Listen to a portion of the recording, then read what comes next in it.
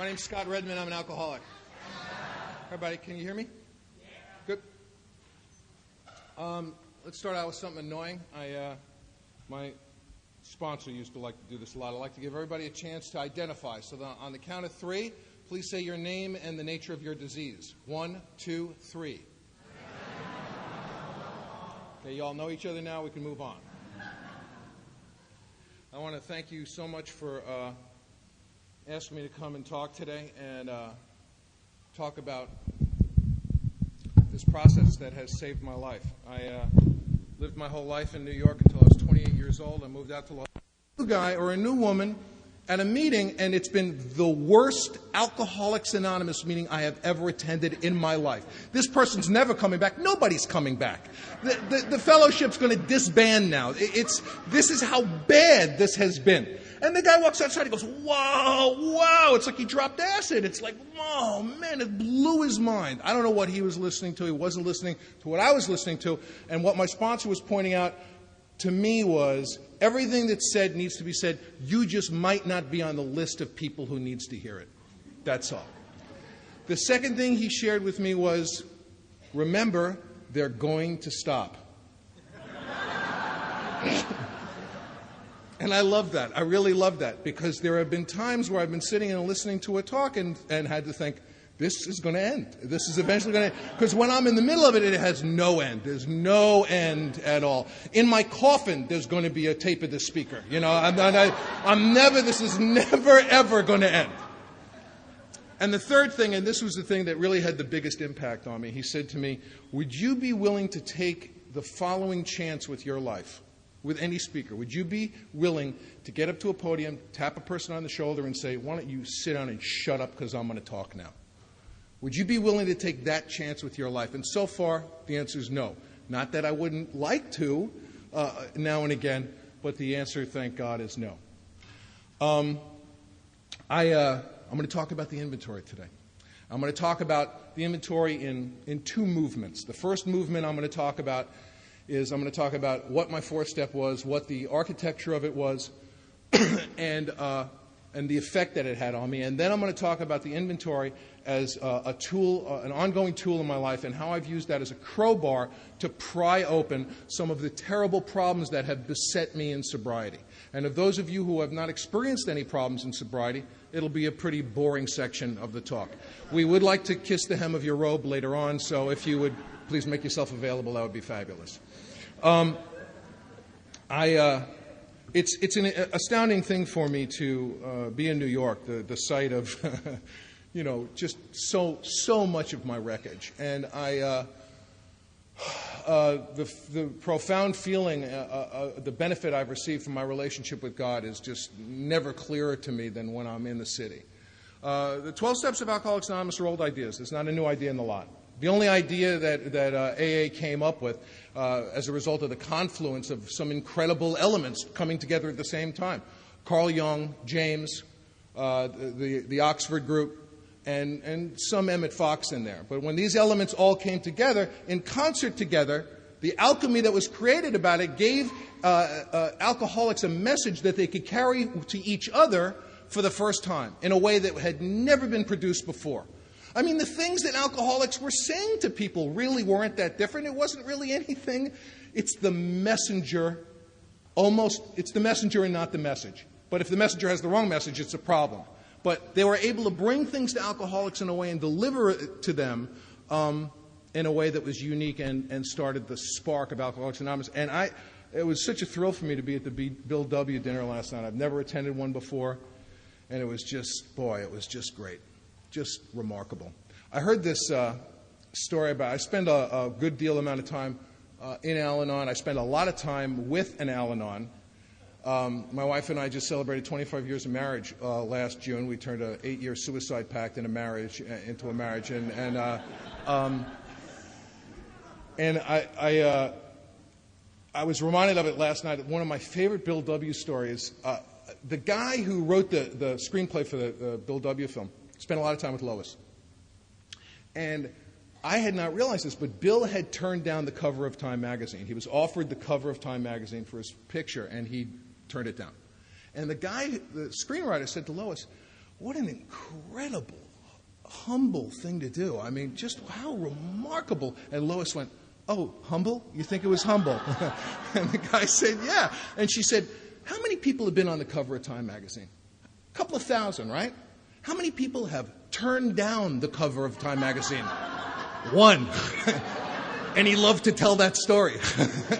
So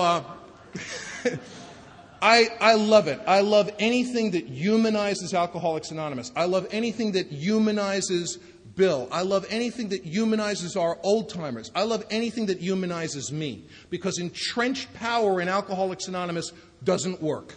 It doesn't work. Bleeding deaconhood doesn't work. Entrenched power doesn't work. It doesn't work anywhere. It doesn't work on an organizational level. It doesn't work on a sponsorial level. It doesn't work in my house with my children or my wife. When I was early on in sobriety, Nancy and I were having an argument. And I said, well, I'm just trying to be of service to you. She said, this is a marriage, not a coffee commitment. You schmuck. Okay, so that wasn't going to work. That little thing wasn't going to work.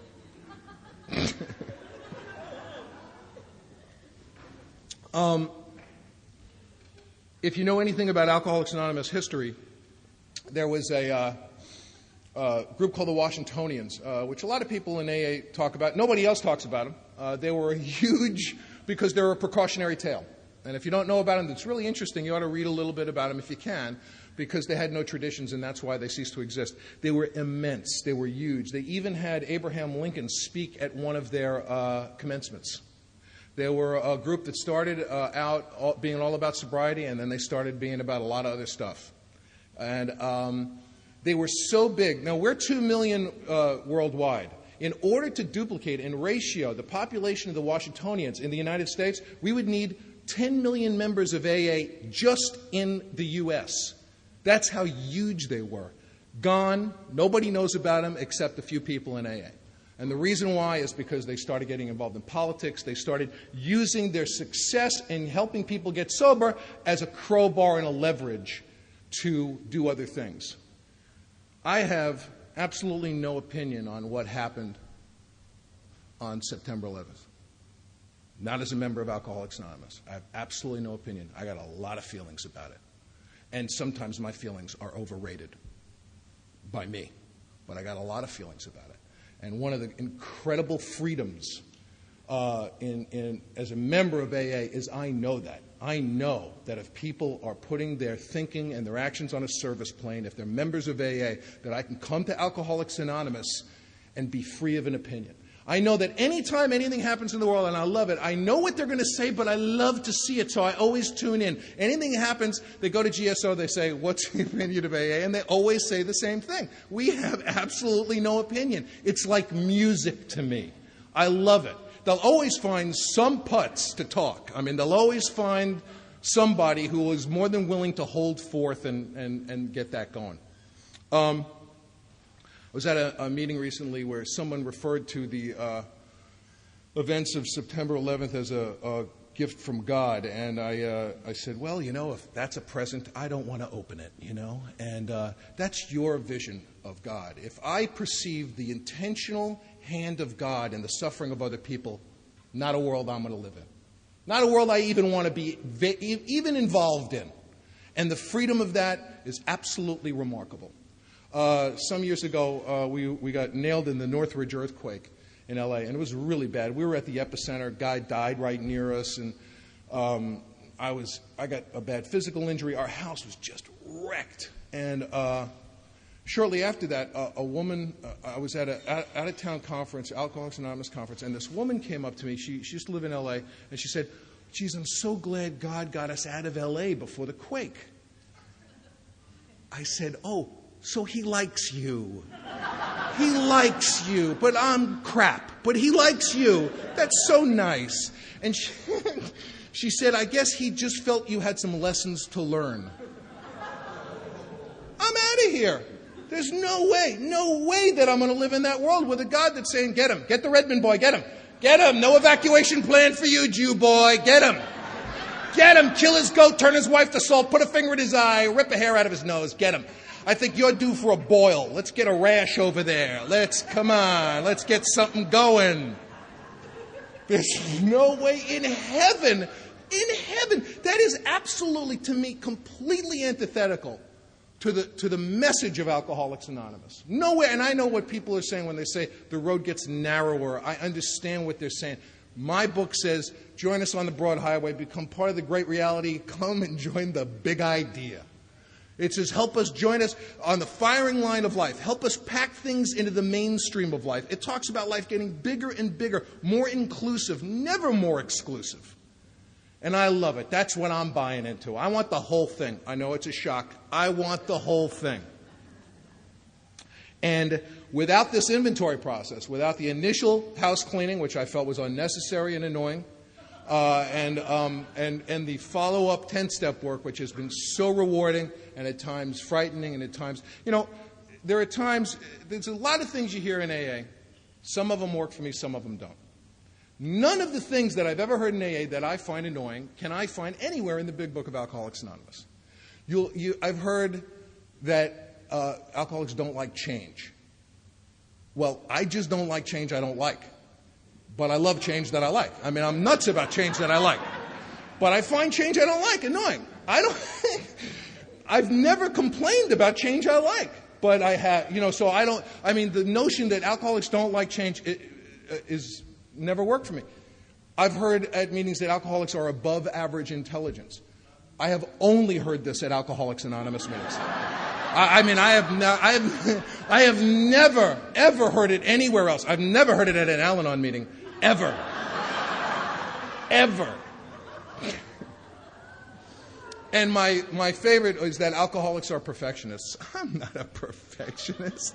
I want you to be a perfectionist if you're one of my caregivers, as I refer to my family many times, my caregivers. But these things work for some people and they won't work for some people. One thing that got me going pretty quick when I was new was I heard people talking about their brain in the third person as if it was some unwanted alien dashing around their house planning their death while they're home. I heard something so great at a meeting the other day. This woman said, my disease wants me dead, but it's happy if I'm just miserable.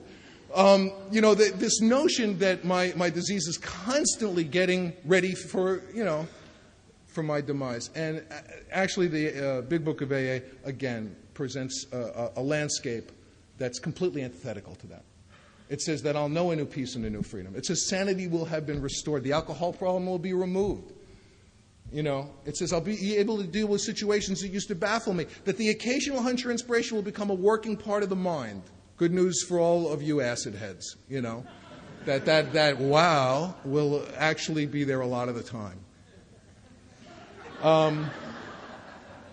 By the way, I'm very excited. I like to welcome all the drug addicts to AA. And if you're a dope fiend, which is somehow, hey, there he goes, doesn't even remember why he's clapping. And or I like drug addicts who just like watching that. And I'm especially excited about the tweakers. I don't know if you guys are getting them here. We're getting them in LA. Big huh? No? No. They stay fast for a while, and every part of their face is moving in a different direction. And I'm not making fun of you. I'm coming pretty close, but I'm not making fun of you. And the reason why is because I was a junkie, a dope fiend, a dope Goliath, a dope juggernaut before I came to Alcoholics Anonymous until I caught alcoholism. And that's really what I'm going to be talking today is how I caught it. How I caught it, I had to understand it. And one thing I'd like to do now, with the help of one of my friends, Eric, will you come up? Is, boy, didn't know that was going to happen, did you? Step over here. What I'm going to do is I have a copy of the original manuscript of the Big Book of Alcoholics Anonymous that was sent around to the groups before it was finalized. And what Eric's going to do is he's going to read Chapter 5 as you guys know it, and I'm going to stop him every time there's a difference between the original text. This is the text that was changed into the text that you know today. And the reason why I'm doing it is I believe that they made the big movement at that point. I believe that they believed what was already in Chapter 5, which is that that this is about me, this is my resentment, I must change. I must ask God to enter my life and change what's in me. The thing was that a lot of the chapter didn't really bear that out. They were still doing this, which Bill talks a lot about that being the turn when he met Dr. Bob. Dr. Bob, of course, didn't get sober until he worked the 9th step, which I'll talk about later. So this is sort of important to me, and I want to, Erica's going to read chapter 5 as it's written today, and then I'm going to stop him every time there's a difference in the original text. Okay. How it works. Rarely have we seen a person fail who has thoroughly followed our path. Our directions. Those who do not recover are people who cannot or will not completely give themselves to this simple program. Usually men and women who are constitutionally incapable of being honest with themselves. There are such unfortunates. They are not at fault. They seem to have been born that way. They are naturally incapable of grasping and developing a manner of living a way of life which demands rigorous honesty. Their chances are less than average. There are those, too, who suffer from grave emotional and mental disorders, but many of them do recover if they have the capacity to be honest. Our stories disclose in a general way what we used to be like, what happened, and what we are like now. If you have decided you want what we have and are willing to go to any length to get it, then you are ready to take certain steps. You are ready to follow directions. At some of these we balked. At some of these you may balk. We thought we could find an easier, softer way. You may think that you can find an easier, softer way. But we could not. We doubt if you can. With all the earnestness at our command, we beg of you to be fearless and thorough from the very start. Some of us have tried to hold on to our old ideas, and the result was nil until we let go absolutely. Remember that we deal with alcohol. That you are dealing with alcohol. Cunning, baffling, and powerful. Without help, it is too much for us. It is too much for you. But there is one who has all power. That one is God. May you find him now. You must find him now. Half measures availed us nothing. We stood at the turning point. You stand at the turning point. We asked his protection and care with complete abandon. Throw yourself under his protection and care with complete abandon. Here are the steps we took, which are suggested as a program of recovery. Now we think you can take it. Here are the steps which are suggested as your program of recovery. 1, we admitted we were powerless over alcohol, that our lives had become unmanageable. 2, came to believe that a power greater than ourselves could restore us to sanity. 3, made a decision to turn our will and our lives over to the care of God as we understood him. Over to the care and direction of God as we understood him. Made a searching and fearless moral inventory of ourselves. Admitted to God, to ourselves, and to another human being the exact nature of our wrongs. 6, we're entirely ready to have God remove all these defects of character. We're entirely willing that God remove all these defects. 7, humbly asked him to remove our shortcomings. Humbly on our knees asked him to remove our shortcomings, holding nothing back. 8, made a list of all persons we had harmed and became willing to make amends to them all. Willing to make complete amends to them all.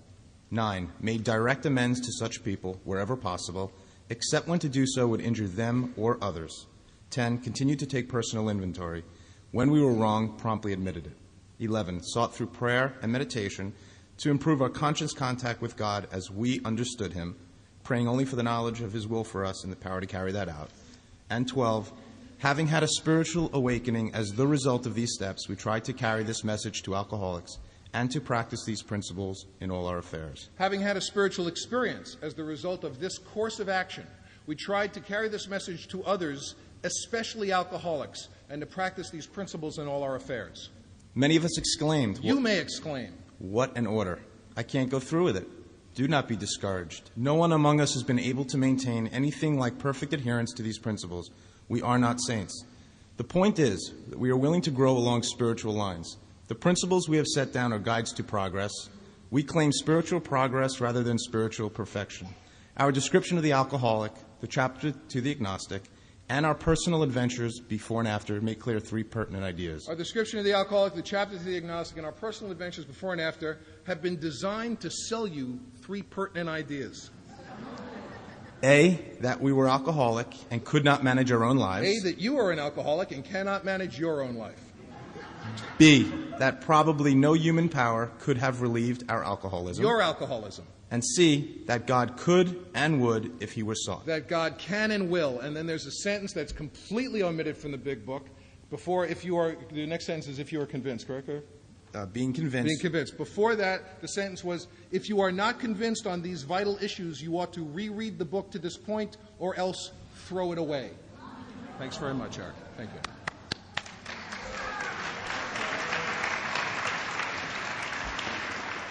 Boy, you hear the salesman there. I mean, the salesmen are working, you know. They're selling car polish. And I love that. Either reread it or throw it away. They probably heard books hitting garbage cans all over the world, you know. I know that was the first thing I checked out with my book. It was the aerodynamics of the book. I wanted to check that out right away. So, obviously, they made a big turn. They put their money where their mouth was. And when I first read this, and I went through it with my sponsor, he said, being convinced you were at step 3. And I said, how the hell did that happen? Where did that happen? Was I out of the room when we did the first 2 steps? There are no written instructions on how to do the first 2 steps in the Big Book of Alcoholics Anonymous. A lot of people do a lot of different things on the steps, on the first 2 steps. They do prayer and meditation. They do writing. I can't see anything wrong with any of that. How could anything that anyone is doing to work the first 2 steps be wrong? The Big Book doesn't give any written instructions on how to take them. I thought about this for a long time, and the further on I move with the work, the more it made sense to me. It made sense to me because I think these guys know, why would they give written instructions on every other step? Really very specific stuff and specific actions. When they get to 9, because they knew 9, I love 9 so much. I mean, they give so many examples of 9. And, you know, the founding of our fellowship really dates from the day that Dr. Bob went and did the 9th step. And I love it because the real hero of AA was, in my estimation, not Bob or Bill. Bob went on a bender. He had been sober for a little bit, went on a bender, came off the bender, and he had to do a surgery. He was a proctologist, which if you read Dr. Bob in the good old timers, there were 12-stepping this guy in Cleveland, and when he found out that Dr. Bob was a proctologist, he said, well, if that's the way they do it, I'm not going. And he had to do a surgery, and Bill nursed him because he was shaking. Bill nursed him, and there's got to be a statute of limitations has to be over on this, because in the literature it says Bill gave Bob a goofball and a beer and sent him in to do the surgery, thinking that it had successfully gotten him into good shape. The guy that gave more for AA than anybody was the guy he worked on that morning, as far as I'm concerned. That guy on the table, you know, the difference between what the chicken and what the pig, give to a bacon and egg breakfast. That guy was, he was committed. Didn't know it, though. So what happened? How did I reach the 3rd step? I think they knew from long and terrible experience that the first 2 steps were intuitive. That if I didn't have some notion that I was an alcoholic and that something was wrong, that they could piss into a gale force wind, that nothing was going to make it clear to them. Now, my wife and I met. I was acting in a Broadway show. She was an usherette in the theater. I took a look at her. I fell in love the minute I looked at her. We've been together ever since. I just absolutely adore her. We started on Broadway. We were in our early 20s, living on the Upper West Side. Man, it couldn't get any better than that. This is where we wound up. A couple of months before I got sober, I was in an industrial accident. And I was taken to the hospital, and they took my blood pressure, and the doctor said, Mr. Redman, you're going to have to lose some weight. You have high blood pressure. And I said, you know what? I'd like to do that, but I drink alcohol and smoke marijuana before I go to bed every night, so I'm not going to be able to. And the doctor said, why don't I prescribe some medication for you? And I said, what a country. And he prescribed for me chloral hydrate, which has a fan. And chloral hydrate's a knockout drop. It's a Mickey. That's what it is. It's you know those 30s films where they pour a white powder into the drink of an unruly sailor and he drinks it and falls backwards like a piece of masonite? That's chloral hydrate. And I love these pills. I love my knockout drops. So Nancy comes home, and I'm standing in the hallway eating handfuls of knockout drops and slamming my arms into the wall to keep myself awake to enjoy my knockout drop. Because you don't want to waste a perfectly good knockout drop. So I keep doing it and keep myself awake until I just short circuit and keel over and fall down. Now I'm going to bed and I can't get up to go to the bathroom, so I'm incontinent like the rest of the 32-year-old men in America. I can't make it to the bathroom. So one night I wake up and wet the wall. And everyone was excited the next morning. He wet the wall. He's headed towards the bathroom. It's progress, not perfection. Things are really looking up. So that's where we started on Broadway, and we wound up wetting the wall, and that was like a Wheaties morning. It was like a good thing. If I didn't have some notion that something was wrong, what was anyone going to do? What dance was anyone going to do to convince me of that? So I really think that these guys got that it was intuitive. So in the 3 pertinent ideas, it says, if we ask a guy, and I do, A on page 60, that we're alcoholic and could I manage your own life? Are you an alcoholic? Yes, I am. Are you an alcoholic? No, I'm not. What do you want to do? You want lunch? You want to go, we go to a movie? Because I'm not going to sit here and say, oh, really? What about that wet wall? I mean, because here's the deal, and my sponsor talks about this so beautifully. How do I manage to do this? My alcoholism has been going below the horizon. It has not presented itself as a real problem to me.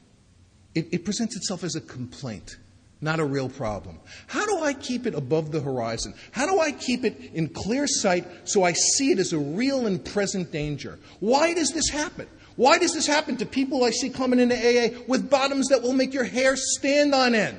Guy comes in, goes out, comes in no arm, goes out, comes in, he's got no arms. He's a pissed off stump, within 3 months, but it keeps going below the horizon. How can I keep it as a real piece of business? I'm a grown man.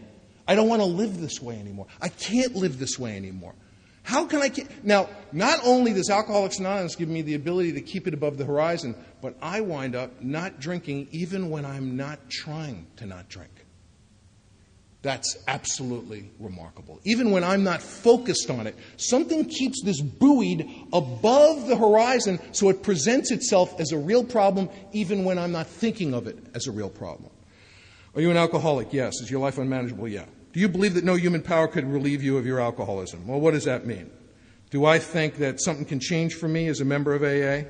I love, there's a story they tell in my area, which I just love, about this woman who was told the thing that we tell so many newcomers. I was talking to a guy the other night on the phone, and we were talking about getting to know God, and she's, make anything your God. Make the doorknob your God. Make anything. So she started praying to her tree outside of her house. She prayed to the tree every morning, and she stayed sober a while. She woke up one morning, and the city truck was feeding the last branch of the tree into the tree chipping machine. And she ran out of the house and went running after the truck, screaming, "Oh, God, save my tree." So she made the leap right there. She made that transition right there. You make the move when you make the move, A friend of mine shares, and it's one of the best things I've ever heard a sponsor say to somebody. This guy was a very angry guy, and he would rail against God, and he didn't believe in God. And his sponsor said to him, "How can you hate something that you don't believe in so much?" Wow, that really shook me up. What a remarkably wonderful, beautiful thing to share with somebody. Have I come to believe that a power greater than myself can restore me to sanity? Could restore me to sanity. Not would, not should. I don't get to get an appointment, but that it's possible. Okay? If I turn to page 24, the big book of AA, on the last paragraph, last 2 paragraphs, it describes a certain kind of thinking. It won't burn me this time, so here's how. How did I ever get started again? I'll stop after the 6th drink, or my personal favorite, what's the use anyhow? Now, there's further back in the book, there's another list of things people say about us. You'd think he'd get sober for her. The doctor said that if he drank again, he'd die. There he is, all lit up again. Why can't he stay off the hard stuff? People understand us as little as we understand us. And one of my extraordinary things that I first identified it with in the book is that incredible sense where it says if you ask an alcoholic why they have had another drink despite the attendant misery and suffering that follows every time, if they stick with you and they don't blow you off, odds are they have no more idea than you. boy, I want to tell you, that bankruptcy of knowledge and ability, I was exercising good judgment in other areas of my life. They became precious few as time went on, but I still had a few. And in the area of alcohol, I had this strange mental blank spot. So if you have when this sort of thinking is fully established in an individual with alcoholic tendencies for me means I've got this allergy. And if you're a drug addict, try some controlled crack smoking. Just fill your mouth up with crack smoke and say, I'm not in the mood, and blow it out. And hats will fill the air, I guarantee it. They don't suggest controlled drinking. I'm glad no one suggested that to me. Sometimes you'll hear in AA, I've heard people say you can do anything in sobriety if you're willing to pay the price. And I can't tell you how much that doesn't work for me. And I'll just tell you why. The conceit there is this notion that I'll be able to pay the price. The conceit there is that I'll be able to do this and not have this real and present danger drop below the horizon again. That kind of bargain it doesn't make any sense to me, because the one thing so many things in the Big Book are driven home again and again, not the least of which is you don't know. When people say, well, if I drank again, I would. I don't know. So, once this thinking is established in someone with alcoholic tendencies, they've probably placed themselves beyond human help. Isn't that sweet? They're so nice to us. Probably placed themselves beyond human help. They're very, very nice. And if I go to the first page of chapter 4, it talks about, on that first page, actually the second page of chapter 4, so if you are someone with alcoholic tendencies, you place yourself beyond human aid. It says in the second paragraph, lack of power was my dilemma. I had to find a power by which we could live, and it had to be a power greater than myself. So my only hope for survival is a spiritual experience. That's exactly what this book is about. The spiritual experience is pretty much clearly promised to me in step 12, having had a spiritual awakening, a spiritual experience. And that's what I want to do. That's what I want to do. I want to wake up.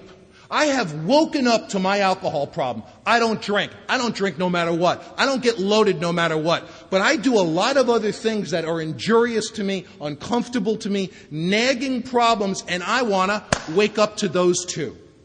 I want to wake up to those too. Some of them I won't wake up to. Some of them I probably never will wake up to. But how can I use these tools to keep them buoyed above the horizon, to keep them as a real and present problem instead of just a complaint? Because once they become a complaint, they become a grinding, constant, nagging, roiling complaint. And one more time, my head's hitting the pillow and it's becoming a rotisserie. It's not a pillow anymore. And my brain becomes too big for my skull. It becomes a little psychological crock pot, and I start going mad. But that's the 10th step. So my sponsor said, are you an alcoholic? I said, yes. He said, is your life unmanageable? I said, yes. And he said, do you think things can change for you as a result of Alcoholics Anonymous? And I said, you know what, I really do. And he said, let's move on. And he read the rest of chapter 5 to me. And we reached page 62. And on page 62, I believe, is the most concise, precise description of the psychological mindset of the savage, uncivilized alcoholic. It says in the second paragraph, selfishness, self-centeredness, that we think is the root of our troubles. Driven. Driven does not mean nudged or influenced. Driven means under the lash of, in slavery to.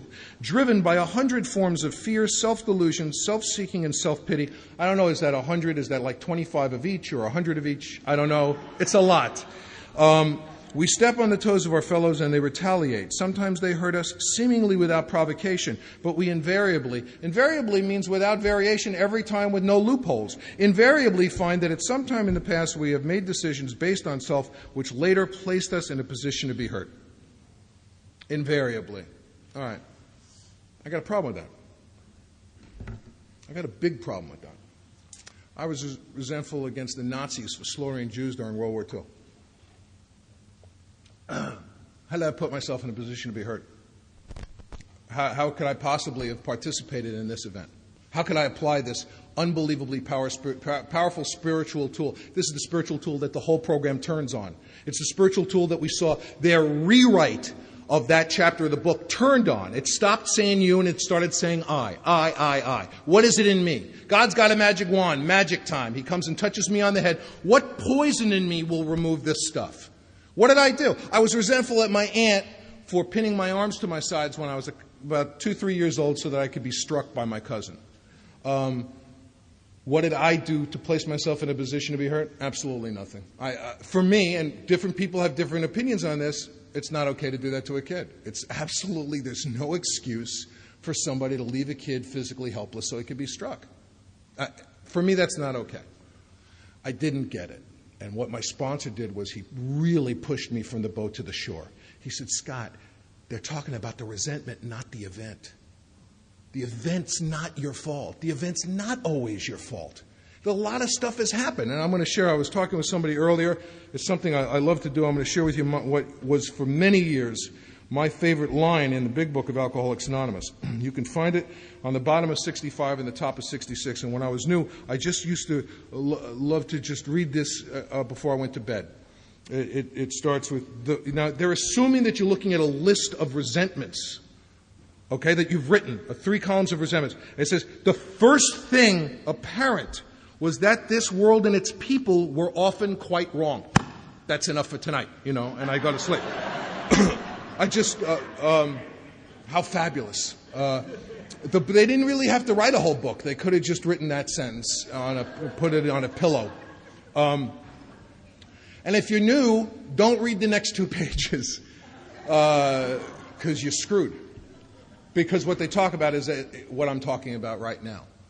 The difference between the resentment and the event. Was the event of the Nazis slaughtering? Absolutely not. Absolutely not. Is the resentment my fault? Absolutely, without variation and no loophole every time. And I'm going to talk about the interior of that resentment in a minute and how I managed to get free of it and how I managed to get free of the stuff that's happened in the last couple of weeks. And it keeps coming up, so I go back to the source and I get freedom again until I get pounded down by it, and then I get it again, and I get it again, and I get it again. I'm just as tenacious about this as I was about drinking. I went back again and again and again and again. And the alcoholic mind, it's a funny thing.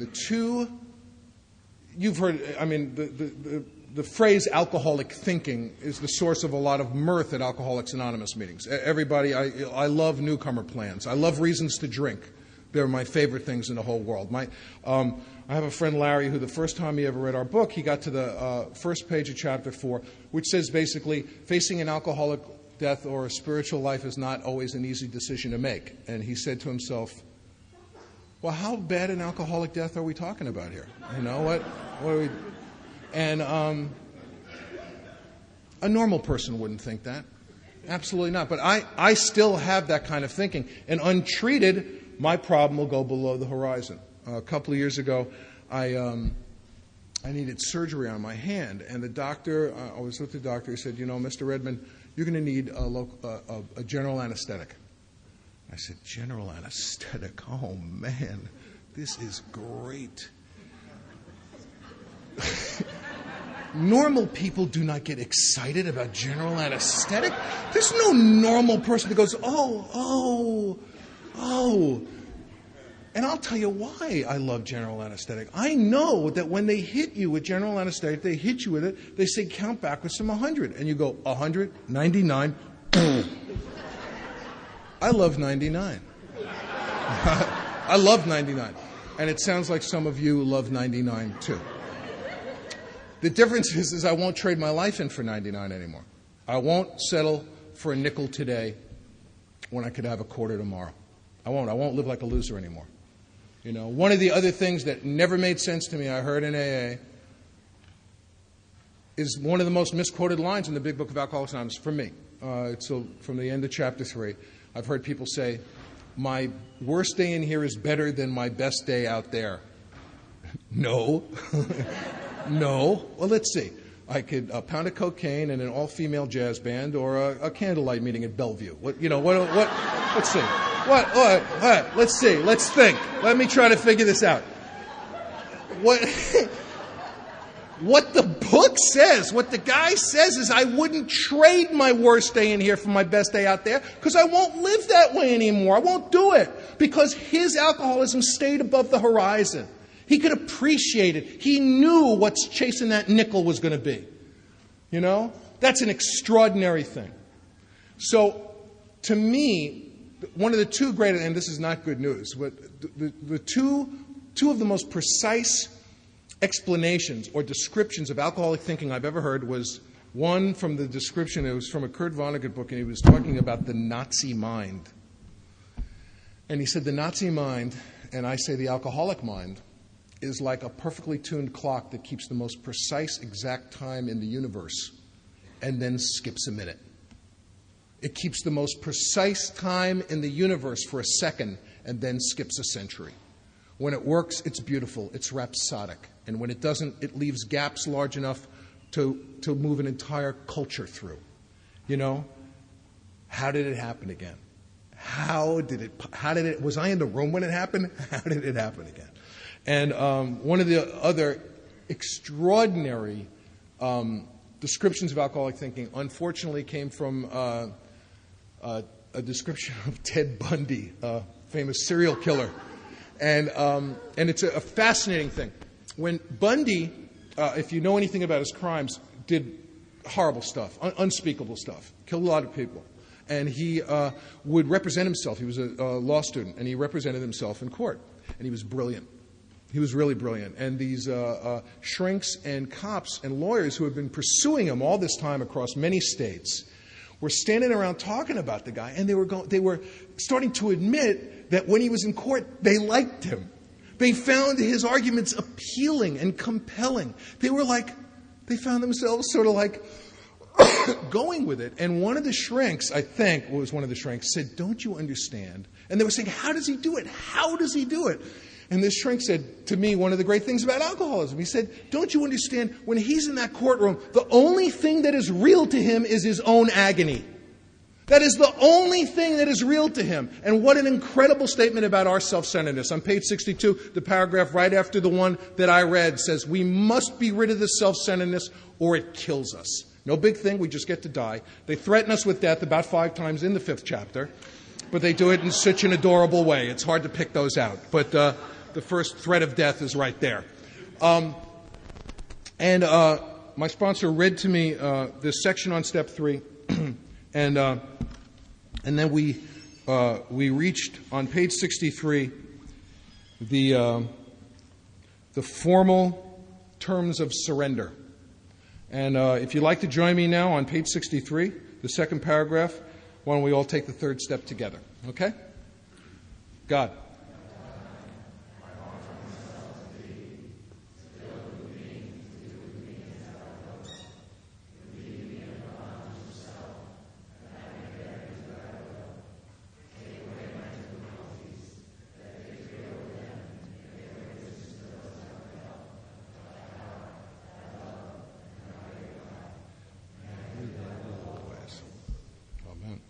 My sponsor did a very beautiful thing for me the day that he took me through the third step.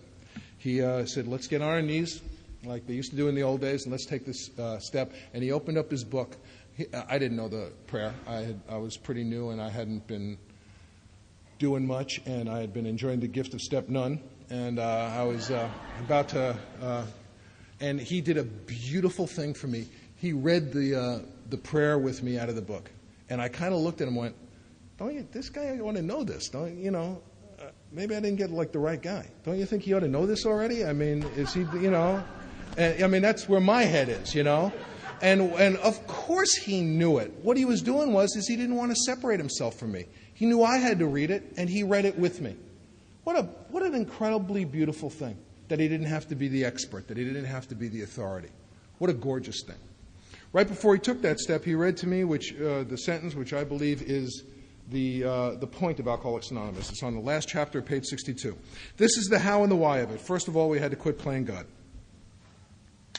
I have to quit playing God. My favorite non-conference approved piece of literature, or certainly one of them I'll be talking about today, which is Emmett Fox's Sermon on the Mount.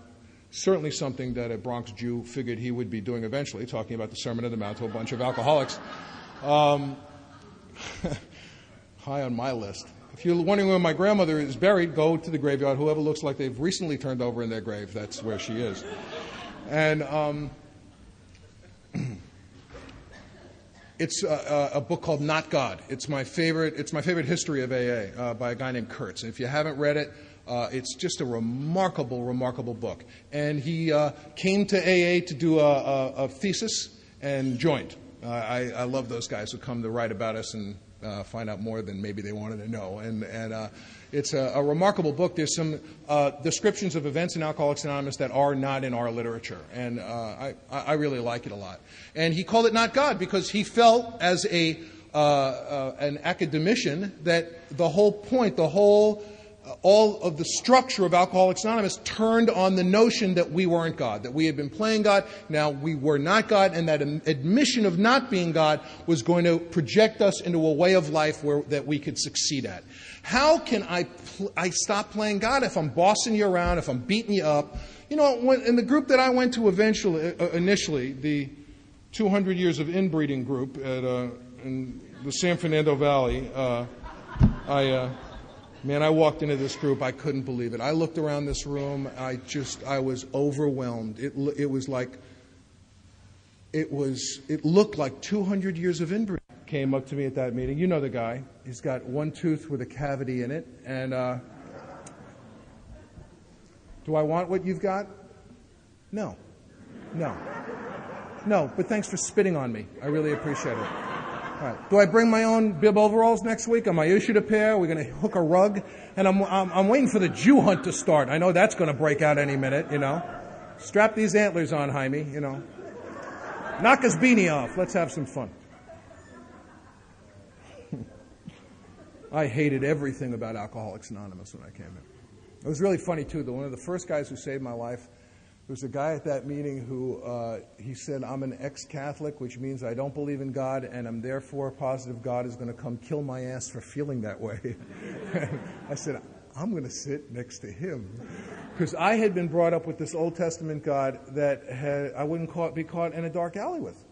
My Hebrew name was, I was stealing cars trying to be hip, slick, and cool, James Dean, and my Hebrew name was Shlomo. Which is just, I didn't want to be. I wanted a Shlomoectomy immediately. You know, I wanted to get out of Shlomo. And if there are any Shlomos here, I'm sorry. I don't see anything endemically wrong with Shlomo now, but at the time, oh man. So I came to Alcoholics Anonymous with all of that baggage, and I had rearranged my life to accommodate alcoholism. I didn't know it at the time, but I had rearranged my thinking about art, politics, spirituality, God, what it was okay to do to you, to me. It was a steady process of rearranging my life to accommodate the walk to the drink. And the process of sobriety has been a process of rearranging my life to accommodate my relationship with a higher power and Alcoholics Anonymous. So, the first thing I had to do was quit playing God. I did this prayer with my sponsor, and you know, it's a funny thing. Doing those first two steps with him, doing the third step, sent me into step 4. And it's a funny thing. If you just do the first 3 steps, it's a really interesting thing on the page right after the prayer. And at the bottom of the page, next we launched out on a course of vigorous action, the first step of which is a personal house cleaning, which many of us had never attempted. They're so nice to us, which many of us have. I've never given the instructions and had a guy go, wow, you do that? I've been doing that for years. I have never, ever had a guy say, I'm in good shape here, because all I have to do is continue doing what I've been doing.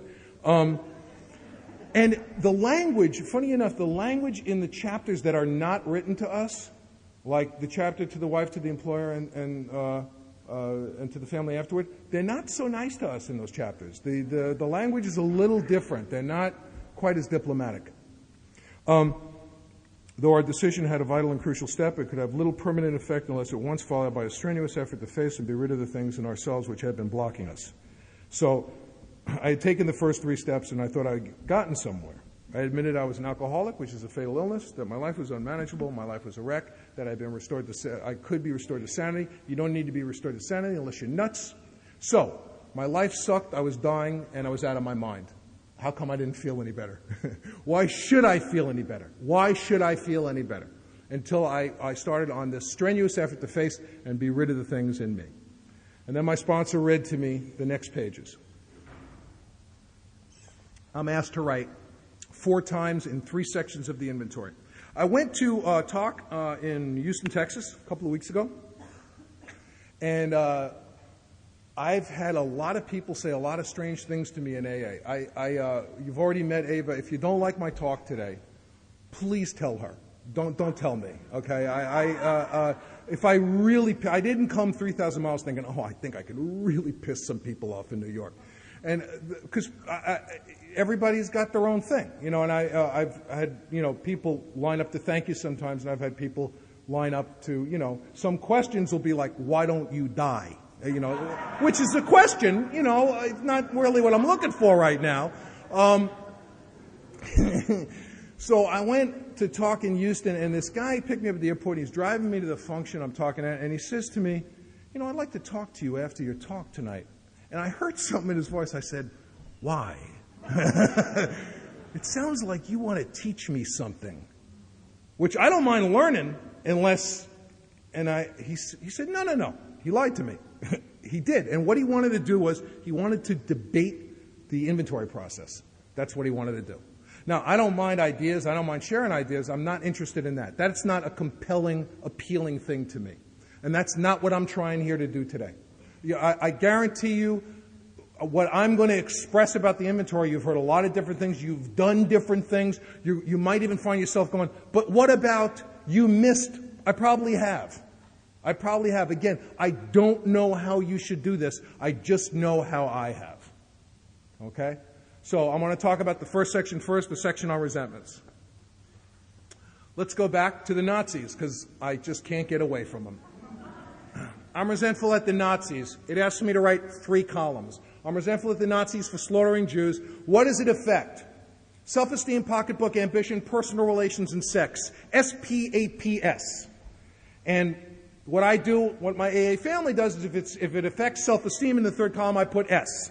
If it doesn't affect pocketbook, I put a dash. If it affects my ambition, I put an A. When it affects something, I put the initial. When it doesn't affect something, I put a dash. So when I read it back, it's kind of a shorthand, kind of a nice thing. And I'm resentful at Nazis for slaughtering Jews. It affects my self-esteem, pocketbook, ambition, personal relations, and sex. A 5-bagger for sure. And what I like to ask myself is 2 questions. I like to ask myself, is the resentment my fault? Yeah. I haven't come up with one that isn't. But when I did my inventory, very few of them were my fault. Okay? And then another thing which I love to ask myself is, do I have any resentment against myself in connection with this resentment? I'm resentful at my wife for being adulterous. It affects my self-esteem, pocketbook, ambition, personal relations, and sex. Do I have any resentment against myself in connection with it? I'm resentful at Scott for being adulterous. It affects my self-esteem, pocketbook, ambition, personal relations, and sex. We had a really broken mess of a marriage for 8 years before we came into the program. And by the time I came to Alcoholics Anonymous, I had been loaded on heroin the night my father died. When I was 21 years old, my father was absolutely lost to me. I couldn't think about him, talk about him, couldn't look at a picture of him. It was just too much. It was more than I could bear. I had 2 sons, 6 and 3. Micah was making involuntary clicking noises with his throat. He could barely read or write. He was diagnosed in school as functionally retarded because his small motor skills were all screwed up. There was nothing organically wrong with him. He was so scared all the time that he was so distracted he couldn't put tasks together. Jesse was 3. He was playing this war game and these games about being a robot, which are fine, but he couldn't stop. He couldn't pull out of it. And the conceit with these games, the feeling of the people in his preschool, because my kids were in a very, very expensive preschool that they were being asked to leave every week for non-payment, but I had to have them there because if the middle's rotten, you just got to try to dress everything, you know. And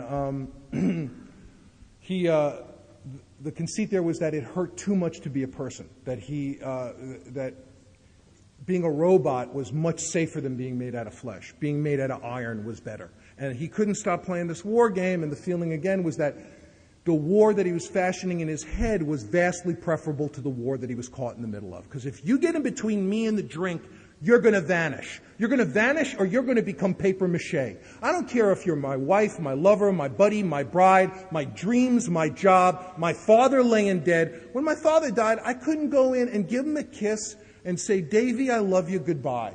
I couldn't. Because I was so self-centered and so radioactive that my father's corpse was just an emblem of my failure and my disgusting behavior and a lot of bad breaks and misunderstandings.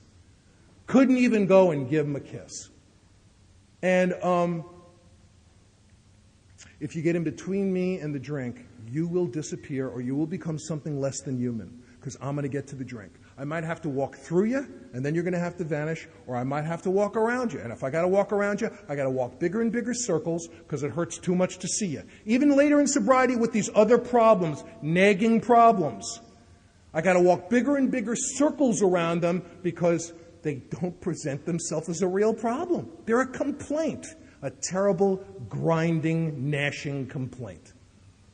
And how much disappearing, how much vanishing can a baby bear until the baby believes what they're being taught, which is that they don't exist? And I want to tell you something, but I don't put any premium on children as a learning tool. I've heard people hit their bottoms and have that moment of clarity because they let their favorite houseplant die. I've heard it where people have been abusive to their pets, and that was when it became clear to them that they had gone completely over the top. I put no premium on children in that way. I don't care. It doesn't matter who carries the message. And that's the condition I was in when I came to Alcoholics Anonymous on April 22nd, 1985. I knew what the problem was when my dad died. The problem was heroin and needles. I had been loaded on heroin that night. I knew that was a problem. And I knew that the solution was all I had to do was never put a needle in my arm again, and I wouldn't be the guy who couldn't show up that night for his old man. And on April 22nd, 1985, I put a needle in my arm again. Why?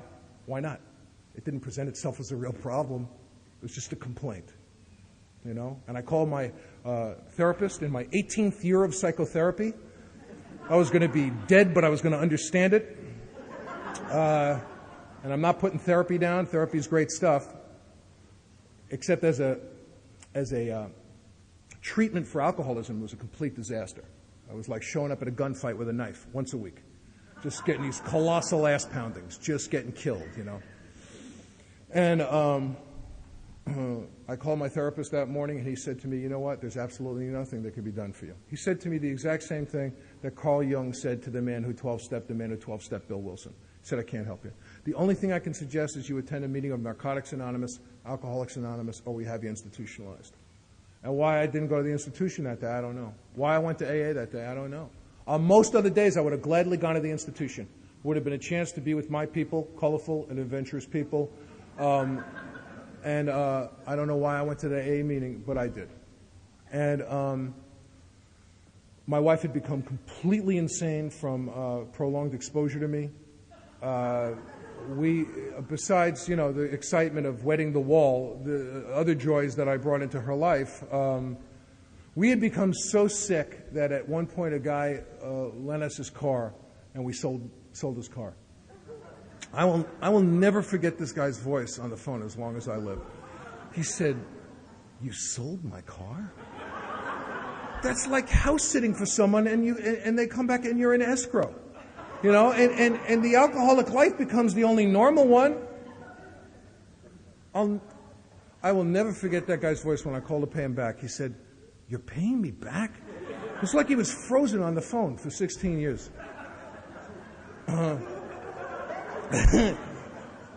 And this is the baggage that, and I had suffered from chronic success. I had failed upwards for years. I By the time I got to AA, I had a book on the bestseller list. I had acted in a Broadway show. I had my own theater in New York for a while. I directed a TV show and a film. I did all of these things a time. I never got to do any of them more than once because when I'd leave, they'd move the business so I couldn't find it again. And when I took the alcoholic test, the test that I'm talking about now, the inventory, it's pass, everybody passes, all you have to do is do it.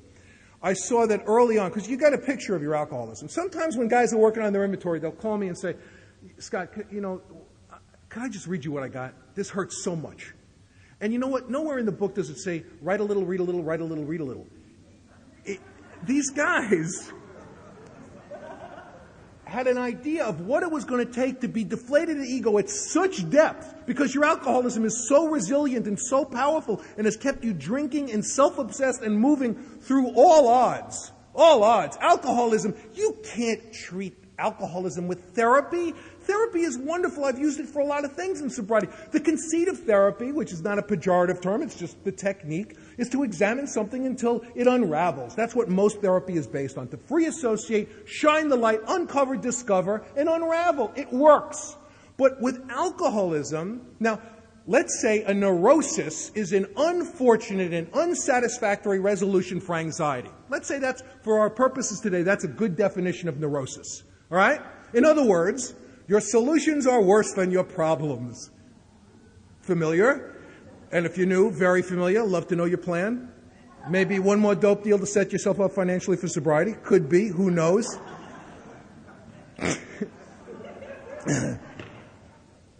But here's the deal. I could treat that with therapy, but alcoholism is too efficient. Alcoholism produces anxiety and problems at it's so efficient. It produces it at such an unbelievable rate that there's no way for the therapy to keep up with it. The therapy is not as efficient and doesn't work as concisely or quickly as the alcoholism. So for me, treating alcoholism with therapy was a disaster because I had good therapy. Doesn't matter. Doesn't matter. Absolutely doesn't matter. No, that's like going to a doctor, and I say to the doctor, this is what's wrong. He says, fine, I'm going to give medicine to your neighbor. Thank you. Just, you're putting it in the wrong place. Just doesn't work. So that's what I came to Alcoholics Anonymous with on April 22nd, 1985. My children were destroyed. My wife was a wreck. And when I took the alcoholic test, when I took the inventory, I saw, to get back to why I don't write a little, read a little, write a little, read a little, if you can write the whole thing down, if you can read the whole thing, I'm resentful at them. I'm resentful at me for resenting them. I'm resentful at them for watching me resent them. And I've had sex with all of them. And I'm scared of all of them. What does that have to do with alcoholism? It is alcoholism. That is the spiritual malady that plucks us away from any opportunity to really and truly be profoundly helped by conventional means. That is the bizarre third element, the spiritual agony, the spiritual tapeworm, the cancer of the soul, the thing that I didn't understand, that plucks us away from being helped by a lot of very well-meaning people, members of the clergy, psychologists, psychiatrists, and medical people. And so what does it have to do with alcoholism? If you're new here, it is alcoholism. It's what I understand is alcoholism, and it's the thing, if you don't want to stay here and become part of the frozen chosen, although I judge no man, but people can be around for a long time and stay pretty pissed off, and that's that's okay. It's just not something. When I came to Alcoholics Anonymous and people said, "Shut up, you're a moron. Sit down, don't say anything," I said, "Oh, just like home." I knew, instinctually knew that's what I didn't need that. I really didn't need that. It reminded me, if you take the two lists of the kinds of thinking that I described earlier, if certain kind of thinking becomes established, what's the use anyhow? That's the kind of thinking my children had. They had alcoholism. My wife had alcoholism. What's the use of anyhow? My kids either gave up or they became pointlessly aggressive en route to a goal that was unattainable because everything would fall apart. No matter what was said, everything would fall apart. In chapter 2, it talks about the warped lives of blameless wives and children. And I'm not just talking about wives and children. I'm talking about lovers. I'm talking about friends. I'm talking about family. And you can see that thinking, that alcoholic thinking, modeled in all those people. What's the use anyhow? It doesn't work out anyhow. What's the use? Not even going to get up to bat. You know? I didn't know this. If I had appreciated the seriousness of my situation when I came in here as to what it was, I would have looked like an outtake from Scanners. My brain would have blown up. I guarantee it. There's no way. I used to have this phrase I'd say to my wife, I can't fit the pain in my head. I can't talk about this now. My wife would always choose, the minute my head would hit the pillow, we'd start talking about money. I never really appreciated my wife's disease until we were talking about something about alcoholism versus Al-Anonism. She says, you don't understand. You don't know what it's like to wake up in the morning and get an alcoholic going. Start pushing his buttons. You know, push that button, get them going, you know. Until like 5 or 6 o'clock, they're like this. They're like this. She says, then it's time to get into their face. Once they're properly primed, then get right up in there. And she said, you can feel the spray as they're screaming. It's like being on the prow of a luxury liner. It's a beautiful feeling. It's like that moment in Titanic, you know. And I said, this is a troubled woman. And we have a phrase in our Al-Anon family in our area. People, one of the nice ways to deal in a relationship is to, in the midst of some heated exchange, one could say, you could be right. We're encouraging, you know what, you could be right. So Nancy and I was early on in the program, and we're into something in the car, and she said, honey, you could be right, but not today. Not today. Maybe sometime in the future, I know, but today's not your day. So it's time for our first 10-minute break. We're going to come back and charge into resentments.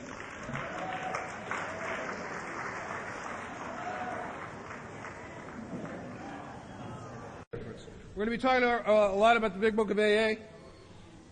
And if you've never heard it, there's a wonderful, wonderful tape that Bill Wilson did about how the Big Book of Alcoholics Anonymous was written.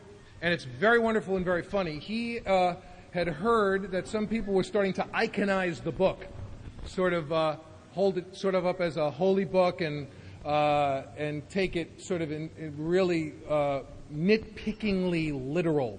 And he tells a story about the writing of the book, which is a hysterical story. I mean, it's these guys who were trying to get paid. I mean, they basically were trying to make money. They were selling stock certificates in a corporation that wasn't incorporated. And they kept like writing a chapter and showing it to people and saying, can we have the money? And they'd say no. And they'd write another chapter. It was a riot. And one of the descriptions, if you get a chance in AA Comes of Age, there's a wonderful description, probably my favorite description of Bill sitting down and writing chapter 5. They had written the first 4 chapters, and then he got together with a bunch of guys, and there was no formal 6-step program that was like on a sheet that they had been using. He sat down with a group of guys, and they boiled down what they had been doing in the Oxford group to basically 6 steps. And they said to Bill, you're going to have to write this thing now. I mean, the time has come. You're going to have to write how it works. So he went off to actually codify the thing and write it. And this is just, it's so perfectly AA. After he finishes it, one of his guys comes over with a new guy with 90 days, and Bill is, of course, flipping out. He's written this thing. He wrote the 12 steps. And he shows it to them, and they start picking it apart. The new guy's going, I don't know. And it's just such perfect AA that, this guy with 90 days is busting his chops about the first draft of Chapter 5. So I love that. And I try to remember that anytime I start to iconize the book, because it's not a good idea. I had sponsored a guy some years ago. There was this guy, very powerful, very wealthy guy, was sent to a rehab by the company that he worked for, worth many, many millions of dollars, and up in the Oregon area. And he called his brother, and he said, look, I don't know how I'm going to do this, but I got to do it. His brother was a member of AA. He said, I heard a tape of this guy named Scott Redmond, and I'm telling you, that this guy can get me sober. This guy can do it. I heard this tape. I don't know how I'm going to find him. I don't know where he is, but I got to find a way to get to this guy, and I'm telling you everything's going to be okay. And the guy on the phone said, you're a moron. Scott Redmond's been my sponsor for 10 years. You've eaten dinner with him 20 times. You stood next to him at my wedding. You're a schmuck. You have the mind of a chicklet, and you're an idiot. And didn't have a big problem getting a hold of me. And you know how long I kept him sober for? Exactly no seconds at all. And he started a terrible journey of drinking, and he had incredible resources. He was sequestered. He signed his money away to be sequestered on a private island in the Caribbean to keep him from drinking. And he stayed sober until the day he got off the island. I mean, it was that story, but it was an incredible thing to watch because this was in the hands of somebody with unbelievable resources. And he'd always get it. I got it. I got the Scott Redmond tape, you know. He calls me one day. He says, I got it. I said, what? He says, come over. I came over. He's got there's about 500 or so copies of the original big book. The big book, first printing. They cost a lot of dough. There's a couple of hundred of them still around. He got one. Mint condition, $7,000. He's got it. I got it. I look at it. I said, it looks like it's never even been opened. It's perfect. He says, yeah. I said, oh, so you got the loser book. You got the loser book that's been handed down from loser to loser, intact for 65 years. Give me that. Can't keep you sober.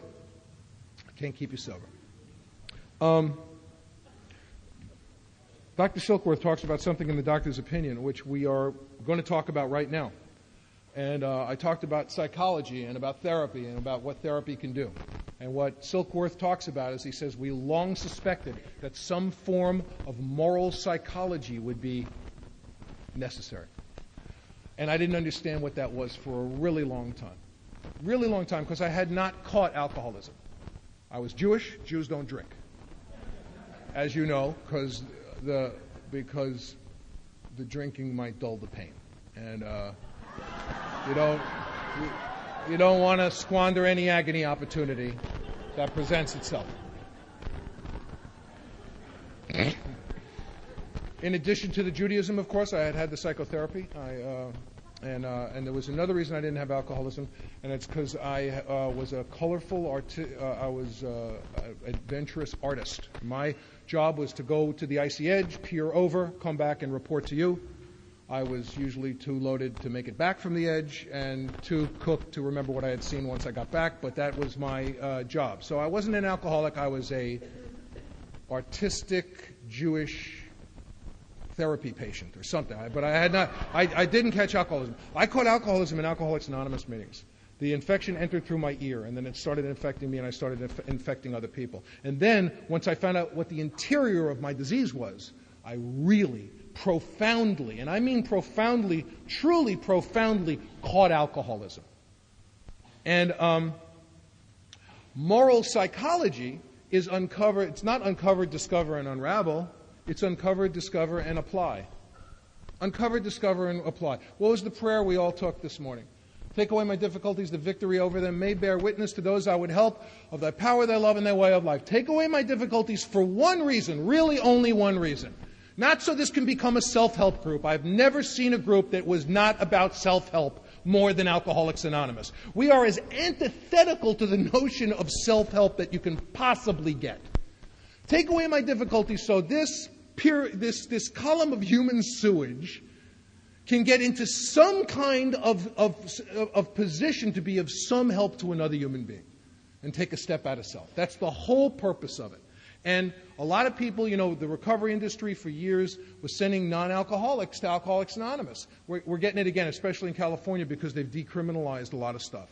And there's nothing wrong with that. I got no beef with that at all. It created a lot of good 12-step opportunities for me. I don't. But what happened in a lot of sense, and what's happened with 12-step culture that I've seen a lot, is it used as a self-help as opposed to uncover, discover, and apply. Apply it so I can be of some help. My father was dead. I couldn't love him. I couldn't kiss him. I couldn't show up for him. How am I going to get into some kind of position to be of help to someone who's done the same thing? How am I going to be of some help to someone who has been abusing their children? How can I do that? How am I going to? I don't know. I don't know. I would come to meetings sometimes. I wouldn't even hear a passing reference made to God, the big book of the steps. All I would hear about is issues and boundaries, which is, there's nothing wrong with that. But you've got to stay sober to have an issue or a boundary. If you stay sober, you'll have an issue and a boundary. I guarantee it. But it's the not drinking part that's a moose. If it was not for the not drinking part, we'd be a much bigger organization. I guarantee it. But this not drinking thing is a real pain in the ass. So sometimes I've heard people say, this is not about not drinking anymore. I want to tell you, I'm 16 years in. This is absolutely 100% about not drinking. 100%. One of the nauseating things at that first couple of meetings I went to was everything was a miracle. I'm a miracle. You're a miracle.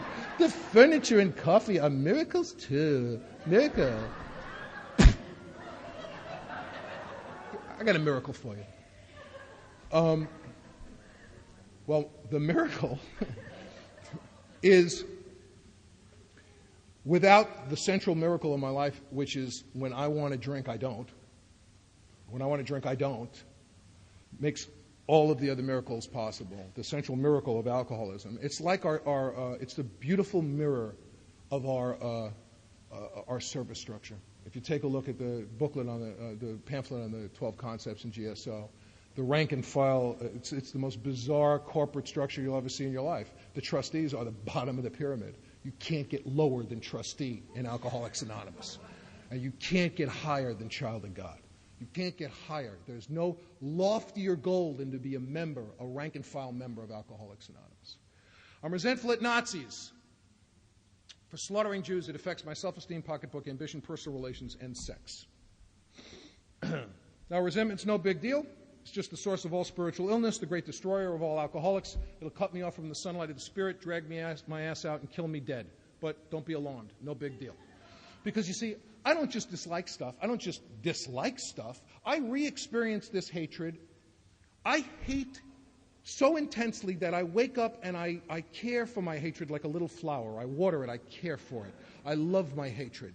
If I realize that I have forgotten to hate something, I'm shocked and dismayed of losing out on that hatred time. I have to redouble my hatred time to make up for the lost hatred time.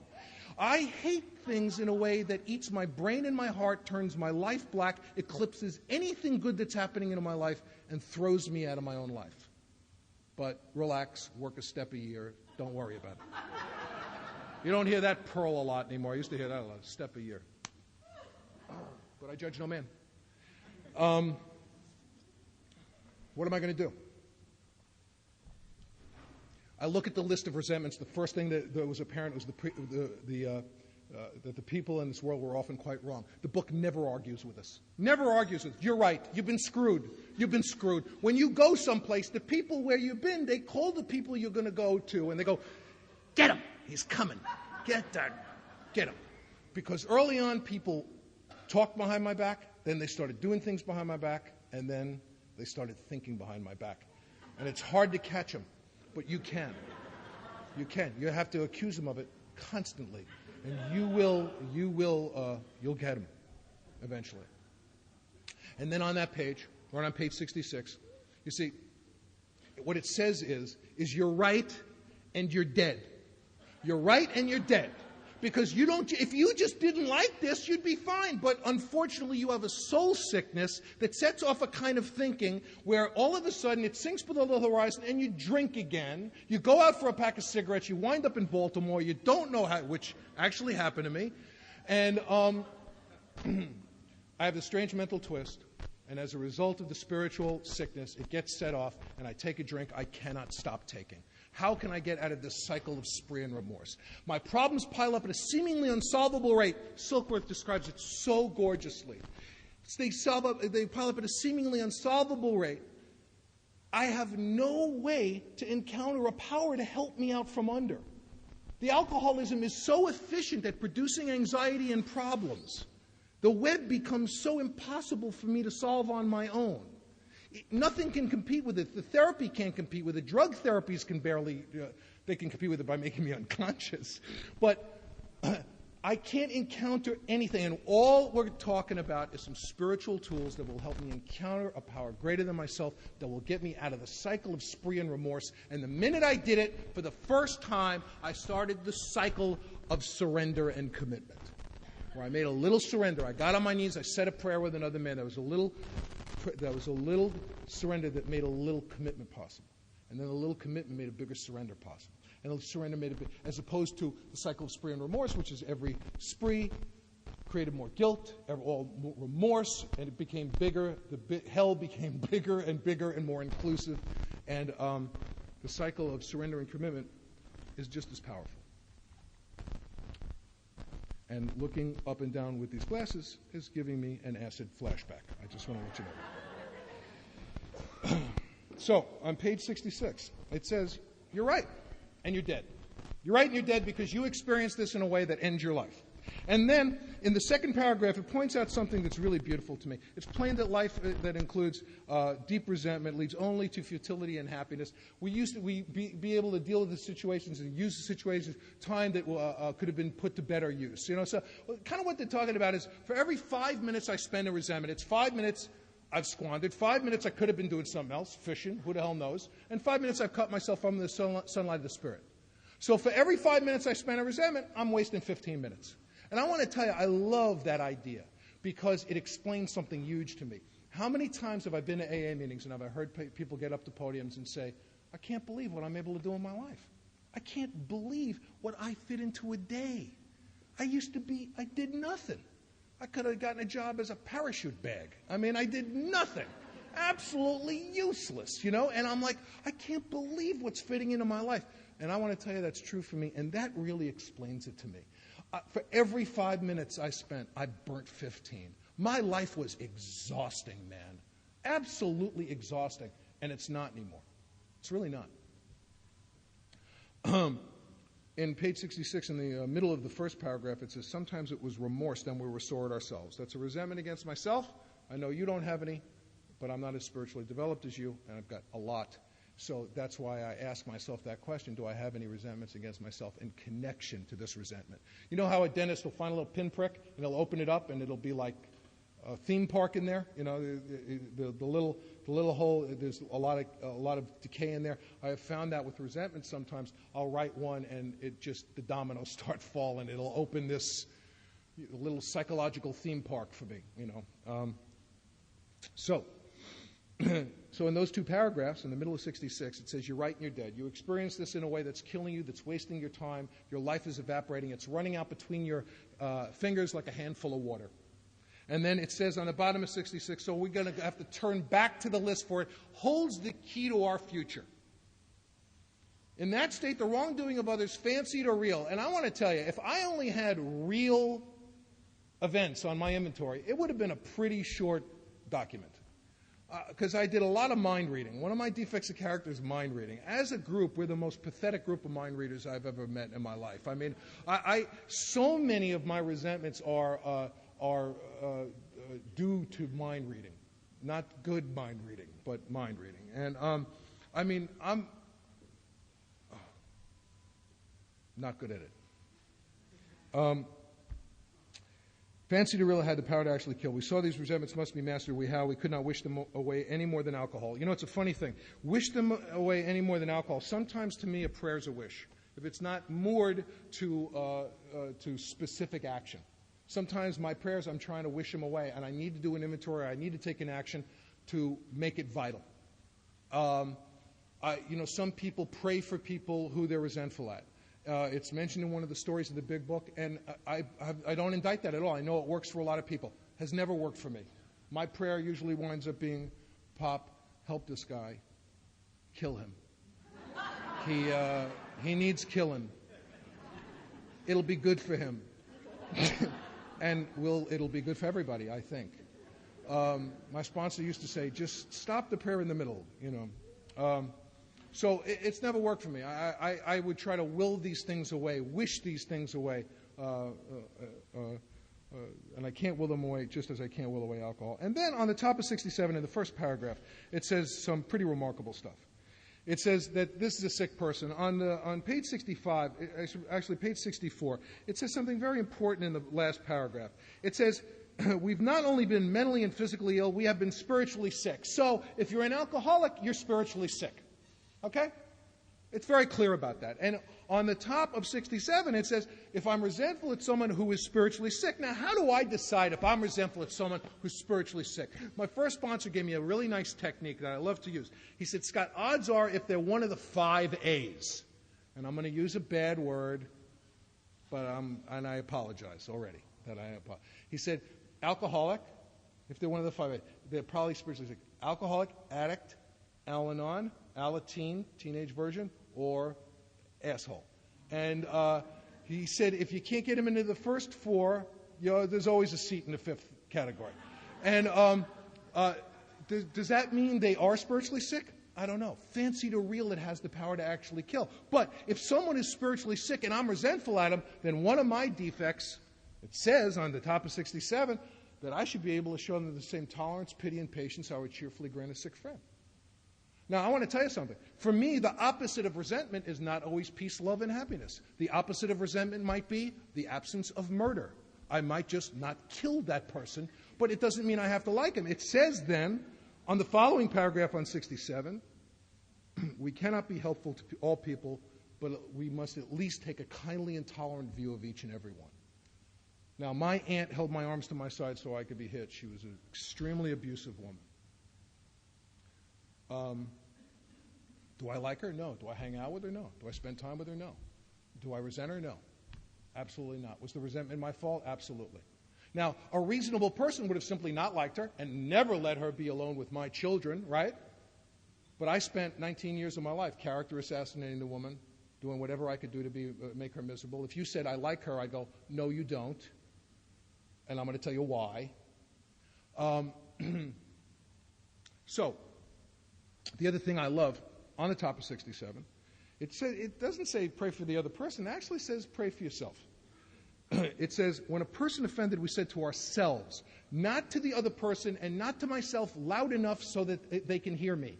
Just to myself. Just to myself. And I've had many people in Alcoholics Anonymous tell me that they were resentful at me. I don't know what book they're reading. I judge no man, but I never get it. I never get when somebody walks up to me and says, I've been very resentful at you. I always try to interrupt and say, this is not good information for me. This is not information I should have. If you want to discuss the problem, that's fine. But the book says really clearly, this is not, God save me from being angry, that will be done, not mine. This is not information that's going to be helpful or useful to me.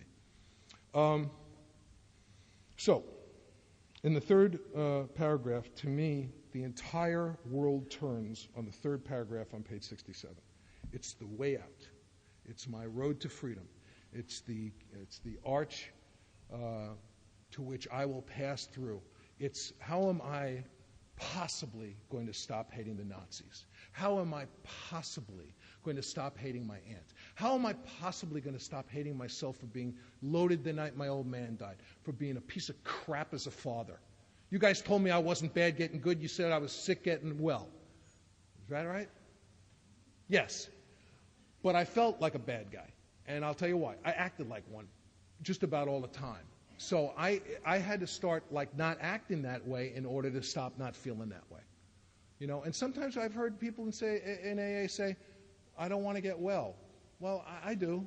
And the big book of AA tells me I can. In the 7th chapter, it says, wife or no wife, job or no job, tell a man he can get well if he starts depending on a higher power. I don't want to get cured, but I do want to get well. And there's tremendous wellness in Alcoholics Anonymous. Those are the guys who I hang out with. So, here it is. Here it is.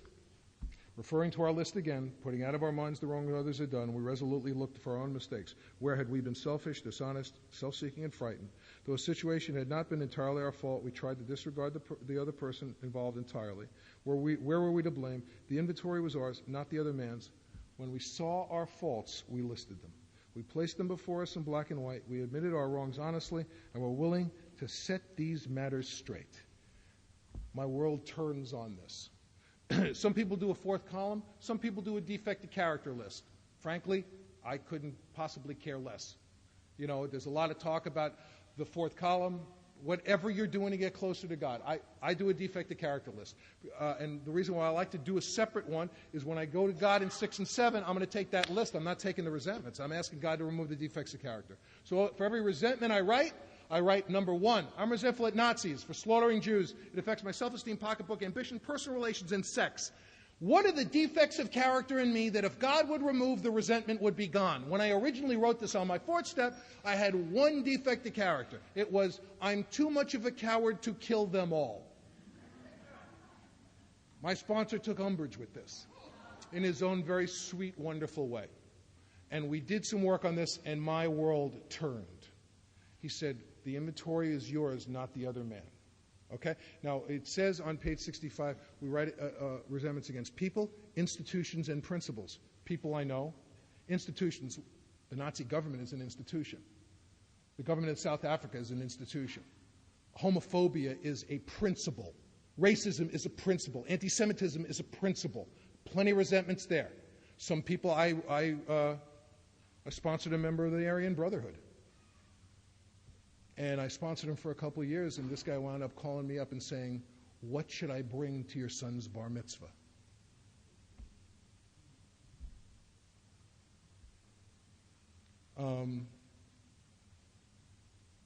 So, what is in me that if God would remove the resentment would be gone? Anytime I hear a German accent, I hate the person. I don't even think about it. I'm a bigot, and I'm a hypocrite. I'm an opportunist, because I've used this to apply for self-pity and to be a little more special than other people.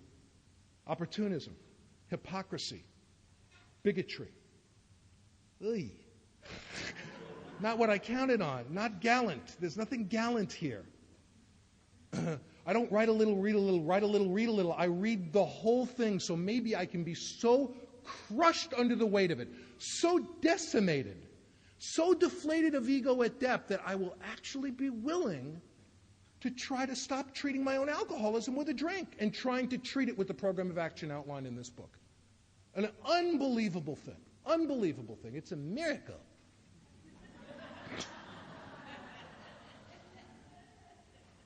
Self-pity. I want to tell you right now, you bottle self-pity, it'll knock crack off the market in 15 minutes. It's a better drug, more available. When I get filled with self-pity, I get a little lump in my throat. My eyes get watery. I lean forward. It's good stuff. And you know, it's funny, the different forms of self, it's been so important and helpful for me to be specific on my inventory. Selfishness, self-centeredness, and self-seeking are interesting. Selfishness is kind of wanting it all for me. Self-seeking is trying to figure out what's in it for me. And self-centered is figuring it's all about me. So they're the same, but they're a little different. And they got their own little English on the ball, you know. I like that. My family, before I get into my family, it says in the book that if I could accept the fact that they were spiritually sick like me, I would show them tolerance, pity, and patience. So obviously one of my defects of character has to be I am unwilling to accept the fact that the Nazis are children of God who could be spiritually sick like me. I thought my hand would fall from my body. Now, does that mean, what is the opposite? I'm resentful at my aunt for holding my arms to my side so I could be hit as a child. That affects my self-esteem, pocketbook, ambition, personal relations, and sex. What are the defects of character in me? Blue skies, God's got a magic wand, He comes and touches me on the head. What is it in me today? I'm a hypocrite. I've been abusive to my children. I treated my children like crap. I'm a character assassin. I'm a grudge holder. I'm self-righteous. You know, I'm wrong, but you're wronger.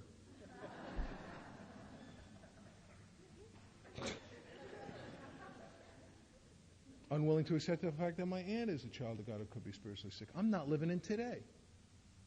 You know, I'm a bully. Because if you tell me you like her, I'm going to try to bully you into not liking her. Was the event my fault? Absolutely not. From my point of view, absolutely not. Was the resentment my fault? Every time, without exception, with no loopholes, every time. I'm resentful at myself for being loaded the night my father died. It affects everything. What are the defects of character? Not living in today, grudge holder, guilt, shame, low self-esteem, irresponsible, dishonest because I lied to everybody about it, didn't tell anybody about it. And you know what? There was some grandiosity there. I don't think I was able to write this at the time, but there was grandiosity there because I was the worst guy who ever lived, ever going to live, ever going to be on the planet. Nobody ever did what I did. And this was the key to my freedom, was to be able to start seeing this from a different point of view. And was I resentful at myself? Any resentments against myself in connection with the resentment against my aunt? Yeah, I was resentful at myself for putting her down and spending 19 years of my life trying to poison whatever waters this woman was in. So I really like that. I really like examining, do I have any resentments against myself in connection with this resentment? So I'm asked to write twice on the first section of the inventory. I'm asked to write 3 columns of resentment, and I'm asked to write a defect list. As a matter of fact, in the description of Step 5, in the first page of Chapter 6, there's an interesting rendering of the 5th step there.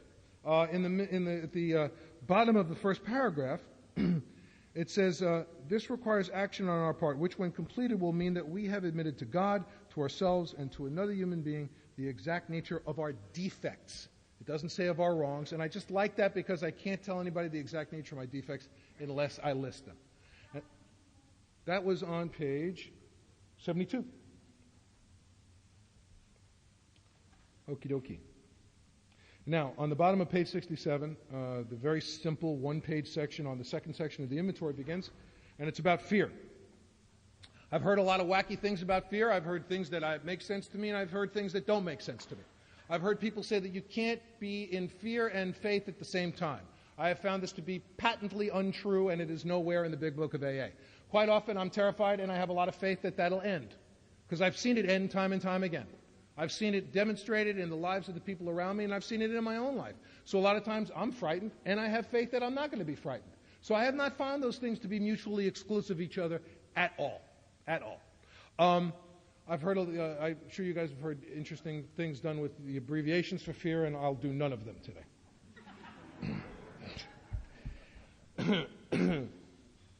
One of the things I really love is on the top of 68, it talks about self-reliance failing us. It says we put our fears down thoroughly, and we put them down on paper even though we had no resentment in connection with them. So, here's an interesting thing. If there had been a PR guy working on the writing of the Big Book of Alcoholics Anonymous, in the middle of the description of Step 9, it says that you will know freedom from fear of financial insecurity. Books written between 37 and 39.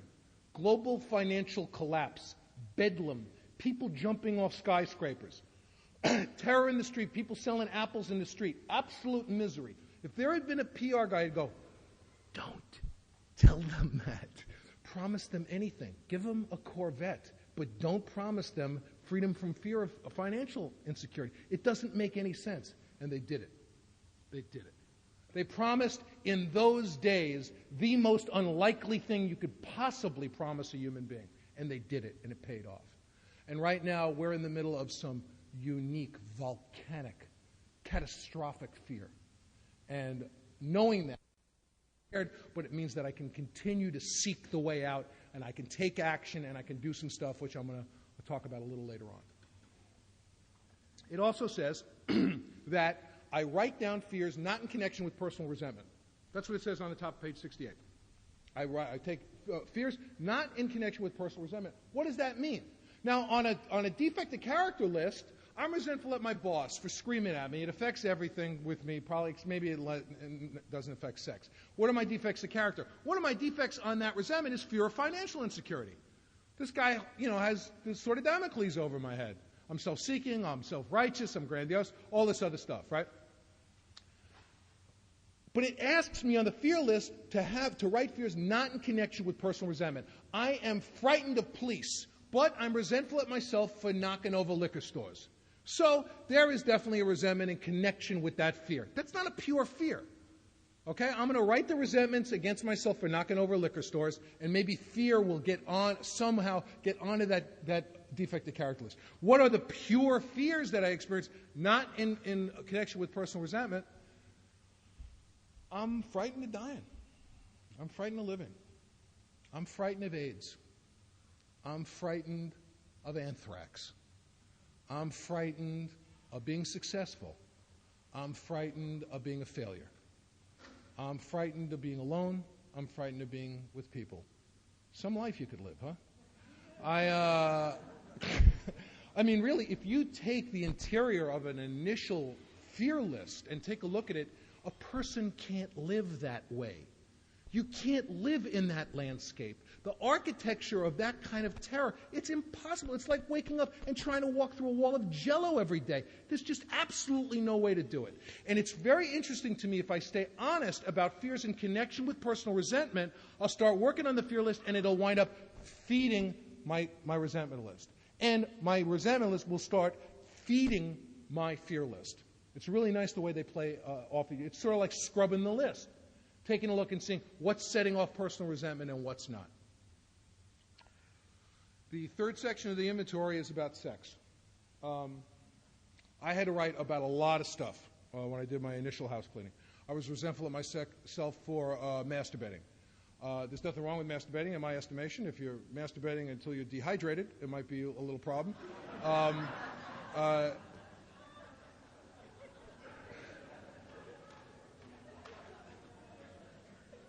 I had to try to get shape a sane and sound ideal for my future sex life and my future life. I love the sexual inventory so much because it's about the architecture of my life for me. In the second paragraph of page 69, the way I read it, I'm basically asked to write, I'm asked to write down who I've hurt, and I'm asked to write about 7 basic points. Where have I been selfish, dishonest, or inconsiderate? That's 3. Where have I unjustifiably aroused jealousy, suspicion, and bitterness? That's 6. And here's the magic one. To me, it's as powerful as what we read on page 67, that paragraph where the world turned. What should I have done instead? Not what could I have done. What could I have done at the time? I could have dismounted when I realized the person was dead. That's what I could have done. That's what I was capable of doing. That's what I was capable of doing. Good news for the men I sponsor who are here today. What should I have done? I shouldn't have been in the neighborhood. I shouldn't have done anything. Not what could I have done. What could I have done? What I did. That's what I could have done. What should I have done? That's something vastly different. That's a completely different enterprise. And it's something very interesting on page 69. It then says, we got this all down on paper, which implies to me that it's not a list. We've pretty much been asked to write lists up to this point, more or less. This kind of implies that they'd like me to tell the story. Now, they don't care if the Chablis had a blush and it was a full moon. They just care that I write about how I did those 7 things. Where was I selfish, dishonest, inconsiderate, unjustifiably aroused jealousy, suspicion, and bitterness? What should I have done instead? In this way, I try to shape a sound ideal for my future life. It says future sex life. I say sex life. I say my life. This is the kind of guy I want to be. What an incredible thing. Uncover, discover, and apply. No doctor ever gave me a shot and said, here's a bunch of gimmicks and some vaccine. Go shoot other people up. In my case, it would have been a particularly bad idea. But I was never asked to pass it on. And here I was told, that's all you got to do. If you've never heard an AA speaker named Sybil Corwin, I want to urge you, if it's possible, to get a hold of one of her tapes. She has, for me, the most powerful story of the 12th step. And when I was a newcomer in AA, it was the most appealing and compelling story that I heard. She was the first woman to sober up in Alcoholics Anonymous in Southern California. And when she came in as a result of reading the Jack Anderson article in the Saturday Evening Post.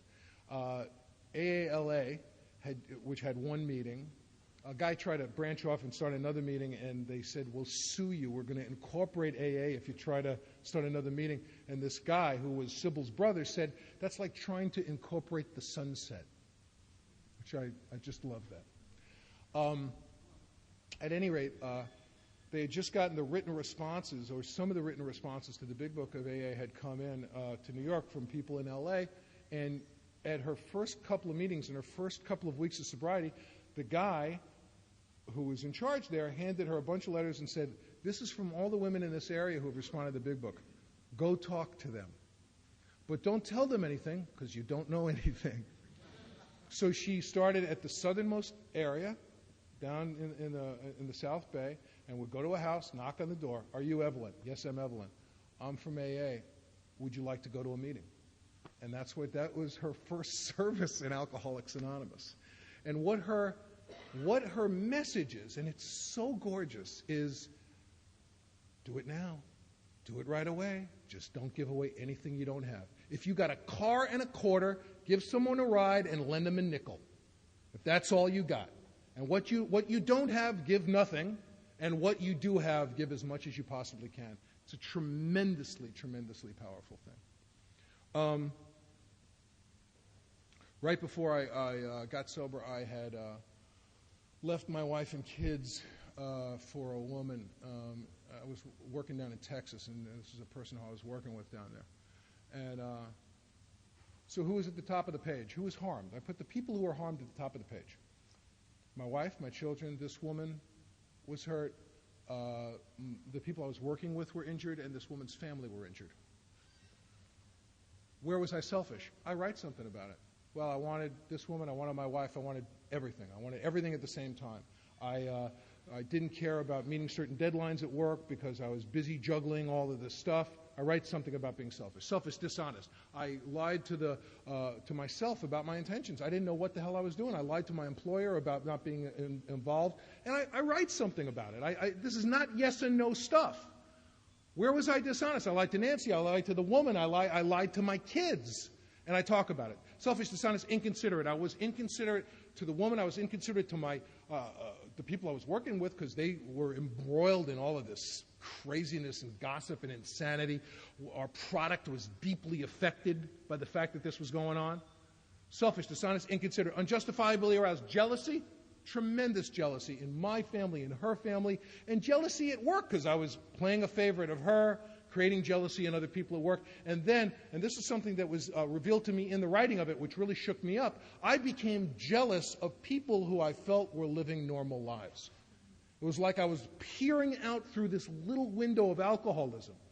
That's what would happen to me. The worst thing that would happen to me is like days like Halloween, like days where people were carrying on the business of life. You know, a number of years ago, I was driving to an AA function on Halloween to talk at this AA function, and it was one of those moments, if you've been around here any appreciable amount of time, odds are you've had them, when you are overcome with you get it. You just get it. It doesn't, you're struck, sometimes you'll drop to a knee and say thank you. It's incredible. And this was one of those moments for me. I'm driving to this thing, and I'm seeing that wonderful scene. You know the scene. Kids running through the street with bags of candy, and their capes streaming behind them, you know, and leaves blowing, or it's L.A., so a leaf is blowing around, you know. And I'm looking out through my windshield, and I was overcome. I just was almost knocked out by it. I felt part of it. I didn't feel like I was watching the thing. And I'll tell you why.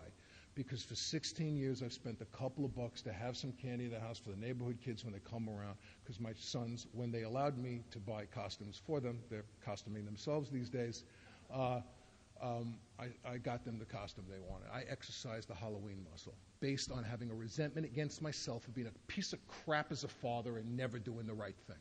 My sons have received 16 appropriate birthday gifts on the day of their birthday.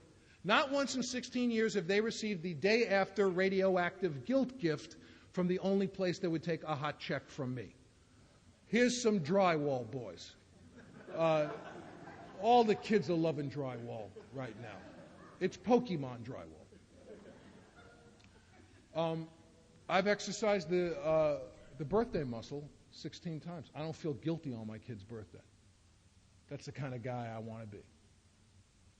Selfish, dishonest, inconsiderate, unjustifiably aroused, jealousy, suspicion. I was suspicious. I created suspicion in both camps. I created suspicion at work. I created suspicion of myself. I started doubting my own sanity, and I write about that. I told one person I'd be there for Christmas. I didn't go there. I went to another place, and I write a little something about it. And bitterness. Well, that's the whole shooting match, isn't it? I became embittered with my own life. I wanted her. Why can't I have them?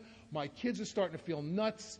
They're trying to get ready for school. Things aren't in place. Everybody's disorganized. And the alcoholism just starts eroding. It just starts eating away at you.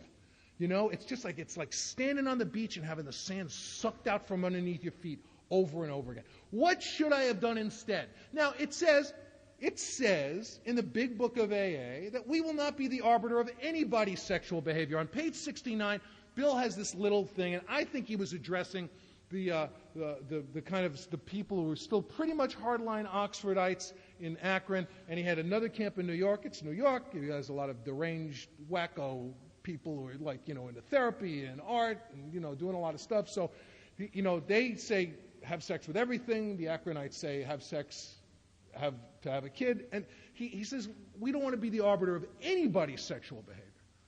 And still, we see that go on in Alcoholics Anonymous. My home group is a men's stag where we've successfully created an atmosphere that gay and straight men are attending a meeting together and really committed to one another. And one of the reasons that we've been successful at it is sponsoring a great deal of gay men who could not attend the meetings I was going to, especially one which was kind of my home group, because remarks were being made from the podium in an offhanded way that were so injurious that it was almost impossible to feel part of. And it was made in a totally offhanded way. If these had been racial remarks or anti-Semitic remarks, they wouldn't have been tolerated for 1 minute.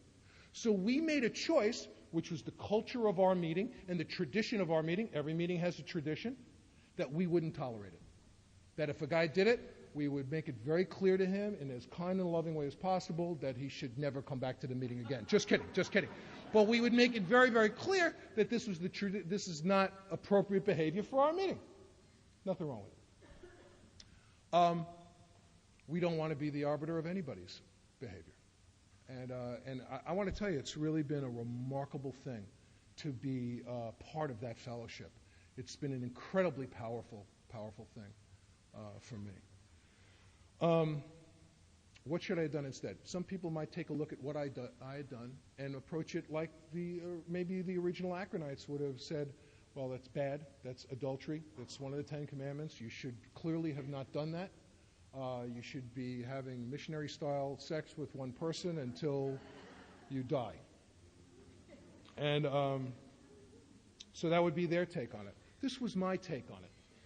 My take on it was not that I never should have been there, not that I ever should have done it. My take on it was I either should have committed to my marriage or people get divorced, or committed to the other woman in the other relationship, but I never should have done both at the same time.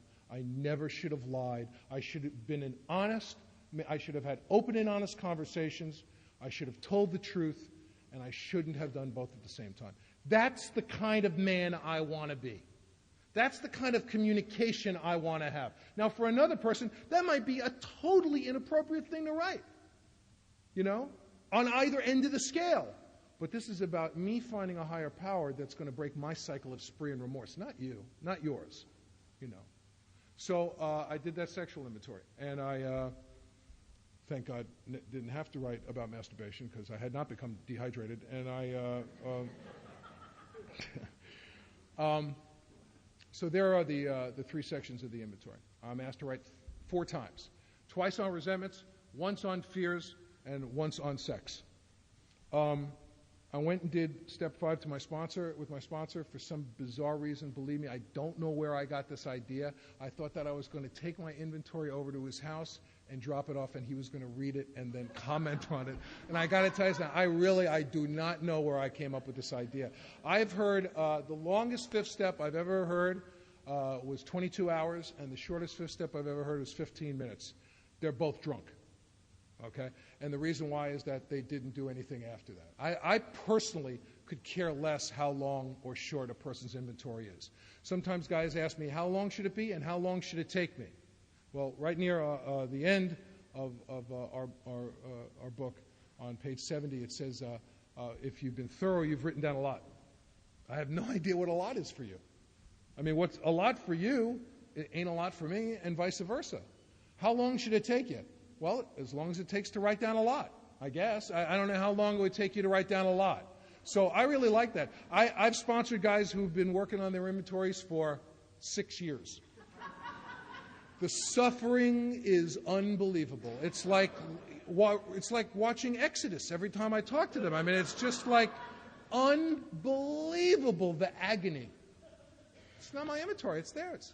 And then I sponsor guys who've done it in a couple of weeks, couple of months. I took 3 months to do it with mine. I have no idea what the right thing is for other guys and other gals. So I went and my sponsor told me I'd have to read it, and my heart fell because I had written like 225 resentments. I mean, I had written down a really tremendous amount, and I did not want to have to read this thing. And I had to. I read it. I read my fear list. I read my sexual inventory, and then he took me into the step, which is besides 1 and 2, there's less written on 6 and 7 than any 2 steps in the Big Book of Alcoholics Anonymous. It's said that they separate the boys from the men, the girls from the women, the raisins from the grapes. There's a lot of separating going on there. And when we come back after lunch, I'm going to get into 6 and 7. I'm going to go into 10, and I'm going to talk about how I've used, how 10 has presented itself to me in a way that is really continuing to change my life in a profound way. Before we break, for all of those who are bored, I want to tell you my favorite story about being bored in Alcoholics Anonymous, and then we'll break for lunch. Many years ago, there's a guy in my home group, this guy Jeff D., and he was brand new, and he was shifting around his seat at a meeting, and his sponsor said to him, "What's the matter?" And Jeff said, "I'm bored." And his sponsor said, "Well, you know why you're bored." Jeff said, "No." His sponsor said, "You're bored because you're boring. That's why you're bored." And it freaked him out. It was like an acid moment. He went, wow. It blew him away. And he thought, what a great thing to say to a newcomer. You know, it was really worked. So he could hardly wait till a newcomer told him that they were bored. 13 years later, no newcomer has told him that they're bored. He's at a meeting with a young lady at my old home group, the North Hollywood group in L.A., and there's a young lady there. She's new, and she's shifting around in her seat. And Jeff says, "What's the matter?" She says, "I'm bored." He says, "Well, you know why you're bored." She said, "Yeah, because I'm with you."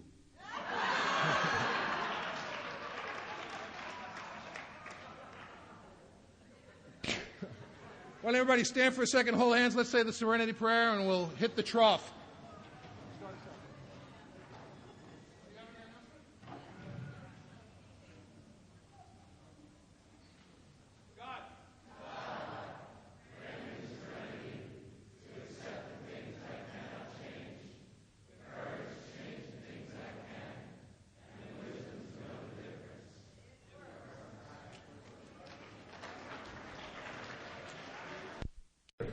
We're going to be talking a lot about the Big Book of AA. And if you've never heard it, there's a wonderful, wonderful tape that Bill Wilson did about how the Big Book of Alcoholics Anonymous was written. And it's very wonderful and very funny. He had heard that some people were starting to iconize the book, sort of hold it sort of up as a holy book and take it sort of in really nitpickingly literal. And he tells a story about the writing of the book, which is a hysterical story. I mean, it's these guys who were trying to get paid. I mean, they basically were trying to make money. They were selling stock certificates in a corporation that wasn't incorporated. And they kept like writing a chapter and showing it to people and saying, "Can we have the money?" And they'd say no. And they'd write another chapter. It was a riot. And one of the descriptions, if you get a chance, in AA Comes of Age, there's a wonderful description, probably my favorite description, of Bill sitting down and writing chapter 5. They had written the first 4 chapters, and then he got together with a bunch of guys, and there was no formal 6-step program that was like on a sheet. that they had been using. He sat down with a group of guys and they boiled down what they had been doing in the Oxford group to basically 6 steps. And they said to Bill, you're going to have to write this thing now. I mean, the time has come. You're going to have to write how it works. So he went off to actually codify the thing and write it. And this is just, it's so perfectly AA.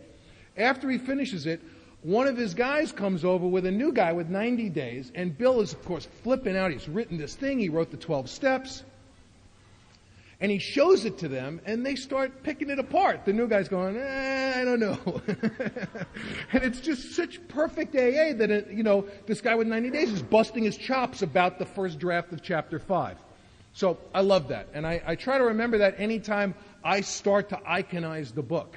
Because it's not a good idea. I had sponsored a guy some years ago. There was this guy, very powerful, very wealthy guy, was sent to a rehab by the company that he worked for, worth many, many millions of dollars, and up in the Oregon area. And he called his brother, and he said, look, I don't know how I'm going to do this, but I got to do it. His brother was a member of AA. He said, I heard a tape of this guy named Scott Redmond, and I'm telling you that this guy can get me sober. This guy can do it. I heard this tape. I don't know how I'm going to find him. I don't know where he is. But I got to find a way to get to this guy, and I'm telling you everything's going to be okay. And the guy on the phone said, you're a moron. Scott Redmond's been my sponsor for 10 years. You've eaten dinner with him 20 times. You stood next to him at my wedding. You're a schmuck. You have the mind of a chicklet, and you're an idiot. And didn't have a big problem getting a hold of me. And you know how long I kept him sober for? Exactly no seconds at all. And he started a terrible journey of drinking, and he had incredible resources. He was sequestered. He signed his money away to be sequestered on a private island in the Caribbean to keep him from drinking. And he stayed sober until the day he got off the island. I mean, it was that story. But it was an incredible thing to watch because this was in the hands of somebody with unbelievable resources. And he'd always get it. I got it. Like I got the Scott Redmond tape, He calls me one day. He says, I got it. I said, what? He says, come over. I came over. He's got there's about 500 or so copies of the original big book. The big book, first printing. They cost a lot of dough. There's a couple of hundred of them still around. He got one. Mint condition, $7,000. He's got it. I got it. I look at it. I said, it looks like it's never even been opened. It's perfect. He says, yeah. I said, oh, so you got the loser book. You got the loser book that's been handed down from loser to loser, intact for 65 years. Give me that. Can't keep you sober.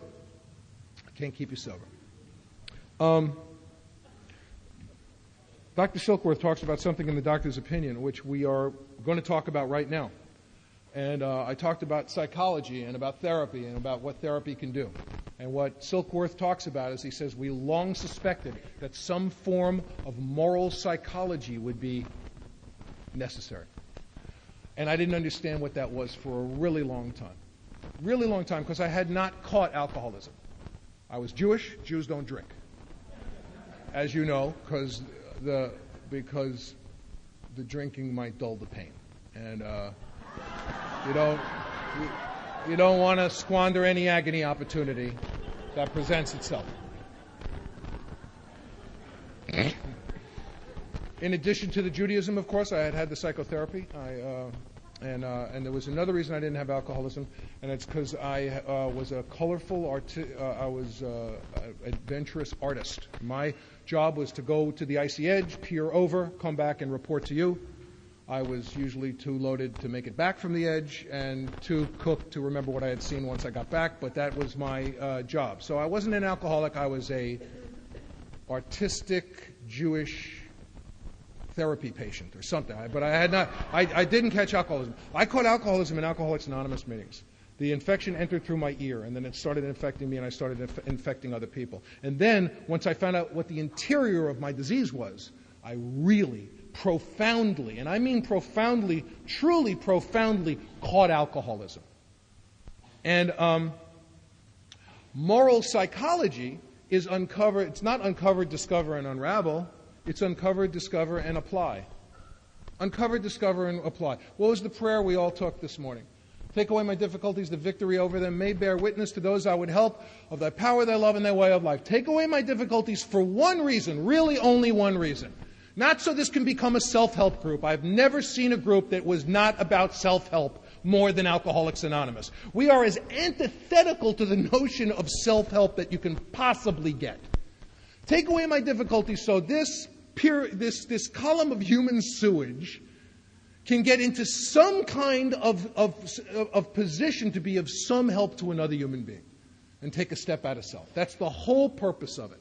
And a lot of people, the recovery industry for years was sending non-alcoholics to Alcoholics Anonymous. We're getting it again, especially in California, because they've decriminalized a lot of stuff.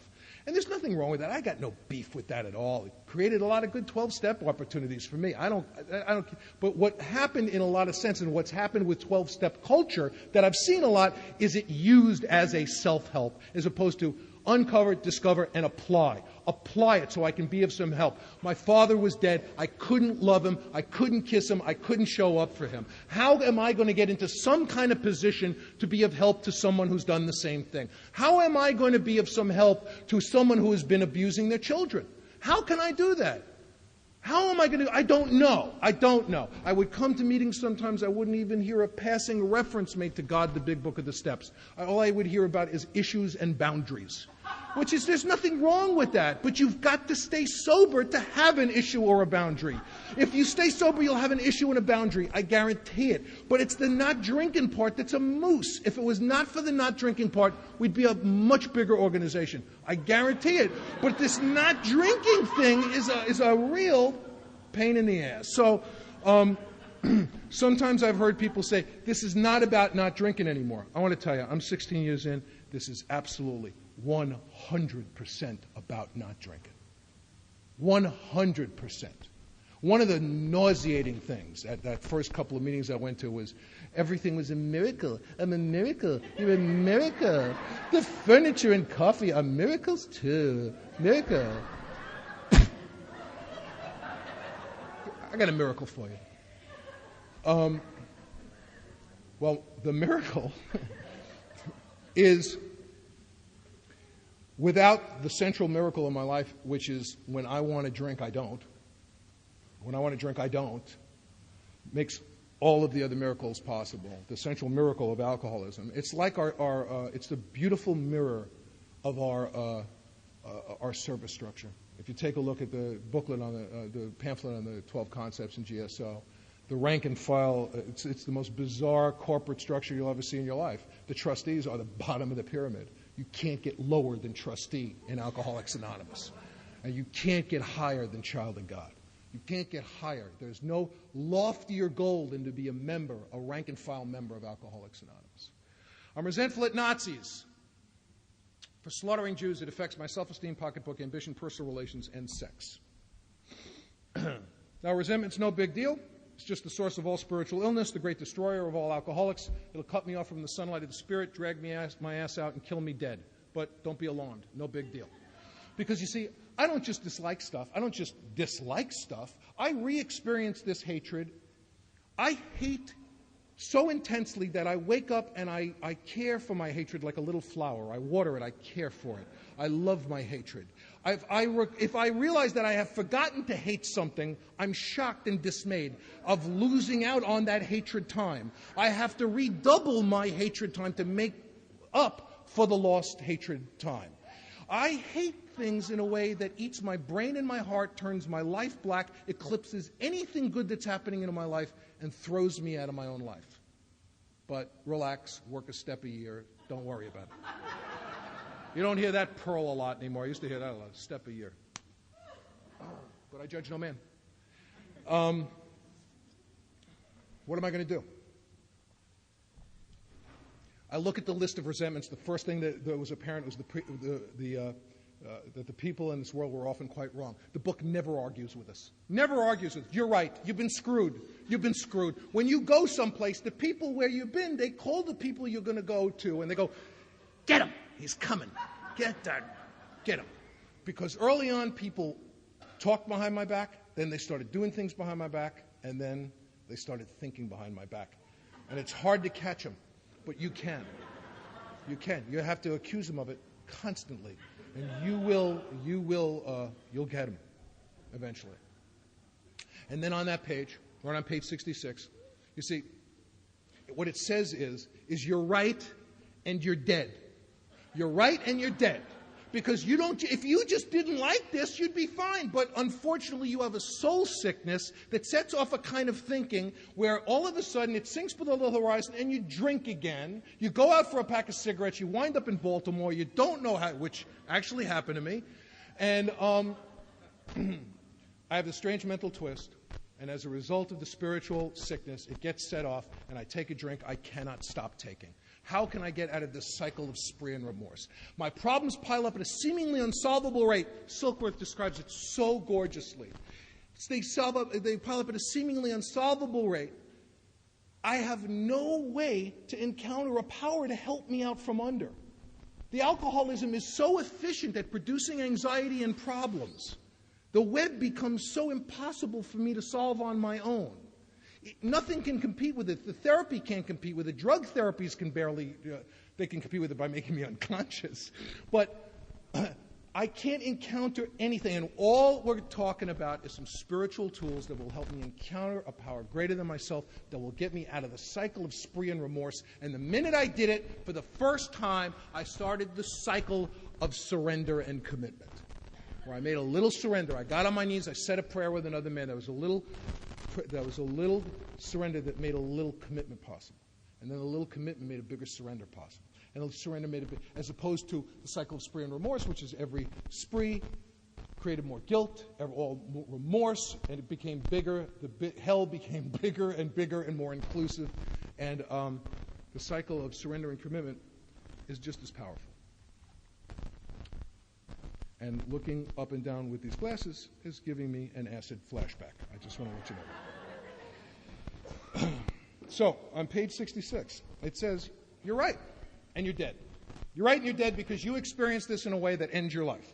And then, in the second paragraph, it points out something that's really beautiful to me. It's plain that life that includes deep resentment leads only to futility and happiness. We used to be able to deal with the situations and use the situations time that could have been put to better use. So kind of what they're talking about is for every 5 minutes I spend in resentment, it's 5 minutes I've squandered. 5 minutes I could have been doing something else, fishing, who the hell knows. And 5 minutes I've cut myself from the sunlight of the Spirit. So for every 5 minutes I spend in resentment, I'm wasting 15 minutes. And I want to tell you, I love that idea because it explains something huge to me. How many times have I been to AA meetings and have I heard people get up to podiums and say, I can't believe what I'm able to do in my life. I can't believe what I fit into a day. I did nothing. I could have gotten a job as a parachute bag. I did nothing. Absolutely useless, And I'm like, I can't believe what's fitting into my life. And I want to tell you that's true for me, and that really explains it to me. For every 5 minutes I spent, I burnt 15. My life was exhausting, man. Absolutely exhausting. And it's not anymore. It's really not. In page 66, in the middle of the first paragraph, it says, sometimes it was remorse, then we restored ourselves. That's a resentment against myself. I know you don't have any, but I'm not as spiritually developed as you, and I've got a lot. So that's why I ask myself that question, do I have any resentments against myself in connection to this resentment? You know how a dentist will find a little pinprick, and he'll open it up, and it'll be like a theme park in there? The little hole, there's a lot of decay in there. I have found that with resentment sometimes. I'll write one, and the dominoes start falling. It'll open this little psychological theme park for me, So in those two paragraphs, in the middle of 66, it says, you're right and you're dead. You experience this in a way that's killing you, that's wasting your time. Your life is evaporating. It's running out between your fingers like a handful of water. And then it says on the bottom of 66, so we're going to have to turn back to the list for it, holds the key to our future. In that state, the wrongdoing of others, fancied or real. And I want to tell you, if I only had real events on my inventory, it would have been a pretty short document.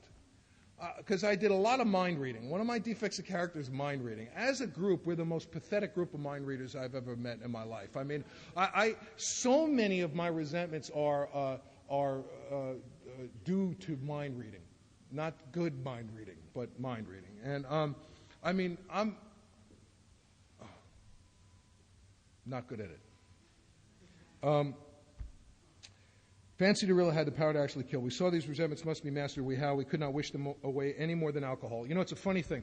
Wish them away any more than alcohol. Sometimes, to me, a prayer is a wish. If it's not moored to specific action. Sometimes my prayers, I'm trying to wish them away, and I need to do an inventory. I need to take an action to make it vital. Some people pray for people who they're resentful at. It's mentioned in one of the stories of the big book, and I don't indict that at all. I know it works for a lot of people. Has never worked for me. My prayer usually winds up being, Pop, help this guy. Kill him. He needs killing. It'll be good for him. And it'll be good for everybody, I think. My sponsor used to say, just stop the prayer in the middle, So it's never worked for me. I would try to will these things away, wish these things away, and I can't will them away just as I can't will away alcohol. And then on the top of 67, in the first paragraph, it says some pretty remarkable stuff. It says that this is a sick person. On page 65, actually page 64, it says something very important in the last paragraph. It says, we've not only been mentally and physically ill, we have been spiritually sick. So if you're an alcoholic, you're spiritually sick. Okay? It's very clear about that. And on the top of 67, it says, if I'm resentful at someone who is spiritually sick. Now, how do I decide if I'm resentful at someone who's spiritually sick? My first sponsor gave me a really nice technique that I love to use. He said, Scott, odds are if they're one of the 5 A's, and I'm going to use a bad word, and I apologize already.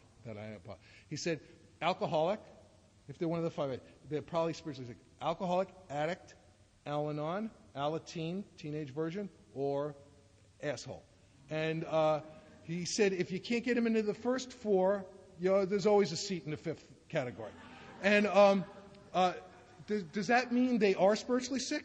I don't know. Fancy to real it has the power to actually kill. But if someone is spiritually sick and I'm resentful at him, then one of my defects, it says on the top of 67, that I should be able to show them the same tolerance, pity, and patience I would cheerfully grant a sick friend. Now, I want to tell you something. For me, the opposite of resentment is not always peace, love, and happiness. The opposite of resentment might be the absence of murder. I might just not kill that person, but it doesn't mean I have to like him. It says then, on the following paragraph on 67, we cannot be helpful to all people, but we must at least take a kindly and tolerant view of each and every one. Now, my aunt held my arms to my side so I could be hit. She was an extremely abusive woman. Do I like her? No. Do I hang out with her? No. Do I spend time with her? No. Do I resent her? No. Absolutely not. Was the resentment my fault? Absolutely. Now, a reasonable person would have simply not liked her and never let her be alone with my children, right? But I spent 19 years of my life character assassinating the woman, doing whatever I could do to make her miserable. If you said, I like her, I go, no, you don't. And I'm going to tell you why. So, the other thing I love, on the top of 67, it doesn't say pray for the other person. It actually says pray for yourself. It says, when a person offended, we said to ourselves, not to the other person and not to myself loud enough so that they can hear me. Just to myself. Just to myself. And I've had many people in Alcoholics Anonymous tell me that they were resentful at me. I don't know what book they're reading. I judge no man, but I never get it. I never get when somebody walks up to me and says, I've been very resentful at you. I always try to interrupt and say, this is not good information for me. This is not information I should have. If you want to discuss the problem, that's fine. But the book says really clearly, this is not, God save me from being angry, that will be done, not mine. This is not information that's going to be helpful or useful to me. So, in the third paragraph, to me, the entire world turns on the third paragraph on page 67. It's the way out. It's my road to freedom. It's the arch to which I will pass through. It's how am I possibly going to stop hating the Nazis? How am I possibly going to stop hating my aunt? How am I possibly going to stop hating myself for being loaded the night my old man died, for being a piece of crap as a father? You guys told me I wasn't bad getting good. You said I was sick getting well. Is that right? Yes. But I felt like a bad guy. And I'll tell you why. I acted like one just about all the time. So I had to start like not acting that way in order to stop not feeling that way. You know, and sometimes I've heard people in AA say, I don't want to get well. Well, I do. And the big book of AA tells me I can. In the 7th chapter it says, wife or no wife, job or no job, tell a man he can get well if he starts depending on a higher power. I don't want to get cured, but I do want to get well. And there's tremendous wellness in Alcoholics Anonymous. Those are the guys who I hang out with. So, here it is. Here it is. Referring to our list again, putting out of our minds the wrong that others had done, we resolutely looked for our own mistakes. Where had we been selfish, dishonest, self-seeking, and frightened? Though a situation had not been entirely our fault, we tried to disregard the other person involved entirely. Where were we to blame? The inventory was ours, not the other man's. When we saw our faults, we listed them. We placed them before us in black and white. We admitted our wrongs honestly, and were willing to set these matters straight. My world turns on this. Some people do a 4th column. Some people do a defective character list. Frankly, I couldn't possibly care less. You know, there's a lot of talk about the 4th column. Whatever you're doing to get closer to God. I do a defective character list. And the reason why I like to do a separate one is when I go to God in 6 and 7, I'm going to take that list. I'm not taking the resentments. I'm asking God to remove the defects of character. So for every resentment I write number 1. I'm resentful at Nazis for slaughtering Jews. It affects my self-esteem, pocketbook, ambition, personal relations, and sex. What are the defects of character in me that if God would remove, the resentment would be gone? When I originally wrote this on my 4th step, I had one defect of character. It was, I'm too much of a coward to kill them all. My sponsor took umbrage with this in his own very sweet, wonderful way. And we did some work on this, and my world turned. He said, the inventory is yours, not the other man. Okay? Now, it says on page 65, we write resentments against people, institutions, and principles. People I know. Institutions. The Nazi government is an institution. The government of South Africa is an institution. Homophobia is a principle. Racism is a principle. Anti-Semitism is a principle. Plenty of resentments there. Some people, I sponsored a member of the Aryan Brotherhood. And I sponsored him for a couple of years, and this guy wound up calling me up and saying, what should I bring to your son's bar mitzvah?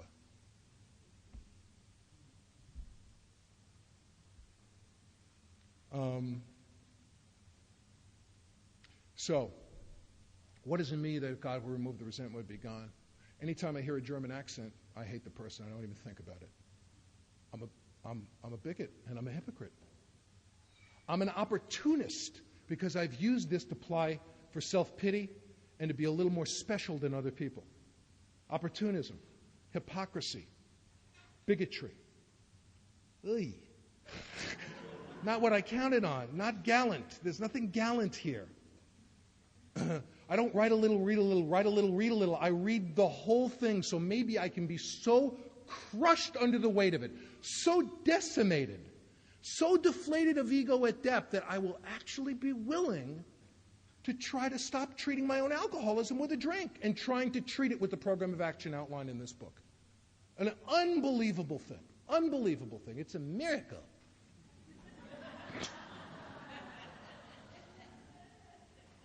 Self-pity. I want to tell you right now, you bottle self-pity, it'll knock crack off the market in 15 minutes. It's a better drug, more available. When I get filled with self-pity, I get a little lump in my throat. My eyes get watery. I lean forward. It's good stuff. And you know, it's funny, the different forms of self, it's been so important and helpful for me to be specific on my inventory. Selfishness, self-centeredness, and self-seeking are interesting. Selfishness is kind of wanting it all for me. Self-seeking is trying to figure out what's in it for me. And self-centered is figuring it's all about me. So they're the same, but they're a little different. And they got their own little English on the ball, you know? I like that. My family, before I get into my family, It says in the book that if I could accept the fact that they were spiritually sick like me, I would show them tolerance, pity, and patience. So obviously one of my defects of character has to be I am unwilling to accept the fact that the Nazis are children of God who could be spiritually sick like me. I thought my hand would fall from my body. Now, does that mean, now what is the opposite? I'm resentful at my aunt for holding my arms to my side so I could be hit as a child. That affects my self-esteem, pocketbook, ambition, personal relations, and sex. What are the defects of character in me? Blue skies, God's got a magic wand, He comes and touches me on the head. What is it in me today? I'm a hypocrite. I've been abusive to my children. I treated my children like crap. I'm a character assassin. I'm a grudge holder. I'm self-righteous. You know, I'm wrong, but you're wronger.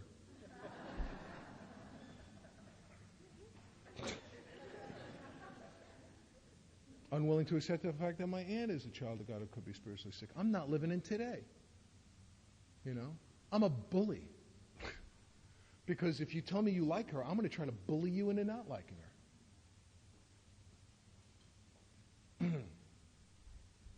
Was the event my fault? Absolutely not. From my point of view, absolutely not. Was the resentment my fault? Every time, without exception, with no loopholes, every time. I'm resentful at myself for being loaded the night my father died. It affects everything. What are the defects of character? Not living in today, grudge holder, guilt, shame, low self-esteem, irresponsible, dishonest because I lied to everybody about it, didn't tell anybody about it. And you know what? There was some grandiosity there. I don't think I was able to write this at the time, but there was grandiosity there because I was the worst guy who ever lived, ever going to live, ever going to be on the planet. Nobody ever did what I did. And this was the key to my freedom, was to be able to start seeing this from a different point of view.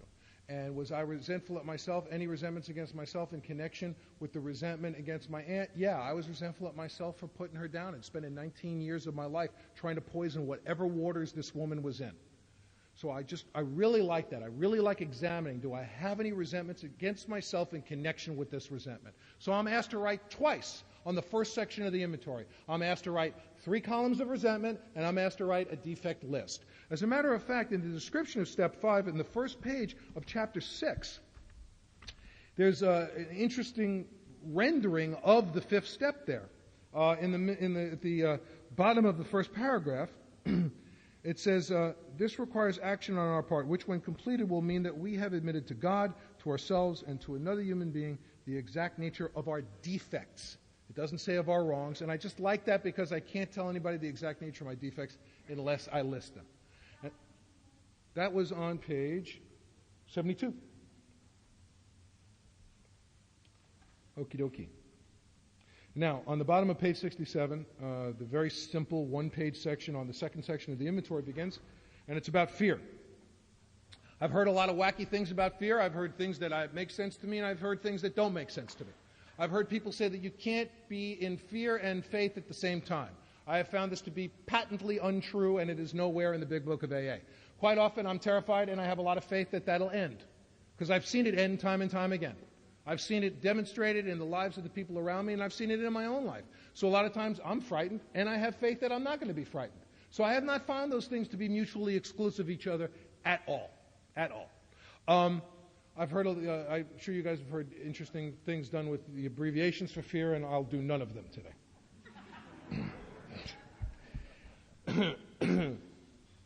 One of the things I really love is on the top of 68, it talks about self-reliance failing us. It says we put our fears down thoroughly, and we put them down on paper even though we had no resentment in connection with them. So, here's an interesting thing. If there had been a PR guy working on the writing of the Big Book of Alcoholics Anonymous, in the middle of the description of Step 9, it says that you will know freedom from fear of financial insecurity. Books written between 37 and 39. Global financial collapse, bedlam, people jumping off skyscrapers, terror in the street, people selling apples in the street, absolute misery. If there had been a PR guy, I'd go, don't tell them that. Promise them anything. Give them a Corvette. but don't promise them freedom from fear of financial insecurity. It doesn't make any sense. And they did it. They did it. They promised in those days the most unlikely thing you could possibly promise a human being. And they did it, and it paid off. And right now, we're in the middle of some unique, volcanic, catastrophic fear. And knowing that, but it means that I can continue to seek the way out, and I can take action, and I can do some stuff, which I'm going to talk about a little later on. It also says that I write down fears not in connection with personal resentment. That's what it says on the top of page 68. I take fears not in connection with personal resentment. What does that mean? Now, on a defect of character list, I'm resentful at my boss for screaming at me. It affects everything with me. Probably, maybe it doesn't affect sex. What are my defects of character? One of my defects on that resentment is fear of financial insecurity. This guy, has this sort of Damocles over my head. I'm self-seeking, I'm self-righteous, I'm grandiose, all this other stuff, right? But it asks me on the fear list to write fears not in connection with personal resentment. I am frightened of police, but I'm resentful at myself for knocking over liquor stores. So there is definitely a resentment in connection with that fear. That's not a pure fear.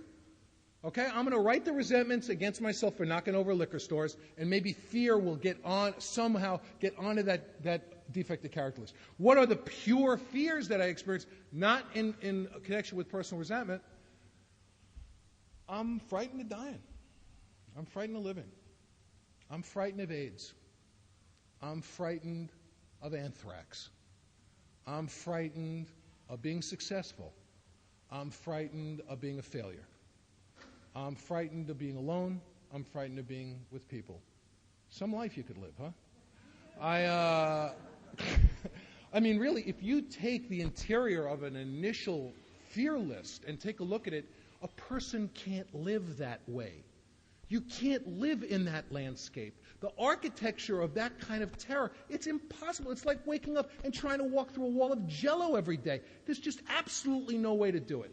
And it's very interesting to me, if I stay honest about fears in connection with personal resentment, I'll start working on the fear list, and it'll wind up feeding my resentment list.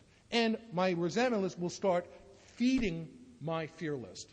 It's really nice the way they play off of you. It's sort of like scrubbing the list, taking a look and seeing what's setting off personal resentment and what's not.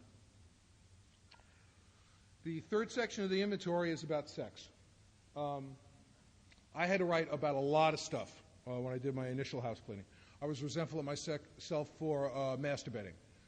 There's nothing wrong with masturbating, in my estimation. If you're masturbating until you're dehydrated, it might be a little problem.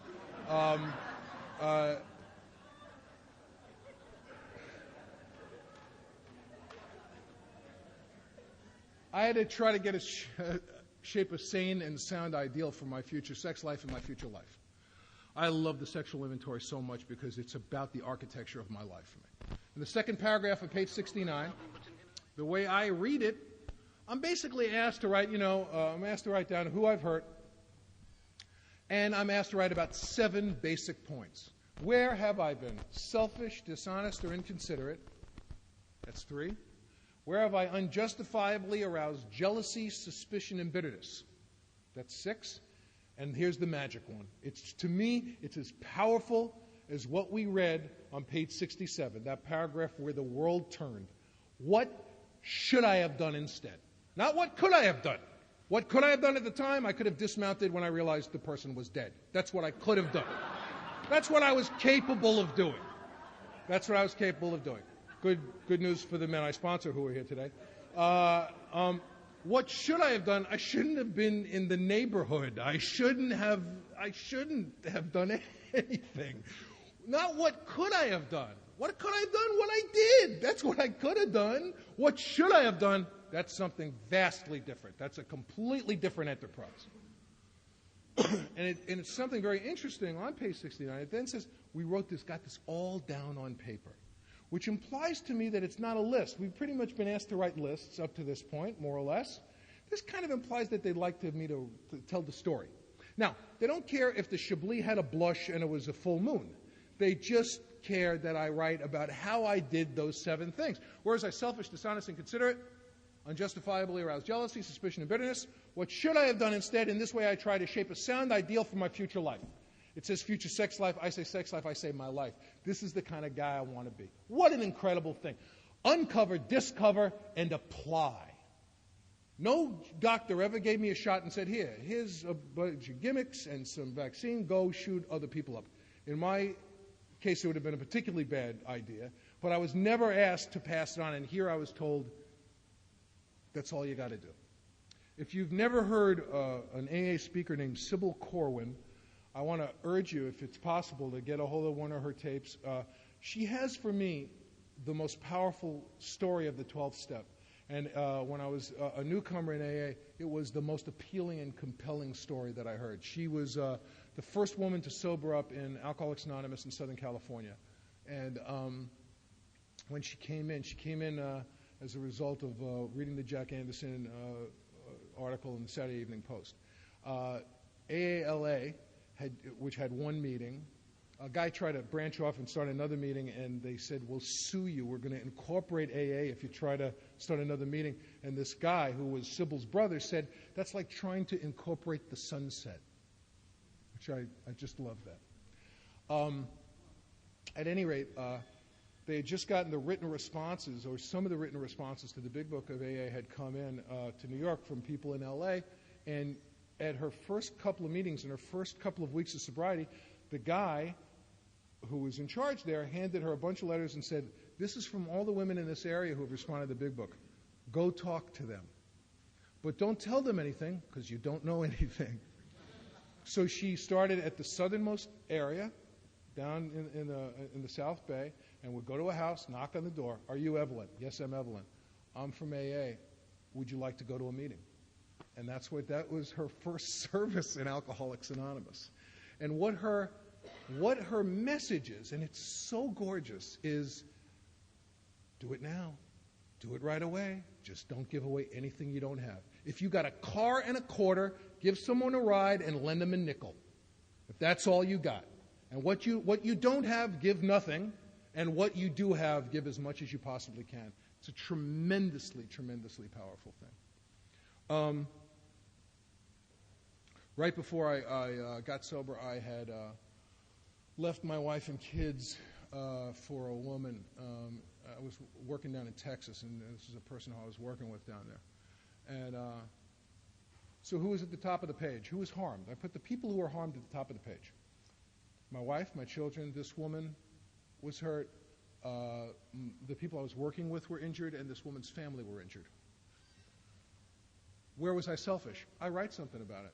Well, I wanted this woman, I wanted my wife, I wanted everything. I wanted everything at the same time. I didn't care about meeting certain deadlines at work because I was busy juggling all of this stuff. I write something about being selfish. Selfish, dishonest. I lied to myself about my intentions. I didn't know what the hell I was doing. I lied to my employer about not being involved. And I write something about it. This is not yes and no stuff. Where was I dishonest? I lied to Nancy. I lied to the woman. I lied to my kids. And I talk about it. Selfish, dishonest, inconsiderate. I was inconsiderate to the woman. I was inconsiderate to the people I was working with because they were embroiled in all of this craziness and gossip and insanity. Our product was deeply affected by the fact that this was going on. Selfish, dishonest, inconsiderate, unjustifiably aroused jealousy. Tremendous jealousy in my family, in her family, and jealousy at work because I was playing a favorite of her, creating jealousy in other people at work. And then, and this is something that was revealed to me in the writing of it, which really shook me up, I became jealous of people who I felt were living normal lives. It was like I was peering out through this little window of alcoholism. That's what would happen to me. The worst thing that would happen to me is like days like Halloween, like days where people were carrying on the business of life. You know, a number of years ago, I was driving to an AA function on Halloween to talk at this AA function, and it was one of those moments, if you've been around here any appreciable amount of time, odds are you've had them, when you are overcome with you get it. You just get it. It doesn't, you're struck, sometimes you'll drop to a knee and say thank you. It's incredible. And this was one of those moments for me. I'm driving to this thing, and I'm seeing that wonderful scene. You know the scene. Kids running through the street with bags of candy, and they're their capes streaming behind them, and leaves blowing, or it's LA, so a leaf is blowing around, And I'm looking out through my windshield, and I was overcome. I just was almost knocked out by it. I felt part of it. I didn't feel like I was watching the thing. And I'll tell you why. Because for 16 years, I've spent a couple of bucks to have some candy at the house for the neighborhood kids when they come around. Because my sons, when they allowed me to buy costumes for them, they're costuming themselves these days, I got them the costume they wanted. I exercised the Halloween muscle based on having a resentment against myself for being a piece of crap as a father and never doing the right thing. My sons have received 16 appropriate birthday gifts on the day of their birthday. Not once in 16 years have they received the day after radioactive guilt gift from the only place they would take a hot check from me. Here's some drywall, boys. All the kids are loving drywall right now. It's Pokemon drywall. I've exercised the birthday muscle 16 times. I don't feel guilty on my kid's birthday. That's the kind of guy I want to be. Selfish, dishonest, inconsiderate, unjustifiably aroused, jealousy, suspicion. I was suspicious. I created suspicion in both camps. I created suspicion at work. I created suspicion in myself. I started doubting my own sanity, and I write about that. I told one person I'd be there for Christmas. I didn't go there. I went to another place, and I write a little something about it. And bitterness. Well, that's the whole shooting match, isn't it? I became embittered with my own life. I wanted her. Why can't I have them? My kids are starting to feel nuts. They're trying to get ready for school. Things aren't in place. Everybody's disorganized. And the alcoholism just starts eroding. It just starts eating away at you. It's like standing on the beach and having the sand sucked out from underneath your feet over and over again. What should I have done instead? Now, it says in the big book of AA that we will not be the arbiter of anybody's sexual behavior. On page 69, Bill has this little thing, and I think he was addressing the kind of the people who are still pretty much hardline Oxfordites in Akron, and he had another camp in New York. It's New York. He has a lot of deranged, wacko people who are into therapy and art and doing a lot of stuff. So, they say have sex with everything. The Akronites say have to have a kid. And he says we don't want to be the arbiter of anybody's sexual behavior. And still, we see that go on in Alcoholics Anonymous. My home group is a men's stag where we've successfully created an atmosphere that gay and straight men are attending a meeting together and really committed to one another. And one of the reasons that we've been successful at it is sponsoring a great deal of gay men who could not attend the meetings I was going to, especially one which was kind of my home group, because remarks were being made from the podium in an offhanded way that were so injurious that it was almost impossible to feel part of. And it was made in a totally offhanded way. If these had been racial remarks or anti-Semitic remarks, they wouldn't have been tolerated for 1 minute. So we made a choice, which was the culture of our meeting and the tradition of our meeting. Every meeting has a tradition, that we wouldn't tolerate it. That if a guy did it, we would make it very clear to him in as kind and loving way as possible that he should never come back to the meeting again. Just kidding. But we would make it very, very clear that this is not appropriate behavior for our meeting. Nothing wrong with it. We don't want to be the arbiter of anybody's behavior. And I want to tell you, it's really been a remarkable thing to be part of that fellowship. It's been an incredibly powerful thing for me.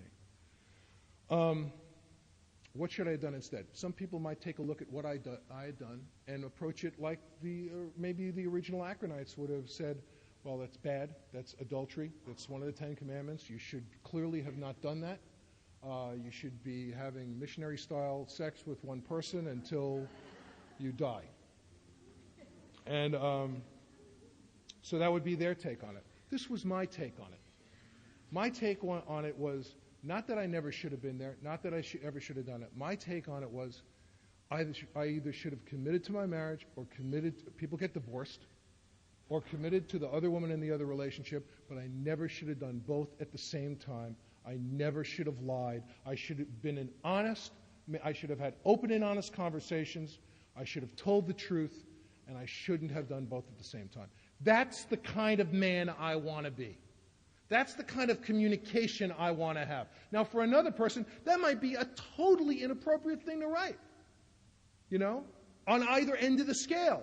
But this is about me finding a higher power that's going to break my cycle of spree and remorse. Not you, not yours, So I did that sexual inventory, and I, thank God, didn't have to write about masturbation because I had not become dehydrated. And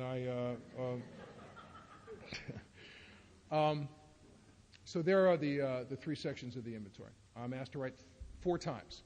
Twice on resentments, once on fears, and once on sex. I went and did step 5 with my sponsor for some bizarre reason. Believe me, I don't know where I got this idea. I thought that I was going to take my inventory over to his house and drop it off, and he was going to read it and then comment on it. And I got to tell you something, I do not know where I came up with this idea. I've heard the longest 5th step I've ever heard was 22 hours, and the shortest 5th step I've ever heard was 15 minutes. They're both drunk. Okay? And the reason why is that they didn't do anything after that. I personally could care less how long or short a person's inventory is. Sometimes guys ask me, how long should it be and how long should it take me? Well, right near the end of our book, on page 70, it says, if you've been thorough, you've written down a lot. I have no idea what a lot is for you. I mean, what's a lot for you, it ain't a lot for me, and vice versa. How long should it take you? Well, as long as it takes to write down a lot, I guess. I don't know how long it would take you to write down a lot. So I really like that. I've sponsored guys who've been working on their inventories for 6 years. The suffering is unbelievable. It's like watching Exodus every time I talk to them. I mean, it's just like unbelievable, the agony. It's not my inventory, it's theirs. And then I sponsor guys who've done it in a couple of weeks, couple of months. I took 3 months to do it with mine. I have no idea what the right thing is for other guys and other gals. So I went and my sponsor told me I'd have to read it, and my heart fell because I had written like 225 resentments. I mean, I had written down a really tremendous amount, and I did not want to have to read this thing. And I had to. I read it. I read my fear list. I read my sexual inventory. And then he took me into the step which is, besides 1 and 2, there's less written on 6 and 7 than any 2 steps in the Big Book of Alcoholics Anonymous. It's said that they separate the boys from the men, the girls from the women, the raisins from the grapes. That there's a lot of separating going on there. And when we come back after lunch, I'm going to get into 6 and 7. I'm going to go into 10, and I'm going to talk about how I've used, how 10 has presented itself to me in a way that is really continuing to change my life in a profound way. Before we break, for all of those who are bored, I want to tell you my favorite story about being bored in Alcoholics Anonymous, and then we'll break for lunch. Many years ago, there's a guy in my home group, this guy Jeff D., and he was brand new, and he was shifting around his seat at a meeting, and his sponsor said to him, "What's the matter?" And Jeff said, "I'm bored." And his sponsor said, "Well, you know why you're bored." Jeff said, "No." His sponsor said, "You're bored because you're boring. That's why you're bored." And it freaked him out. It was like an acid moment. He went, wow. It blew him away. And he thought, what a great thing to say to a newcomer. It was really worked. So he could hardly wait till a newcomer told him that they were bored. 13 years later, no newcomer has told him that they're bored. He's at a meeting with a young lady at my old home group, the North Hollywood group in L.A., and there's a young lady there, she's new, and she's shifting around in her seat. And Jeff says, "What's the matter?" She says, "I'm bored." He says, "Well, you know why you're bored." She said, "Yeah, because I'm with you."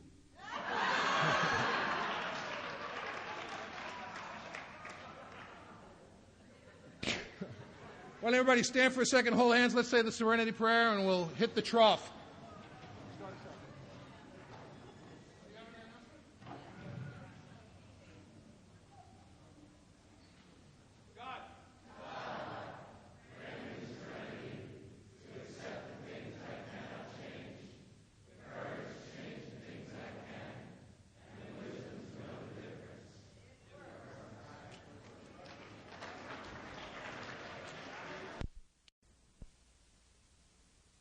My name's Scott Redmond. I'm an alcoholic. Well, we started this morning off with something annoying. Let's do something equally annoying right now. We're getting to know each other. Why don't everybody stand and try to hug somebody you don't know? Just try to hug somebody you don't know.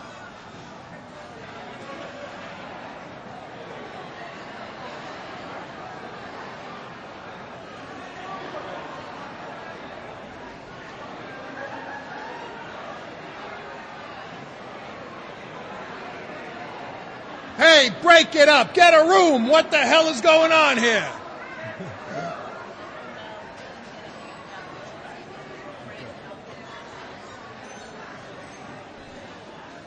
It's bedlam. I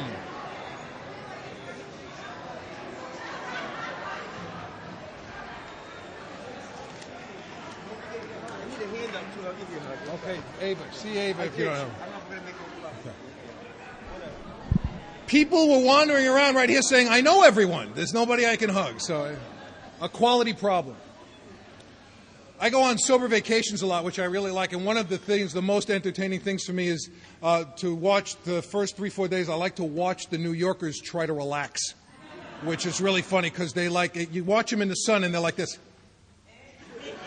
Pissed off in paradise, for a while. They're like, and watch it. It's like watching a penny on a frying pan. They just jiggle a little bit, and I get a kick out of that. I want to do something kind of right away because they were here.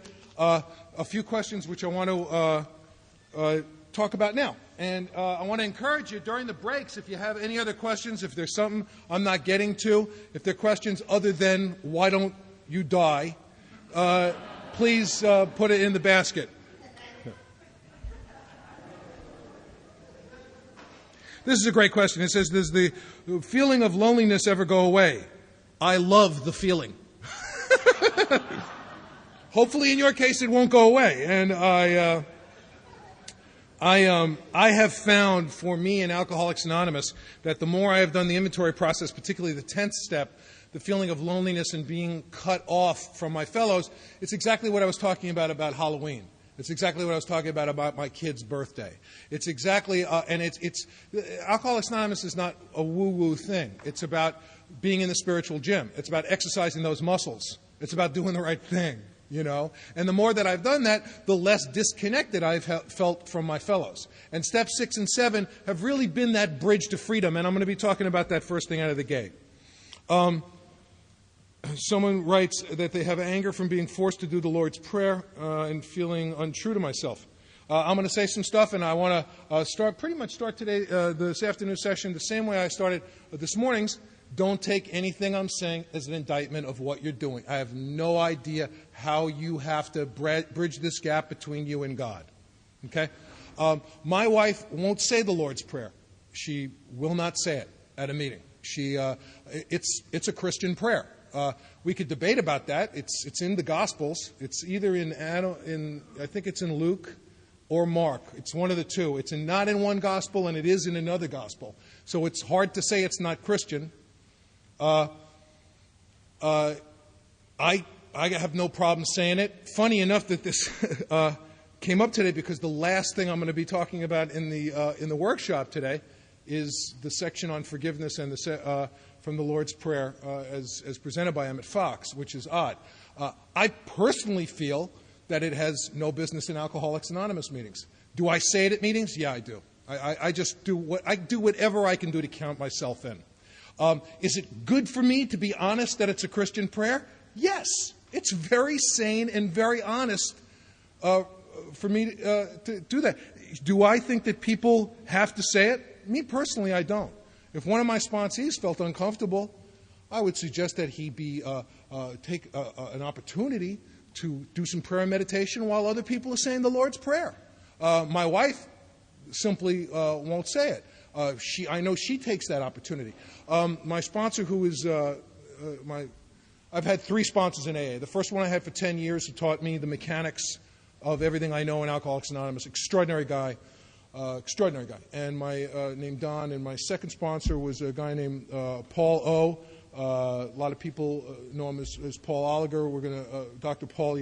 His story is Dr. Alcoholic Addict in the book. And the reason why I mention that is because on the throwaway, because I assume that's what eventually you'll do with them. that was handed out.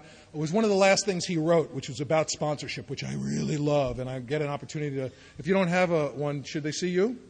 If you don't have one, see Ava during the break. And Paul passed away a bit over a year ago, and my present sponsor, Bob B. But at any rate, Paul used to do this thing during the Lord's Prayer, which was incredible, and I found myself too scared to do it. It was too intimidating. He always suggested, he said, don't close your eyes during the prayer. He said, look at the people around you. Look at them. Make some contacts. Try to see your higher power in someone else's eyes. And which made me go like this even more, because it's hard. It's embarrassing, you know. It's like I always said, my wife and I, like I would pray with a known felon, you know, a puppy strangling felon who I've just met in a public place. I'll pray for him, but pray with my wife, ooh, that's embarrassing. And I thought unnecessary. So without going on and on about it, that's my 2 cents about the Lord's Prayer. How do I deal with resentment when God is the first one on your list? I'm resentful at God. For what? I don't know. I mean, I've been resentful at God a couple of times for a couple of different things.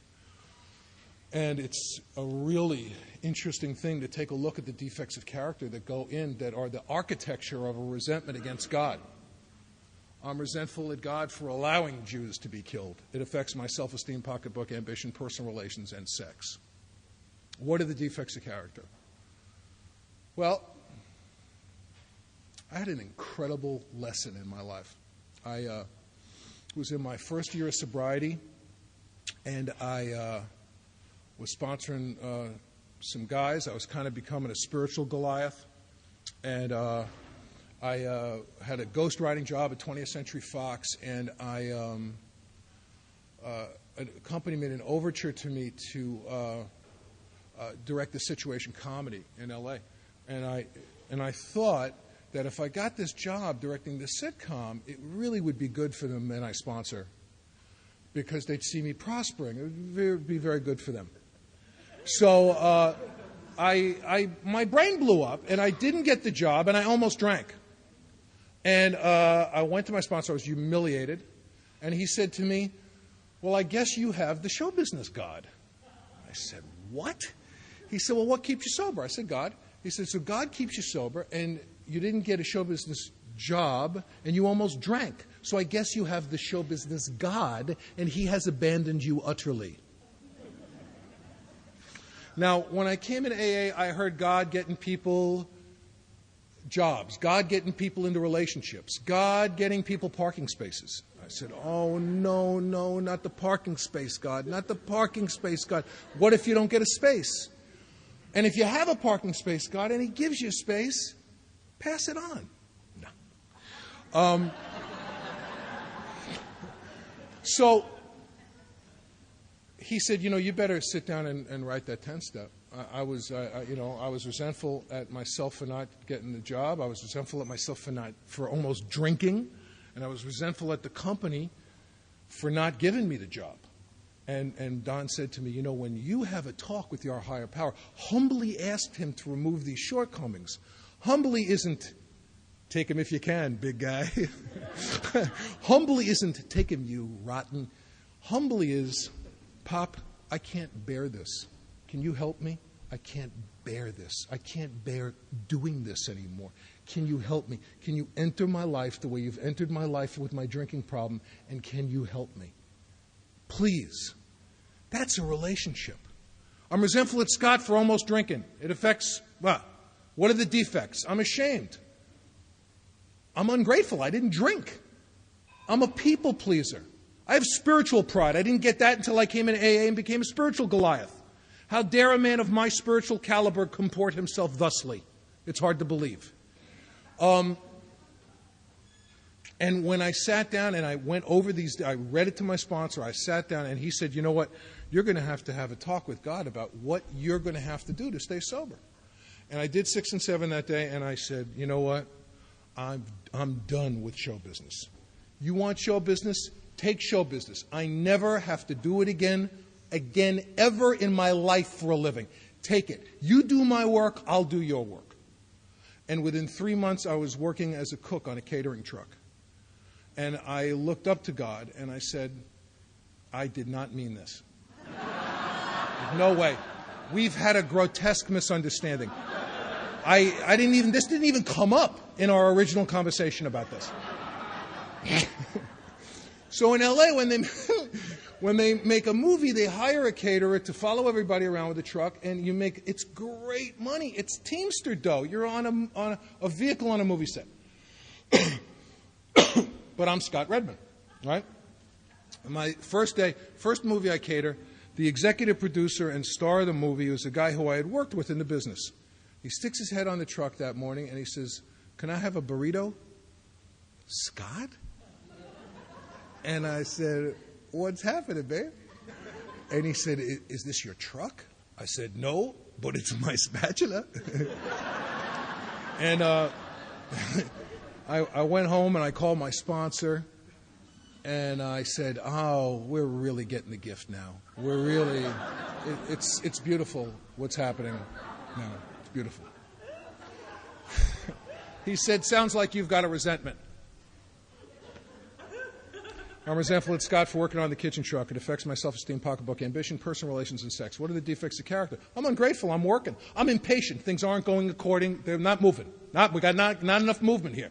I'm playing God. Things aren't going according to the Scott Redmond program, a fabulous program.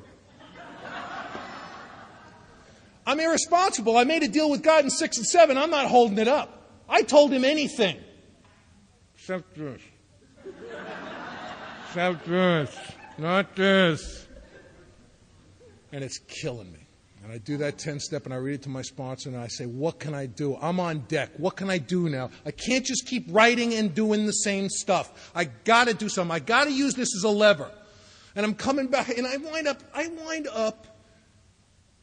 up serving people who had been my assistant directors and stage managers while I was directing shows. And when you're catering, the director screams at the first assistant screams at the second assistant says, "Where's the goddamn caterer?" Now I got a 15-year-old kid in my face, and I'm thinking someday you'll walk in to meet your new boss. It's going to be me, and I'm going to make every breathing moment of your existence a living hell. And I'm writing about the kids. I'm writing about this. I'm coming back to my home group every week and telling them the freshest tale of personal humiliation. And the guys are, "Ha, ha, ha, ha, ha." Great entertainment. On my inventory is a kid from the Bronx named Mark.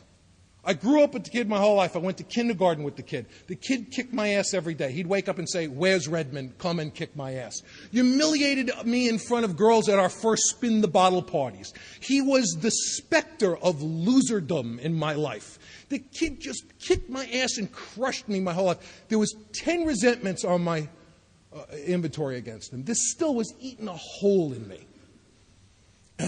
So, the last sitcom that I didn't get the job on, the sitcom and I almost drank that I told you about, one of the stars of that sitcom, I see him in a meeting. He's new. He sees me. He hears me speak. He comes to me and says, "Would you do me a favor? Would you help me out with this work?" I say, "Thank you, Father. What a blessing. What an incredible opportunity. I can't believe I'm going to help." He comes to my house. He's a little late. He comes and he says, "Oh, I'm sorry I'm a little late. We're working a little late with our new director, Mark."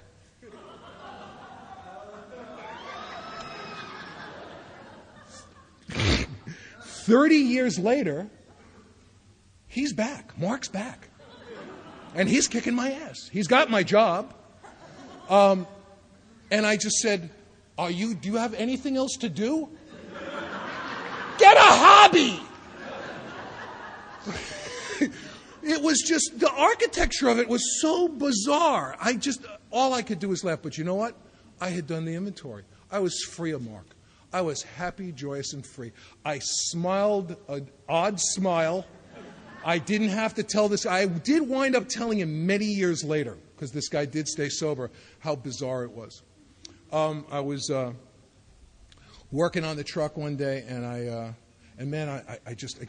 continue. I'm resentful at Scott for working on this kitchen truck. I'm resentful at Scott for being a loser. I'm resentful. And you know what? My sons, who I was so damaged with, My sons didn't care about me being a writer and director. My younger son, Jesse, asked me to teach him how to cook. So we'd go to the market together and pick out what was fresh. And I taught him how to cook French food. And it's like we still cook today. 20 years later, that's what he and I do. That's what we love to do together. That wouldn't have been my idea. That wasn't my idea at all. And I'm catering this movie, and I look out, and the guy who had been the stage manager on the show that I didn't get, this guy Lenny, I look out, and there he is, and I went and hid behind the truck. And it was that time of the day. One of the jobs that you have, whether you're the chef, is you clean up the garbage at the end of the meal. So I'm at the real glorious part of the job. I'm schlepping the crap, So I got crap all over me. I see this guy, and I go behind the truck, and I hid. And it just happened to me. One more time, like it happened to me that day driving on Halloween, the voice said, you will either go do your job or you will hide behind this truck for the rest of your life. You'll either be behind this truck for the rest of your life, or you're going to go and you're going to give them a dime for their nickel, because that's the contract you signed. And I did it.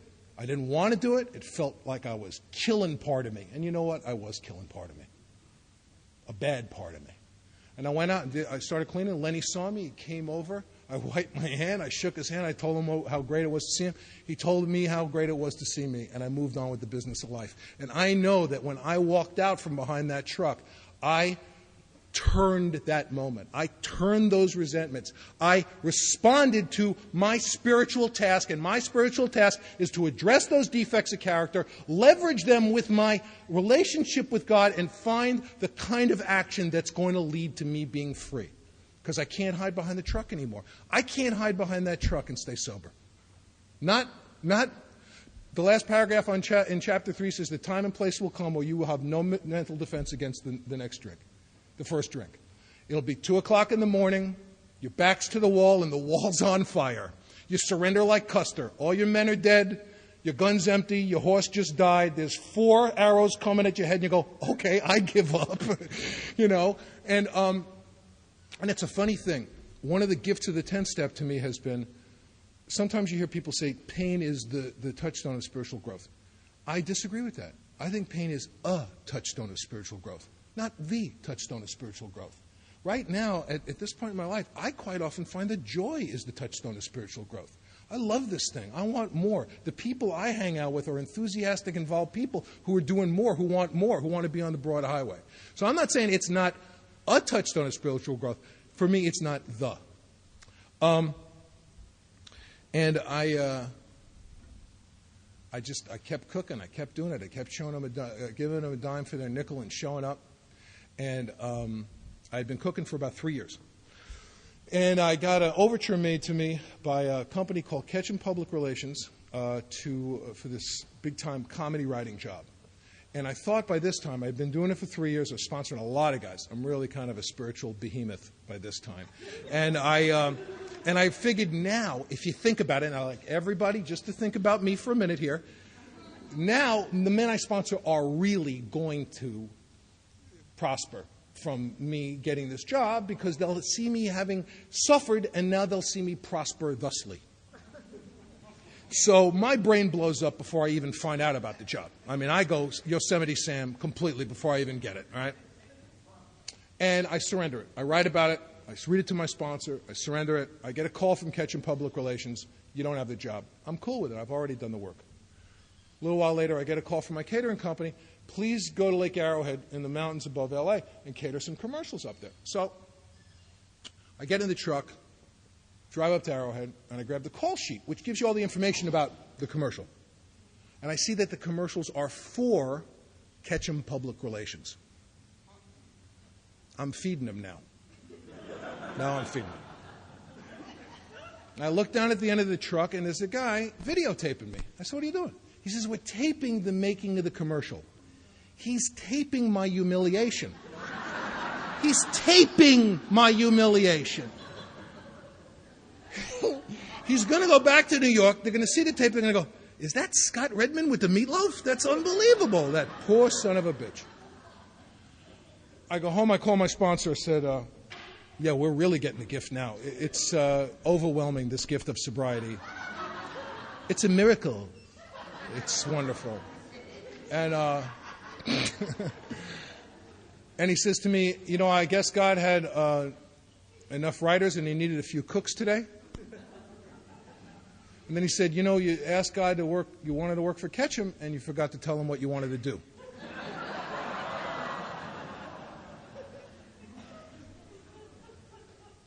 I had to get a God big enough so that a lot of things could happen in his world and I didn't get to drink. I couldn't have the parking space God. I couldn't have the show business God. I can't have, you know, like that woman who said to me that God probably felt I had a few lessons to learn. I don't have an earthquake God. God is God. Earthquakes are geology. It's very, very clear to me. I am convinced, and this is powerfully brought home by the events in the last few weeks and the deep wounds that we're all experiencing and are profoundly experienced in New York, that you can take any word in the Bible, in the Quran, and in the big book of Alcoholics Anonymous, because I've seen it done, and prove any point you want to prove. You can use the spiritual tools and use them as spiritual weapons anywhere you want. And I've seen it no less in AA than I've seen it any place else. I've seen people come up with stuff that is just, you go, just really will shake you up. But again, I judge no man because I'm too spiritually developed. So for me, it's been a very, very interesting thing to write down the resentments against God, examine the defects of character, and throw myself into working on these defects of character. And when I say working on them, I don't mean a frontal assault. Alcoholism really reacts poorly to a frontal assault.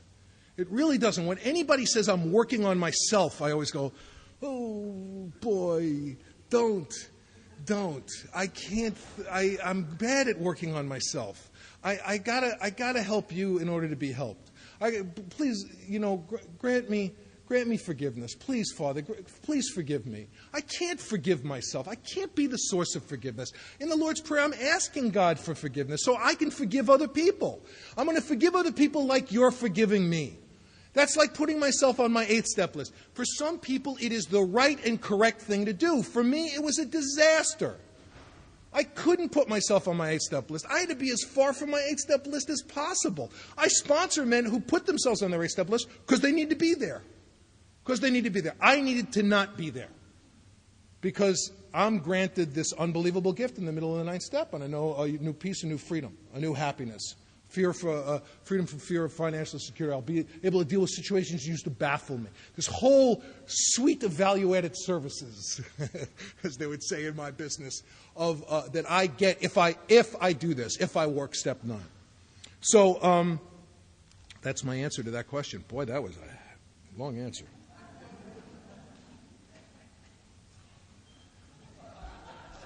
Man. Yeah, that's pretty much it. So if you have other questions, it's really, it's great, and I'd love it. So during the talk, please bop them in there. On 6 and 7, there is very little written.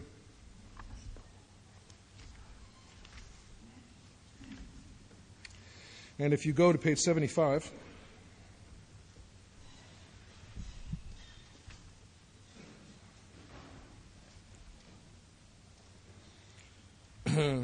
the bottom paragraph, returning home, we find, this is after you've done your 5th step. Returning home, we find a place where we can be quiet for an hour, carefully reviewing what we have done. We thank God from the bottom of our heart that we know Him better. Taking this book down from our shelf, we turn to the page which contains the 12 steps. Carefully reading the first 5 proposals, we ask if we have omitted anything, for we are building an arch through which we shall walk a free man at last. Is our work solid so far? Are the stones properly in place? Have we skimped on the cement put into the foundation? Have we tried to make mortar without sand? If we can answer to our satisfaction, we then look at step 6. We have emphasized willingness as being indispensable. Are we now ready to let God remove all of these from us all, the things which we have admitted are objectionable? Can He now take them all, every one? If we still cling to something we will not let go, we ask God to help us be willing. Then ready, we take something. We say something like this. Will everybody please take the 7th step with me today? Okay? My Creator,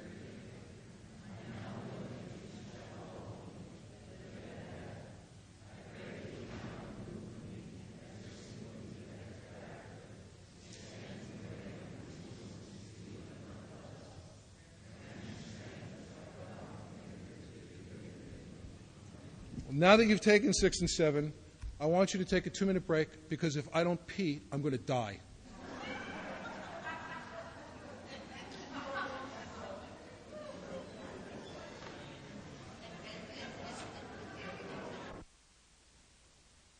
Me do precisely that. He had me go home, spend an hour, go over the stuff, had me say that prayer. I said the prayer, I gave it some thought.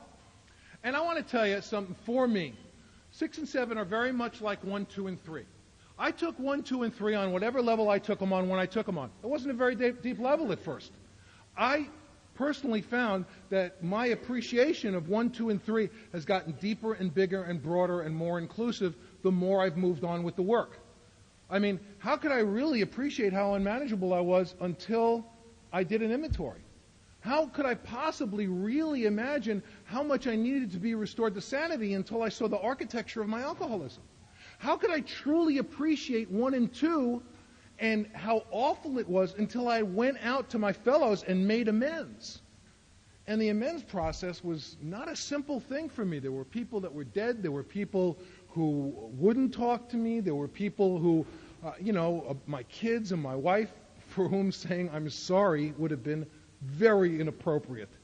Gee, hun, sorry about this 8-year journey to Hades. Okay? I couldn't even get the words out of my mouth. I'm sorry were the 2 most useless words in my vocabulary. It was like having a mouthful of ashes. I couldn't stand hearing myself say it anymore. So I went through the defects of character, and I had a talk with God about them. And I went through them. Some people put them all in one place, kind of take all of the defects from all the resentments and make a master list. Some people go through each one. The thing I try to do with my inventory as much as I can is to keep it from becoming mechanical. I don't type mine. Some people type them because it's not a problem for them. It is a problem for me. It starts becoming mechanical if I type it. When I say I am unwilling to accept the fact that my wife is another child of God who could be spiritually sick like me, I like to say the whole defect out and use the person's name. The only time it's different is when I write it about myself. I am unwilling to accept the fact that Scott's another child of God who is spiritually sick. Not maybe, is. The only one I'm positive of is me. You might be. I'm trying to stop playing God with varying degrees of success and failure. So that's what I do with the defects. And then if I go back and do 6 and 7 on fears, I go back to page 68, and on the bottom of the 3rd paragraph, it says, we ask him to remove our fear and direct our attention to what he would have us be. At once we commence to outgrow fear. If I go 1 paragraph up, the bottom of the 2nd paragraph says, we are in the world to play the role he assigns, just to the extent that we do as we think he would have us and humbly rely on us, does he enable us to match calamity with serenity. So, Father, please remove this terrible fear, turn my attention to what you would have me be. That's what it says on that 3rd paragraph. And then in the paragraph above it says, and humbly rely upon him. Because if I humbly rely upon him, he will enable me to match calamity with serenity. So, what does that mean for me? Let's go back to my fear list. I'm frightened of animals. I was an animal abuser, something I'm not proud of. I will tell you I have not abused an animal since the day that I got sober. But what came out in my inventory is I was scared of them. I felt responsible for the death of our family pet. The shame and guilt and terror that I experienced over this is undescribable. And I had those resentments on my inventory. But the thing that came out in my fear list is I was scared of them. I was scared of animals. Father, please remove this terrible fear of animals. Turn my attention to what you would have me be, which means what do you want me to do? My plan is to be scared. That's the Scott Redmond program. Be scared. Be scared, counterphobic, and attack. That's the Scott Redmond program. Or repress. I'm fine with either one. God's got another plan. Sometimes you hear people in the program say a lot about walking through fear. I understand that, but that's not always the answer. Father, please turn my attention to what you would have me be. In other words, what do you want me to do instead of being scared? Please remove this terrible fear of animals. Turn my attention to what you would have me be. And my inner voice said, stay away from them. Stay away from animals. And I said, okay, I humbly rely upon you, which means I'm going to go now do it. Otherwise, I'm just asking, I'm getting, and I'm going, what else you got? Because I'm not particularly fond of that. So I stayed away from animals, and in my 10th year of sobriety, I was in an AA conference where there was this gorgeous puppy that ran after me and ran into my lap, and I fell in love with him, and I knew that it was gone. It wasn't an event. It just happened. It was a war of attrition. It got starved out by my spiritual work. So the answer isn't always to walk through it in some kind of Arnold Schwarzeneggerish kind of attitude of, oh, well, I'm scared, so I'll buy fish, I'll pet a puppy, I could have wasted a lot of time. The inner voice said, stay away from him. What a beautiful thing. What a beautiful message. It didn't say, stay away from him, you schmuck. It just said, stay away from him, and I did. And it got eaten up. The fear got eaten up by the right action. I'm scared of dying. Please remove this fear of dying. Turn my attention to what you would have me be. I don't know what your God's going to say to you. Maybe your God's going to say, be in today. Maybe your God's going to say, get a checkup. Maybe your God's going to, I don't know what your God's going to say. But if you're not asking, most importantly, you don't know what your God's going to say. So that's the 6 and 7 I was taught to do on fear. The 6 and 7 I was taught to do on sex is in the last 2 paragraphs on page 69. Just above it, it says, where were you full? What should we have done instead? We got this all done on paper and looked at it. Once a guy is finished with his 5th step, I'll quite often tell him to go through your sexual inventory and take all the things you should be doing instead. All the time you wrote what I should be doing instead, and put them on one piece of paper. And that's the architecture of the man you'd like to be. That's the architecture of the person that you'd like to be now. What a beautiful thing. That's your ideal. Why not work toward that? And then it says, what a powerful message. In this way, we try to shape a sane and sound ideal for our future sex life. I usually say sex life or just life. We subjected each relation to the test. Was it selfish or not? We asked God to mold our ideals and help us to live up to them. We remembered always that our sex powers were God-given and therefore good, neither to be used lightly or selfishly, nor to be despised and loathed. Whatever our ideal turns out to be, we must be willing to grow toward it. We must be willing to make amends where we have done harm, provided that we do not bring about still more harm in so doing. In other words, we treat sex as we would any other problem in meditation. We ask God what we should do about each specific matter. The right answer will come if I want it, not if I like it. If I want it, because sometimes I'll say, Pop, what should I do? I get a message. I go, nah. If I want it.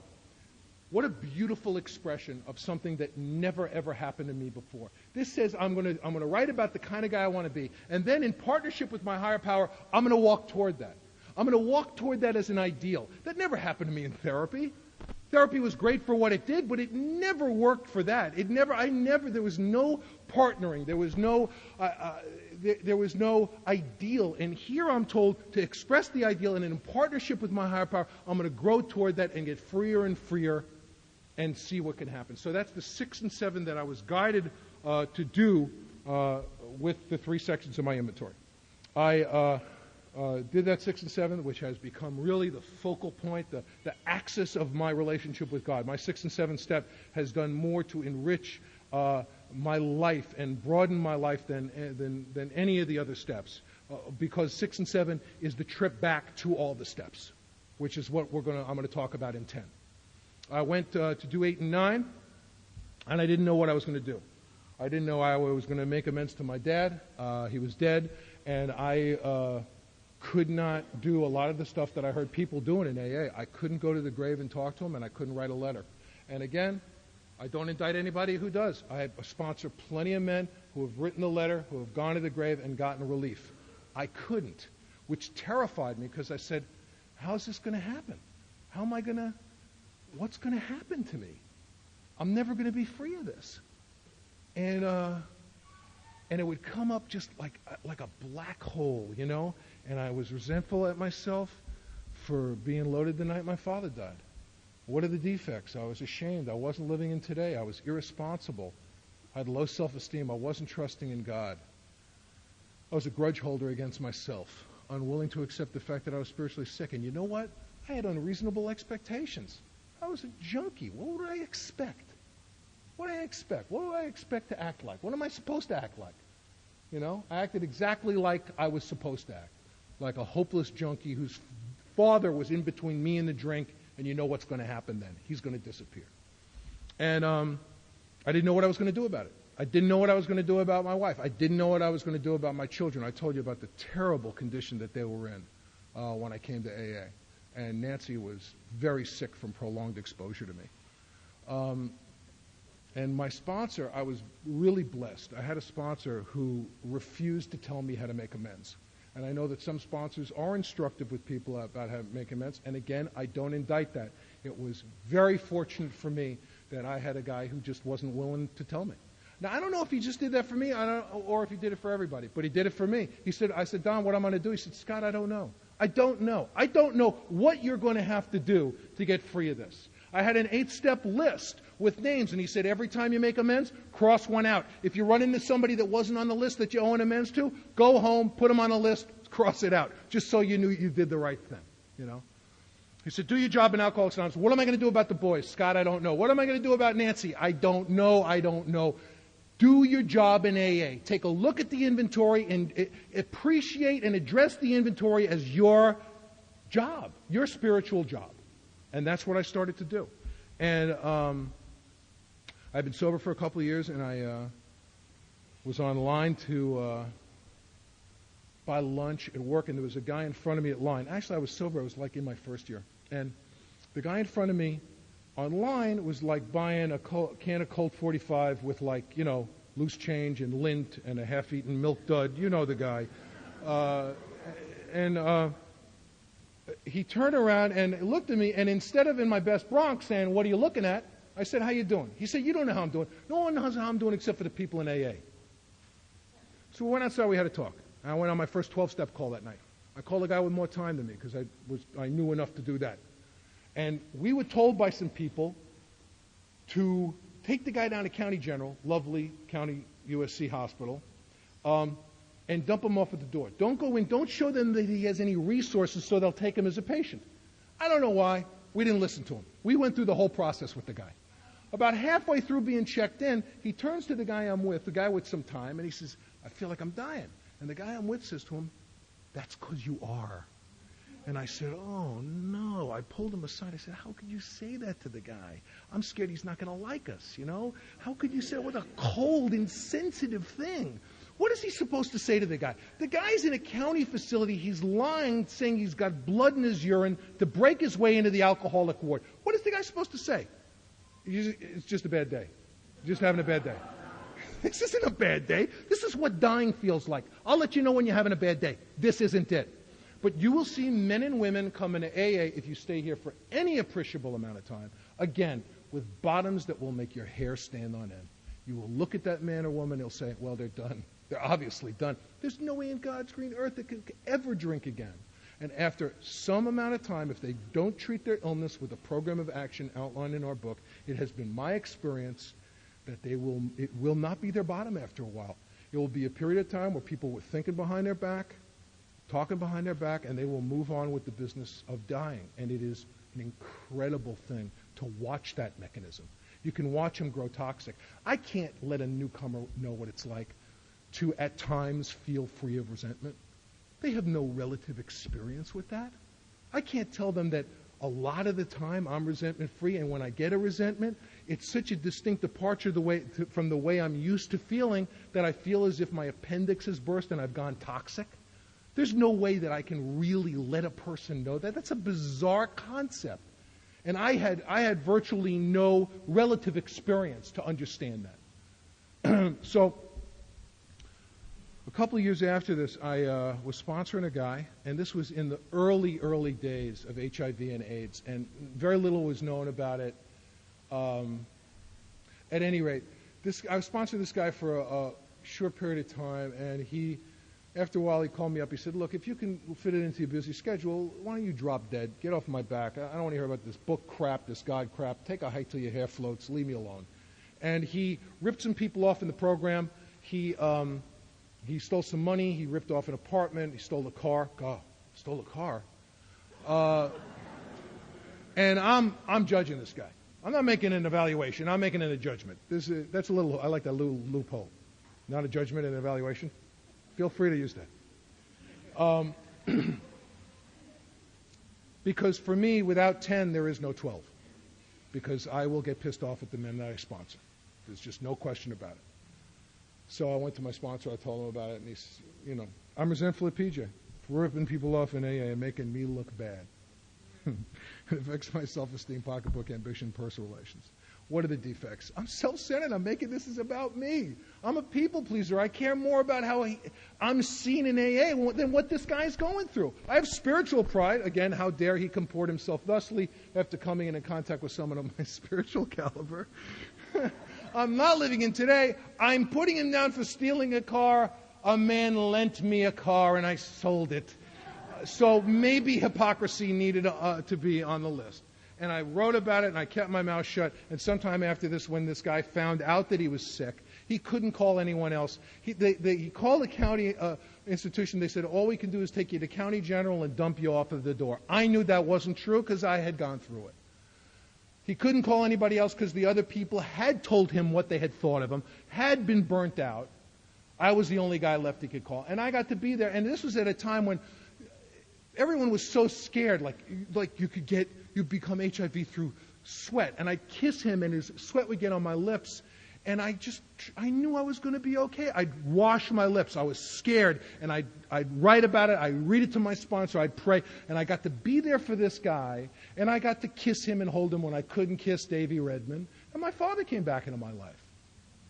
Not in a flash, not an event, not that afternoon, but I found out that I could talk about him. I found that I didn't have a picture of him in the house. I wanted a picture. This happened over a period of time.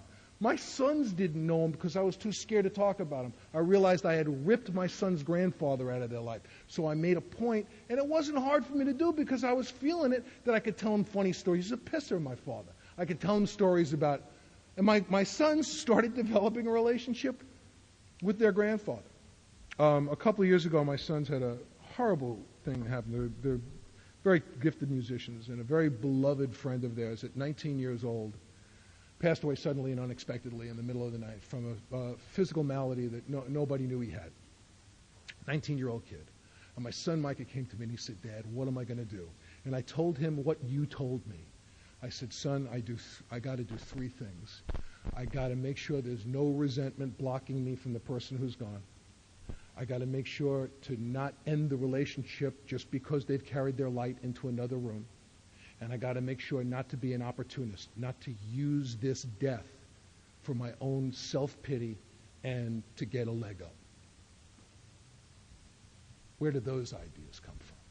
And I sat in that shul and with my arms around my sons and felt the presence of my father as powerfully as I've ever felt it in my life. Because of addressing his death, of approaching 6 and 7, of leveraging that to bring God to bear in my life and getting that kind of freedom. I'm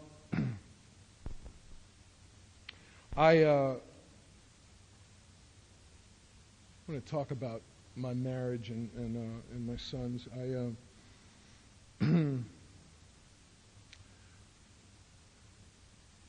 You told Nancy and I not to get involved in our first year, and we didn't.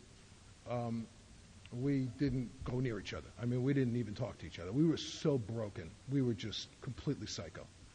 I was talking to somebody earlier. I haven't remembered this in quite a while, but I will now teach you the Scott Redmond couples workshop in 2 seconds. It'll just take 2 seconds. My idea of working on a relationship is to talk to you until you change your mind.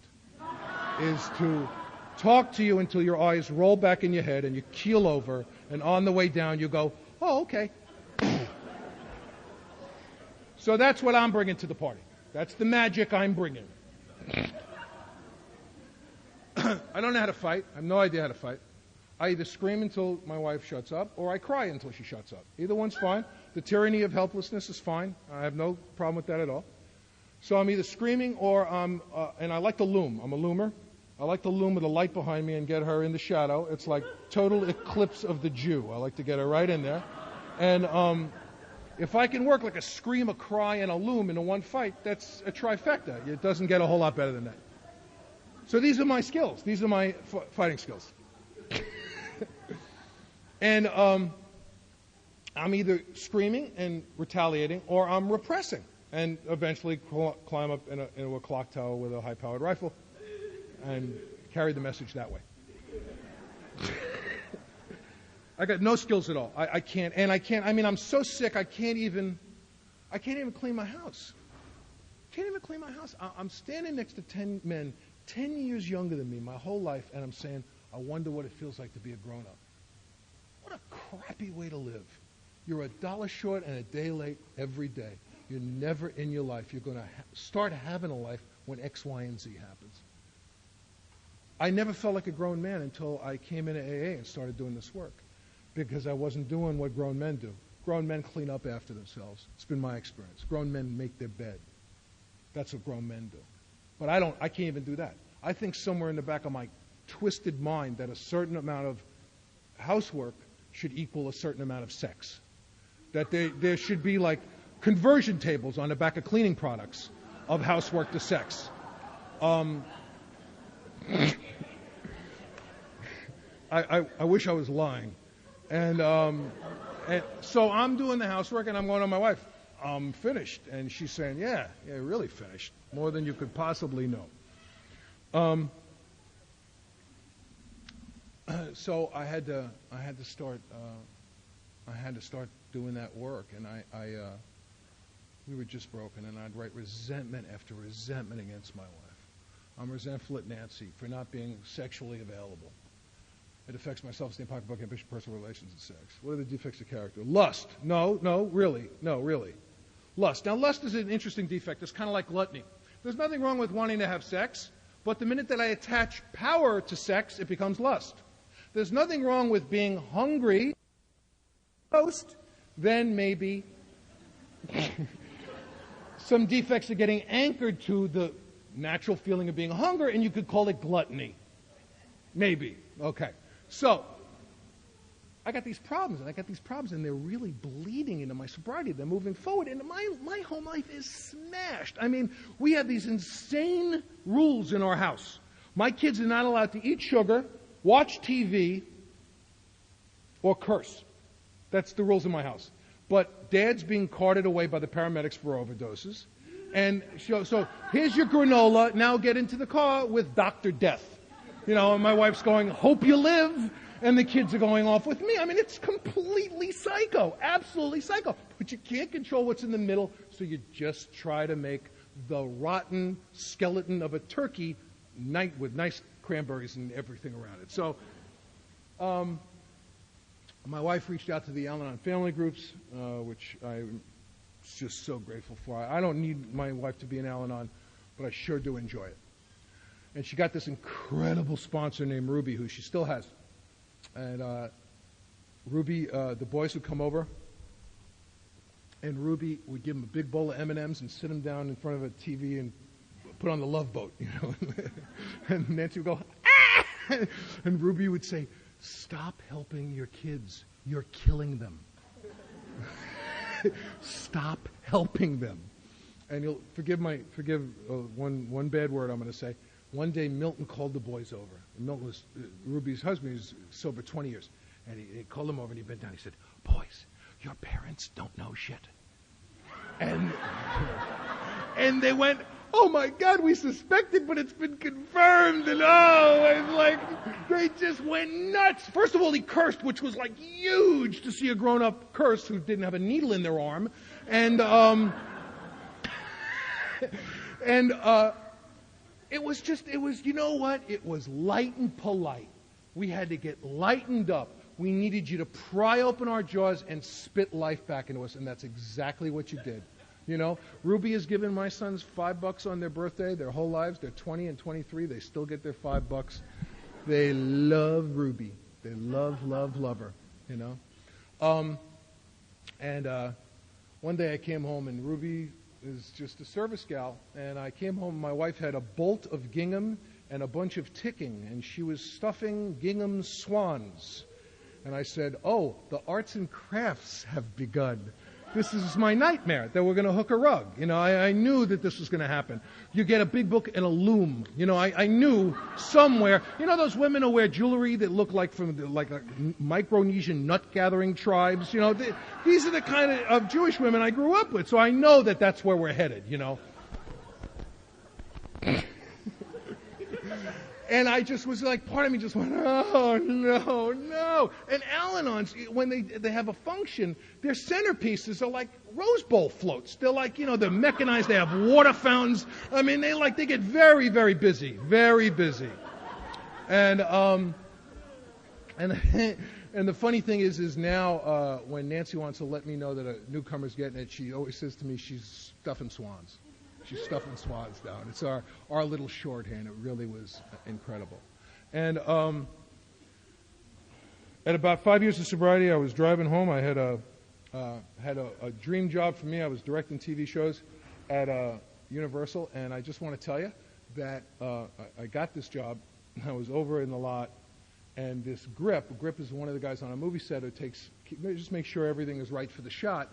And he walked up and he said, "Oh, you're that caterer. You're that sweet caterer. What are you doing on the lot?" And I said, "I'm directing the show on stage 46." He said, "Did you go right from the catering to the directing? Did you go?" And this first show I directed, they brought a guy in to be the assistant director, and he walked in and he looked up and I saw his eyes. He went, "The caterer. Oh no. This is one of these kids that have been screaming at me," and I didn't have to get even with him, but I really enjoyed that little shudder that went through his body. I liked that.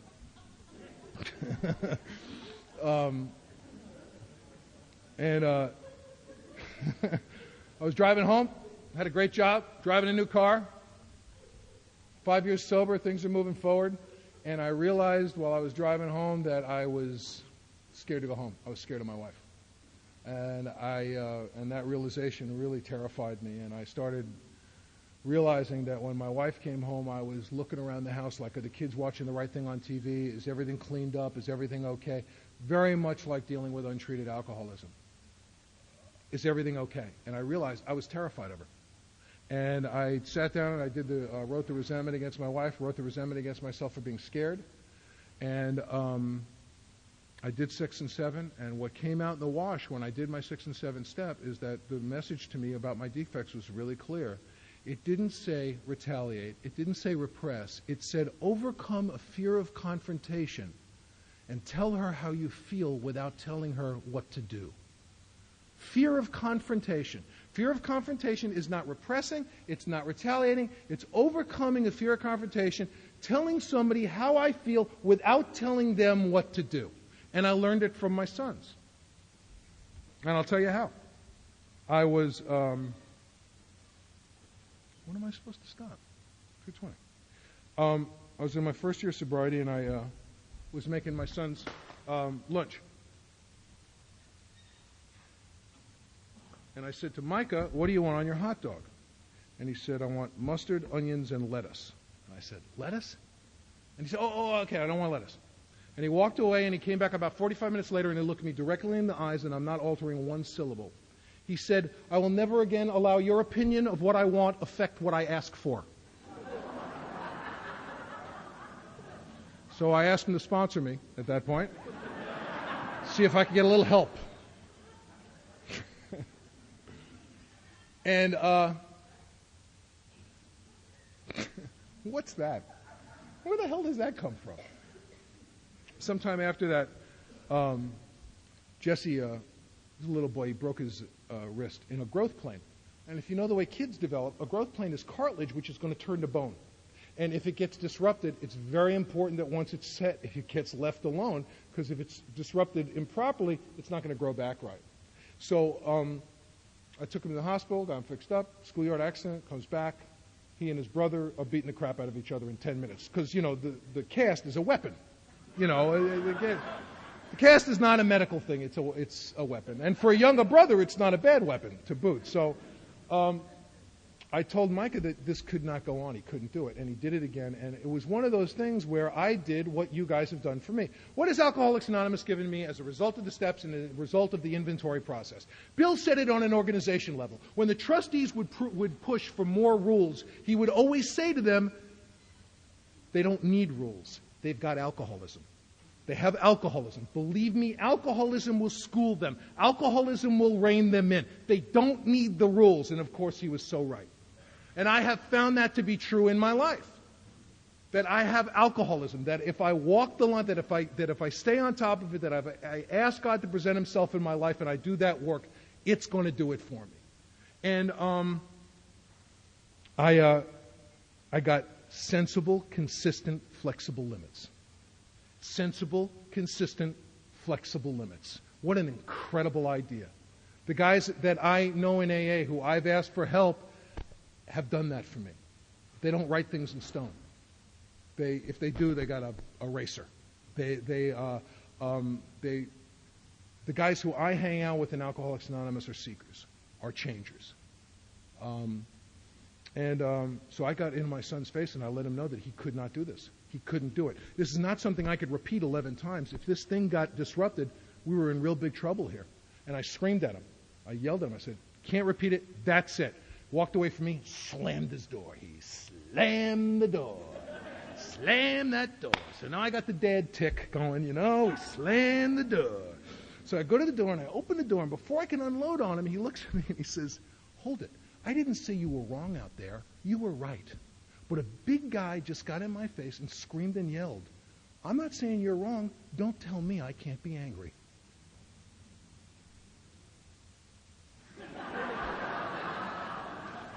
What's that? What the hell is that?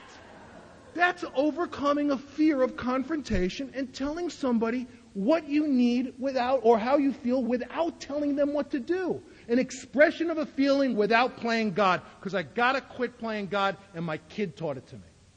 What a beautiful demonstration of it. You were right, Dad. I shouldn't do that. Don't tell me I can't be pissed off. You're scary and large. True. And what a blessing, because for me, the model of parenting, the model in relationships for me has really been a result of that kind of sponsorship. I've really modeled one for the other. They've fed one another. It's an incredible thing. You don't have to. You can get a designer sponsor here. You can get anybody you want. Doesn't matter. If you don't allow yourself to be sponsored, it just does not matter. Who you're. There are people who that say I'm their sponsor. This is my favorite. A guy walks up to me in a meeting years ago, and he says, you know what, you really haven't been there for me, and I'm going to have to move on. I just want to thank you, but I got to cut it loose. I had no recollection of sponsoring the guy. No recollection of ever being asked. No recollection of ever agreeing to sponsor the guy. The guy was he was an incredible blowhard who, when he would share, people would take their own life. So I missed, I was so grateful to be fired by this guy, and I had never sponsored, I missed the whole thing. It was great. I have a friend of mine who a lot of people here know who, he was at a meeting one time. He speaks a lot. And this guy walked up to him after he finished his talk, and this guy walked up to him and said, you look really familiar. And my friend put my arm around him and said, that's because I'm your sponsor. And what had happened was, the guy, when he was new, about 8 months before, had been to a meeting where my buddy was talking and got very excited about the talk and ran up to him and asked him to sponsor him. And he said, yeah, never called him again. So that's why he looked so familiar. He was, in fact, the guy's sponsor. So I really like that a lot.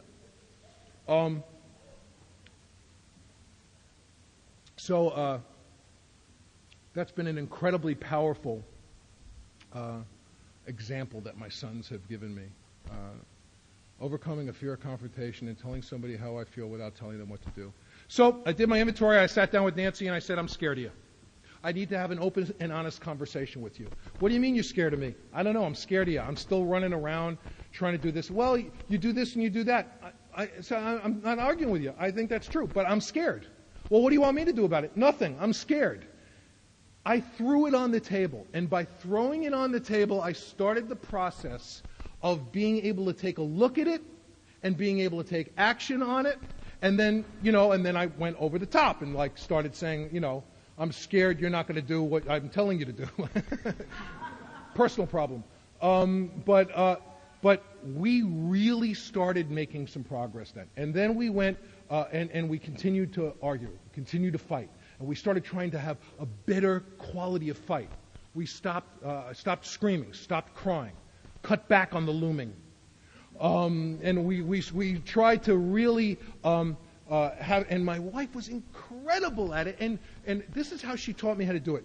My sons would start fighting, physically fighting. And I would, because of my incredible guilt about being a lousy father, I'd pull them apart and think that I was helping them. And Nancy would say, you never let them finish. We don't finish. No one here finishes. How many times have I said to myself, how did we wind up here again? We always wind up back here. It's like we never move. We never get any movement. And what my wife was pointing out to me was, because you're not finishing. And we'd start to fight, and I'd get louder and louder, and she'd go, okay. And then just stay on it and talk about it and keep putting it out there, And if the alcoholic, if you talk to them and ask why they've done it again, and if they stick with you and they're honest, and you're not angry and you're not accusing, odds are they have no more idea than you. And a meeting can start taking place, a real relationship, a real meeting. And I started letting my kids finish fights, and I want to tell you, it was like someone ripped something out of my body. I used to sit on my hands. And Nancy would say, trust them, let them do this. And they did it. And they have an incredible relationship today. Absolutely remarkable relationship, And we would continue to have these explosions, and then our sexual relationship would diminish, and then I'd feel punished, and she'd feel something, whatever I decided she was feeling because of my mind reading skills, and I'd have to go back and do sexual inventories. And what should I be doing instead? What I should be doing instead is be grateful to be available. Be grateful to be available. What an incredible idea. In the old days, if I'm available, then it's on. Even if I'm alone. Doesn't matter. It's lonely, but, And the results are very unsatisfying for me. Just to be grateful to be available, to not be loaded on coke, to not have to drink, just to be available, to be loving, to be caring, and to find some other way to express it. What a remarkable gift. What should I be doing instead? Have an open and honest conversation with my wife. Now, when I used to express my feelings, I wasn't expressing feelings. I was giving you a list of things to do.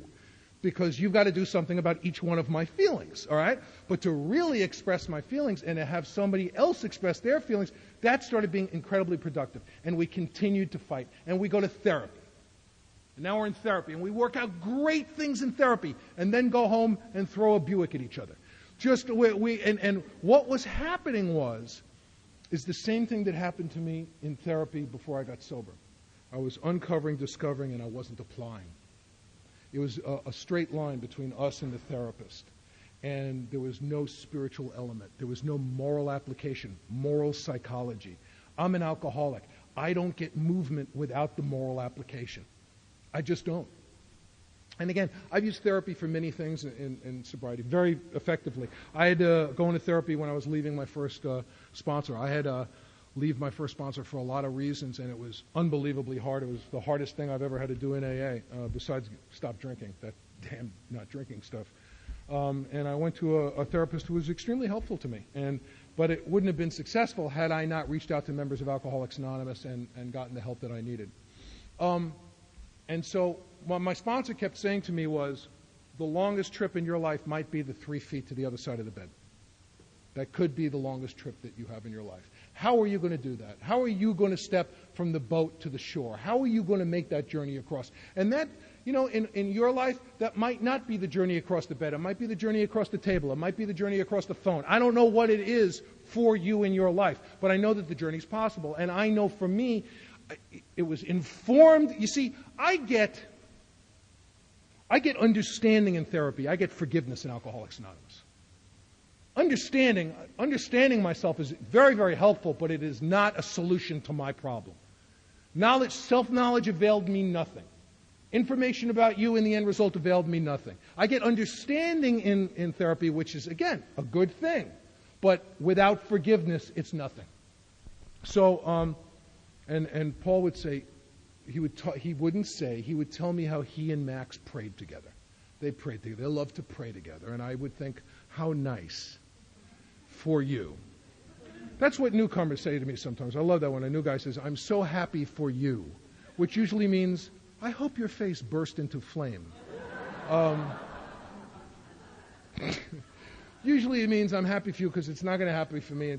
Take a hike, leave me alone. Sometimes it means that. And we were in this bizarre situation of loving each other and valuing each other and being in a position of being tremendous help to a lot of other people and not being able to show that simple love and understanding and kindness to each other. How crazy is that? You know what? If I'm living with the enemy, I ought to move. Eventually, you know? And out of desperation, out of facing divorce in sobriety, I'm not supposed to be experiencing this. I'm now 6, 7 years sober. I'm down the line. I'm sober. I'm sponsoring lots of guys. I'm active in my home group. I'm talking in AA. This isn't supposed to happen to me. Who is it supposed to happen to? To human beings. And it's happening to me, and I'm terrified of my wife, and we're not getting anywhere, and we keep coming on, and we're developing tools, but we don't have a moral application for them. And finally, out of desperation, as I said, I will get on my knees in the middle of Grand Central Station with a known felonious puppy strangling guy who I know for 2 seconds. Sure, let's do the third step. Let's go. But pray with my wife? That's embarrassing and unnecessary. And if you're a puppy strangler and you're new, welcome. We got a guy who's strangled 2 puppies, I guarantee you. And Nancy and I finally started holding hands, and we started not working the steps together. We started saying, please, Pop, please help us. Can you help us to have a sense of humor? Can you help us to stop taking everything personally? Everything personally. Can you please help us keep it light and polite? Can you please help me remember that this is my wife, my lover, my buddy, my bride. This is my confidant. This is my friend. This is not my adversary. Can you please help me? One day Nancy, and we really got so much success in this. One day Nancy said, oh, please, Pop, help us, despite the fact that I'm a wet blanket and he's a windbag. And it was said in such a beautiful way that I said, help me do whatever my wife tells me to do. Ah! And but we'll say stuff like that. And it's been an incredibly productive thing as a result of going back. What should I be doing instead? That's been a real focal point of that sexual inventory for me. What should I be doing instead? Tell your wife you're scared of her. Have an open and honest conversation. Go to therapy together. Pray together, whatever that's been. So, anyway, it's time to take a break, and I don't have to go to the bathroom. So, I'll see you in a couple of minutes. Let's move further into step 10 now. If you take a look at some of you have this throwaway. I printed up some people might appreciate this, and some people might have absolutely no use for it. I just wanted to share with you the beginning of my morning regimen of prayer. I say, I am powerless. My life is unmanageable. I know that you will restore me to sanity. I turn my will and my life over to you. That's the first 3 steps. And then I say the 3rd step prayer. And then I say the 7th step prayer. And if there are things that a friend of mine and I before were talking about, repeating the same kinds of behavior and over again, repeating the same kind of resentments coming up. And what I like to do is, let's say I have a problem with my boss, and there's certain defects on that appear every time. That I'm self-centered, I have unreasonable expectations, I have fear of confrontation, self-pity, self-centered. He treats everybody like crap, not just me. Whatever the thing is, that when I say my 7-step prayer in the morning, I can have a little extra time with my higher power and say, you know what? I'm going to go in, I'm going to see him this morning. What should I do? I need to get rid of the self-centeredness in this area. What should I do? And sometimes the inner voice would say, stay away from him. Sometimes the inner voice would say, go in and make him coffee. There's no hard and fast rules about it. I talked briefly before about that kind of spirit in Alcoholics Anonymous. If you study the history of AA, one thing is really clear. There was nobody was saying this is the way it gets done.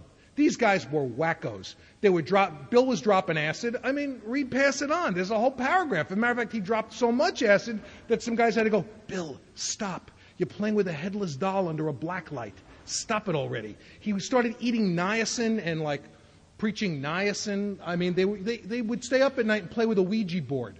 My point here is that they were real seekers. And the people that I've hung out with and get most from in AA are seekers and people who stay spiritually pliant and inclusive. And because of that, I've been, my sponsors have had an opportunity to grow me up spiritually. And it's really been wonderful.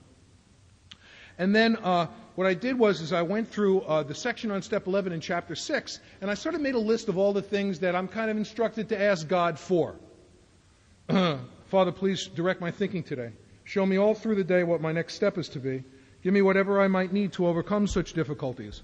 Please keep my thoughts especially divorced from selfish, dishonest, and self-seeking motives. Please keep me from self-will and self-pity. Hold me close to you. Reveal your work to me and give me the power to carry it out. Hold me close to you and keep me sober just for today so that I might better do thy will. Thy will be done, not mine. And now I open up to God, ask what's in store, discuss what's current, pray openly and honestly, have a real, breathing, living relationship with my higher power so that in all matters I can turn to the Father of light who presides over all. It's a wonderful quote that I just love. I'm going to jump forward 2 sheets ahead. It's in huge print. And it was an expression from a spiritual teacher that just captured me, and I wanted to share it with you. Because if I don't do that morning dedication, if I don't do the 10th step, if I don't allow that to bridge me over to the 12th step, this is such a beautiful expression of what happens when people walk away from AA. God does not die on the day that I cease to believe in a personal deity. But I die on the day when my life ceases to be illumined by the steady radiance renewed daily of a wonder, the source of which is beyond all reason. What a gorgeous expression of what happens in AA for me. I was talking briefly before with a woman who's sponsoring somebody who just went out.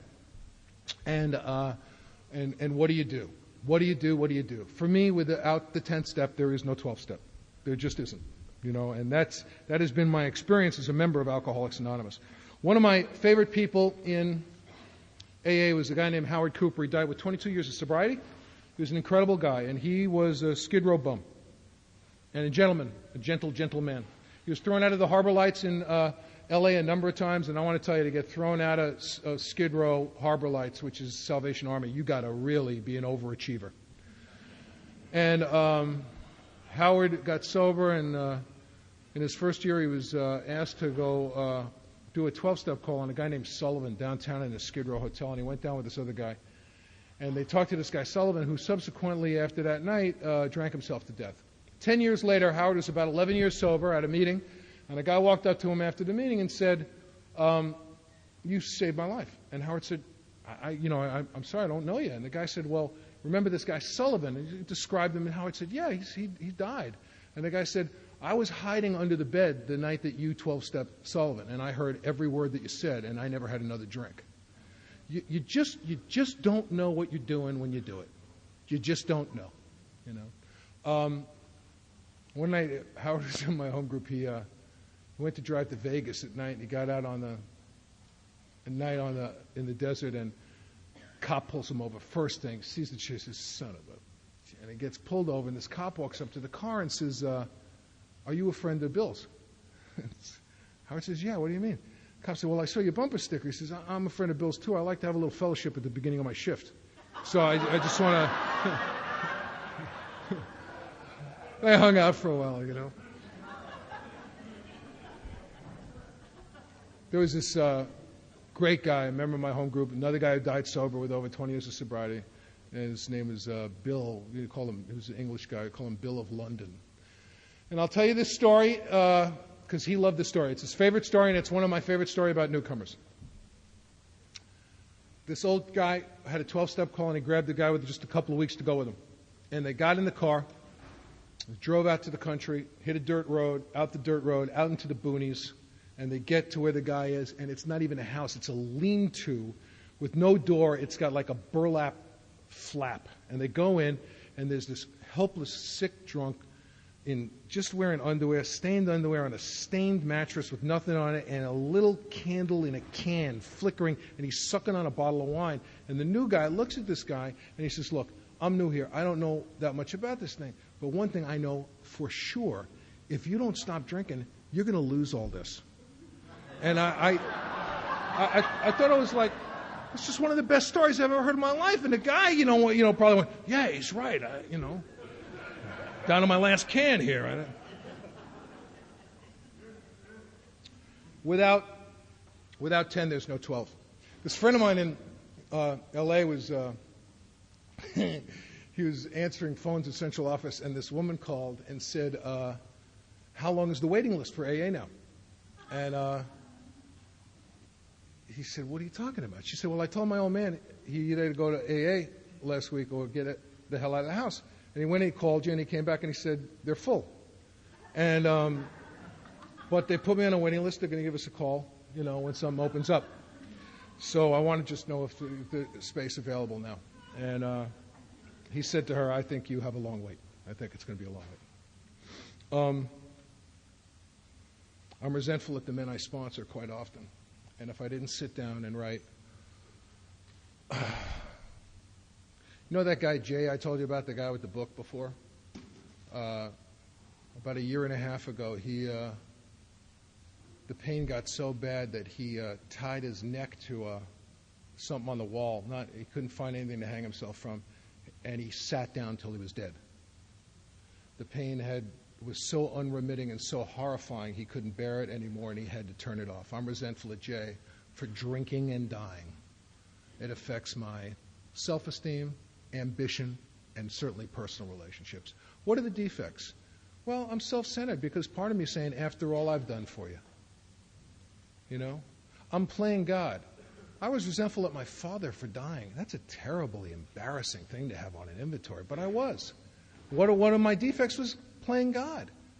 I was deciding when people should live or die. And you know what another defect was? Was ungrateful. I had my father till I was 21. I've met a lot of people who've never had their father, never met their father, wished they had never met their father, and certainly not had him all that time. So I have found for me that this process of the 10th step has been the saving grace for me. And I tell you, I would have stopped sponsoring a long time ago. And I've had many resentments against my sponsors. And I've had to sit down and work the 10th step and take a look at what I could do. But what if it doesn't go away? What if it doesn't go away? I'm 10 years sober. I'm up to over 300 pounds. Can't weigh myself anymore because my scale only goes up to 280, and I'm not willing to go down to a freight scale and weigh myself, and that's the only thing I can weigh myself on at that time. What am I going to do? I'm now flying all over the world to AA conferences. I can barely fit into an airplane seat. I'm about to ask for the seatbelt extension, a golden moment in anybody's life, and I have no sex life. I'm completely unavailable. I am the scariest, most awful walk to me in the world is the 20 feet from my seat to the podium to talk to thousands of members of Alcoholics Anonymous because I can't bear being seen. Am I doing good work in AA? Absolutely, no question about it. I stopped smoking in Smokers Anonymous. What does that have to do with sobriety? Absolutely nothing unless you're going through with it. Unless you're going through it, it has absolutely nothing to do with sobriety unless you're going through it. I want to stop smoking. I'm scared. It makes me scared all the time. Every ache I have, every pain I have, I immediately becomes brain cancer. I'm scared. I'm having a hard time breathing, and it's starting to scare my children. I don't know what to do. I finally go to Smokers Anonymous. I want to be in Smokers Anonymous like I want to tap a 10-penny nail into my eye. All right. Now, one of the things I have done to make amends to my wife is I have gone to great extremes to make sure that I am never in a position of compromising myself with women in AA or outside of AA. And it has nothing to do with anybody but me. But I was so off in this area, I have just made sure that I don't sponsor women. I just don't do that stuff. I have great friends, great relationships, and I just make sure it's in a certain framework. One night after I spoke, this woman came up to me and we had a talk. I don't know why. It just seemed like the right thing to do. We had a talk. And afterwards, she came back to me subsequently and said, you saved my life that night. Of course, I saved her life like I saved Jay's life. I have no power at all. But that's what she said. Now, this is the reason why I mention it. I finally go to Smokers Anonymous, and I'm terrified. I'm terrified because I finally have something that's working in my life. I have asked to be relieved of drinking, and you know what? I am. I'm not only relieved of it, I'm helping other people. My family's getting better. We're making a new beginning. It's working. How am I going to ask God for this other thing? How am I going to ask Him for a thing? And I see guys all the time that stop and smoking, they're stopping. What if I go to God and I ask Him to remove the cigarettes and He doesn't? I'm going to drink again. It's all a house of cards. It's going to come tumbling down. And it's starting to feel like self-help. Let me do this. Let me do that. I'd like to lose 10 pounds. I want my hair to have a descending hairline. I want, what do I want to do? It's starting to feel off. So I go to Smokers Anonymous meeting, and the woman who told me that I saved her life is taking a cake or whatever they give you, a carton, whatever they give you, for a year off cigarettes, and she gets to the podium and she says, you know what? People in AA who still smoke work shitty programs. So I do a Yosemite Sam. My brain blows up, and I go home and I'm nuts. I'm psycho. And I sit down, I do the 10th step. I'm resentful at her for saying, the defects of character, and I'm saying, so I didn't help you. I didn't help you, right? I work a crappy program. I couldn't possibly have saved your life. Thank God I said this to myself, right? And when the dust cleared and I got right with God and I got right with my sponsor, what came out in the wash? She was wrong. She was wrong. My life was being illumined by a source beyond my comprehension. That I could ask God to lift my cigarette smoking, to lift my eating, to lift whatever I wanted, and if it didn't happen, I didn't have to drink. One had absolutely nothing to do with the other. I quoted this the other night. It's one of the greatest things I've ever heard. I heard a guy say the line that it's all the same disease was started by a recovery home that only had one van, which I love that.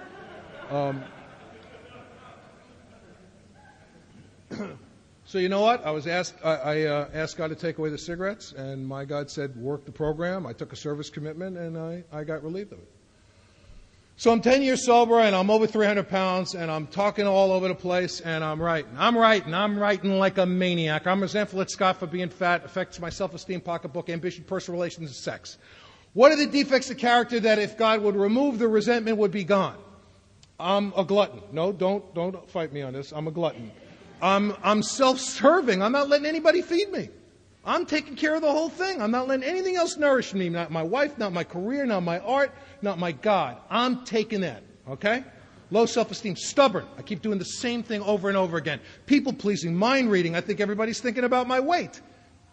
You guys don't even have time to think about anything but yourself, by and large. I mean, I know I have precious little time besides me. And I write it, I read it, I go out and have a pie and a bowl of spaghetti. What's wrong? What's wrong? I'm writing it, I'm reading it, I'm doing it. Writing, reading, doing. My sponsor said, you know what, you're going to have to go back to the first 5 propositions in the book. Remember when we talked about 6 and 7 before?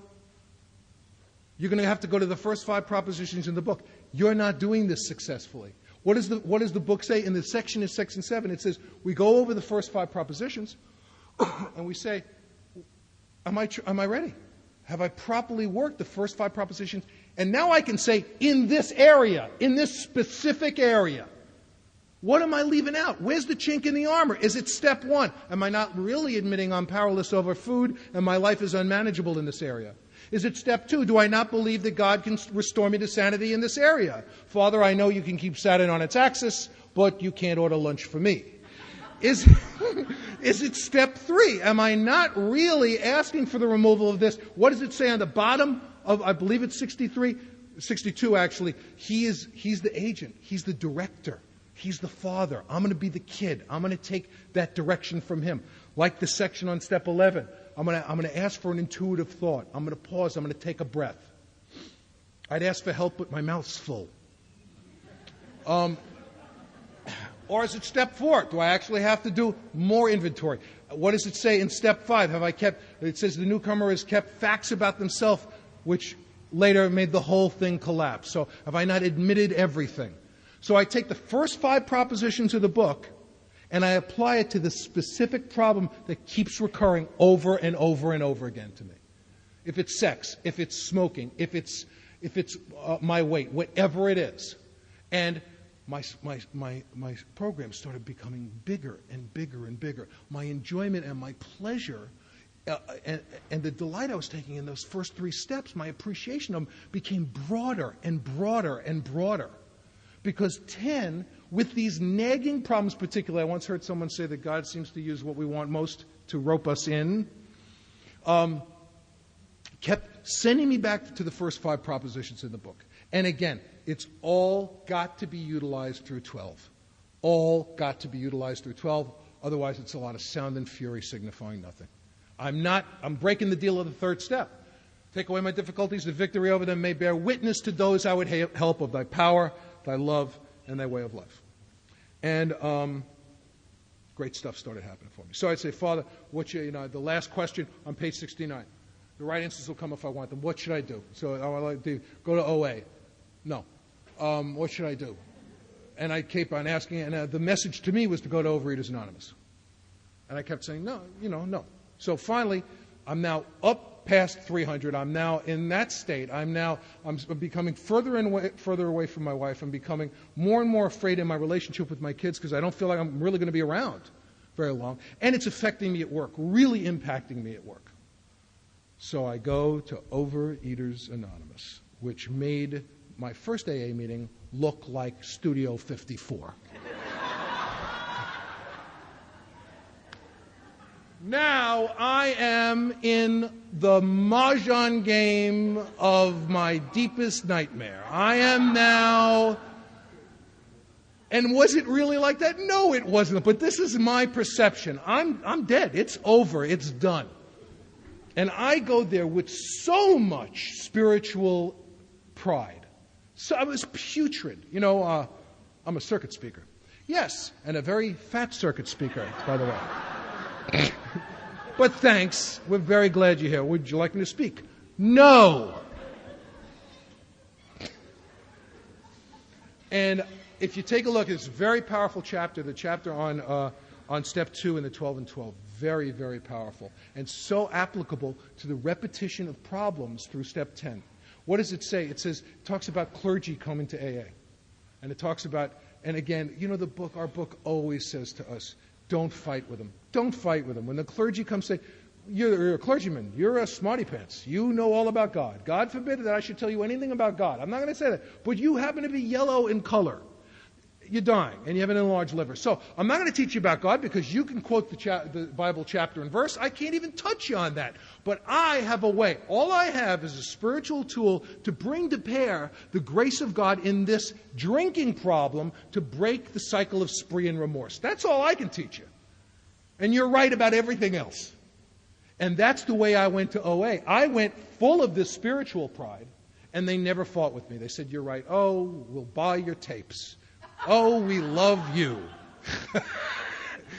And it wasn't for a long time until I humbled myself. And I want to tell you, man, if I could only orchestrate my own humility, I'd be a much happier guy. I have never been able to orchestrate my own humility. And you know what? I can't understand anything I'm judging. I can't. The minute I start judging something, I don't understand it. I can't appreciate it. It becomes paper mache. It's something less than human. And I didn't understand what I was doing spiritually because I was judging it. And it only was, and it's what Bill said.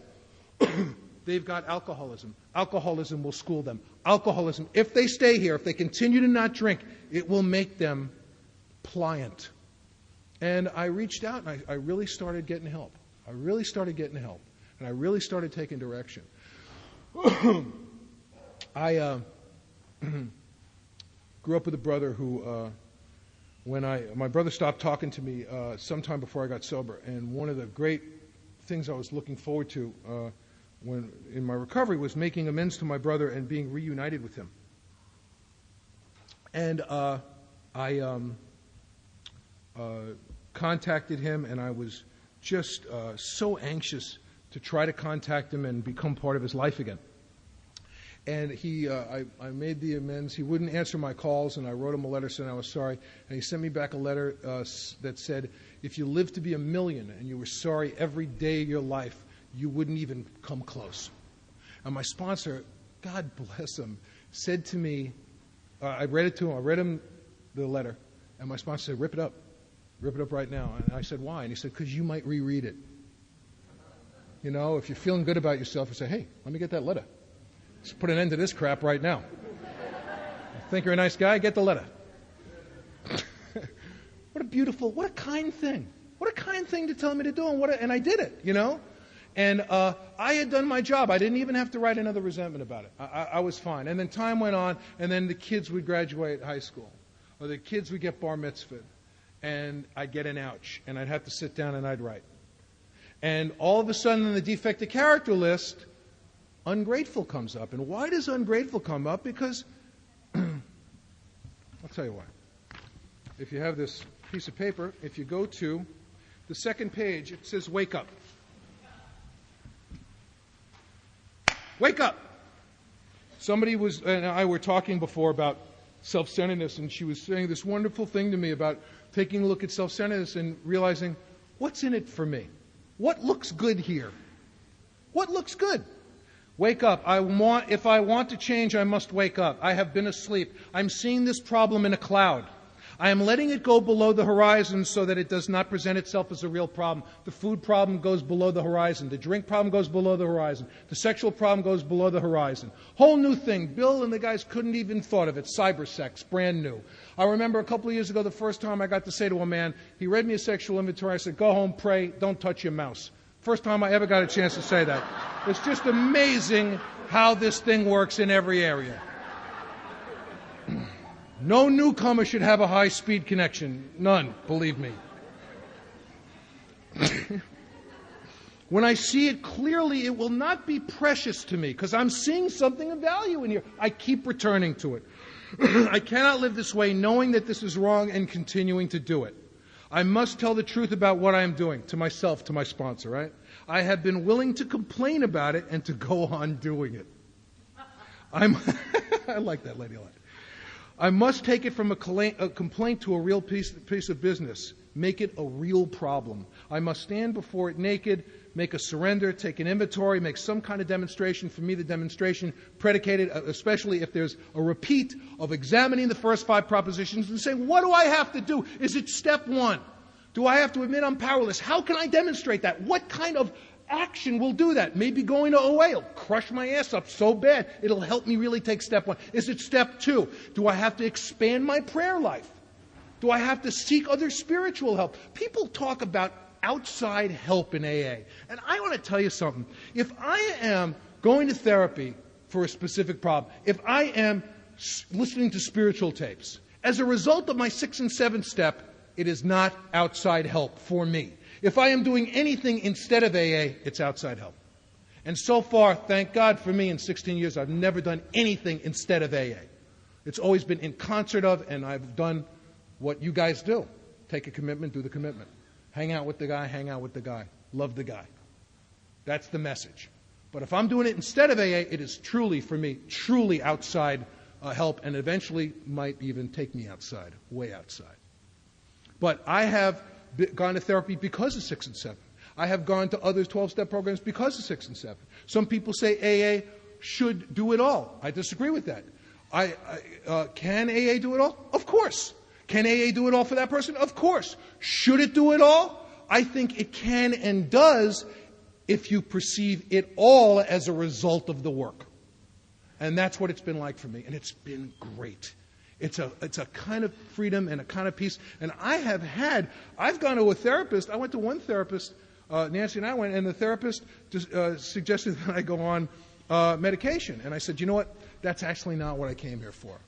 And he said, well, I think that if you took the medication and reduced your anxiety, that you would be able to cure the problem. And I said, well, for me, the anxiety is the problem. And if I get rid of that, I'm not going to deal with the problem. And that was the right thing to do for me.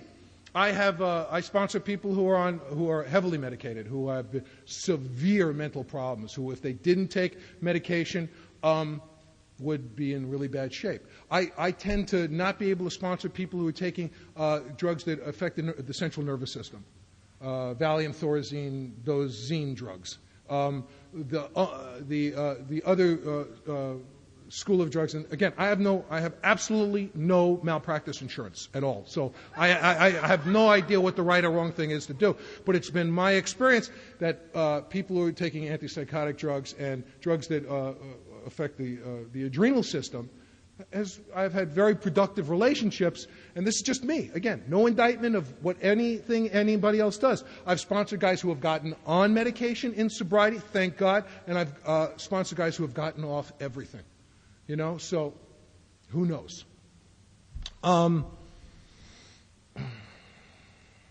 So, boy, I talked myself into a bubble. Give me a hint. Huh? 10? Thank you. Wake up. Whew. This is not a small deal.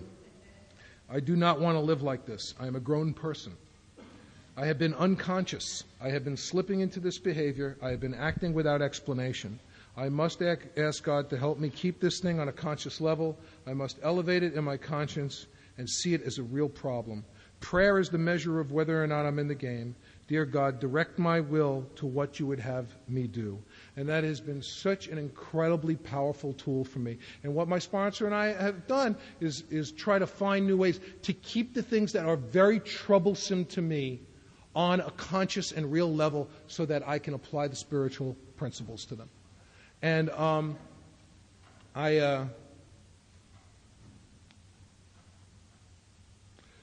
my sons were all over my inventory, and I had done some stuff that was just miserable, just really, really bad stuff. I really had injured my sons tremendously. When Micah was 6 months old, I was hungover, and he was laying. He was a 6-month baby. A lot of 6-month-old babies are babies who do a lot of springing with their legs. They can't walk yet. Sometimes they can't crawl, so they spring. And he pushed off my body, threw himself onto the floor, landed face first on a telephone, which was a rotary phone, turned his head, and the hook on the phone slipped right under his eye. And I don't know if I would have reacted to it any differently, but I'll tell you what happened. Instead of carefully seeing what was happening with the baby and looking at him, I picked him up and it ripped the flesh under his eye. Now, the reason why I say that to you is because I never thought I was going to get over this as long as I lived. I didn't tell anybody what had happened. I took him to the hospital, and blood was streaming down his face, and my wife was there, and I said he fell off the bed and he cut his eye. Now, would it have happened if I wasn't hungover, if I was just napping, as parents do? It could have been. Could have happened.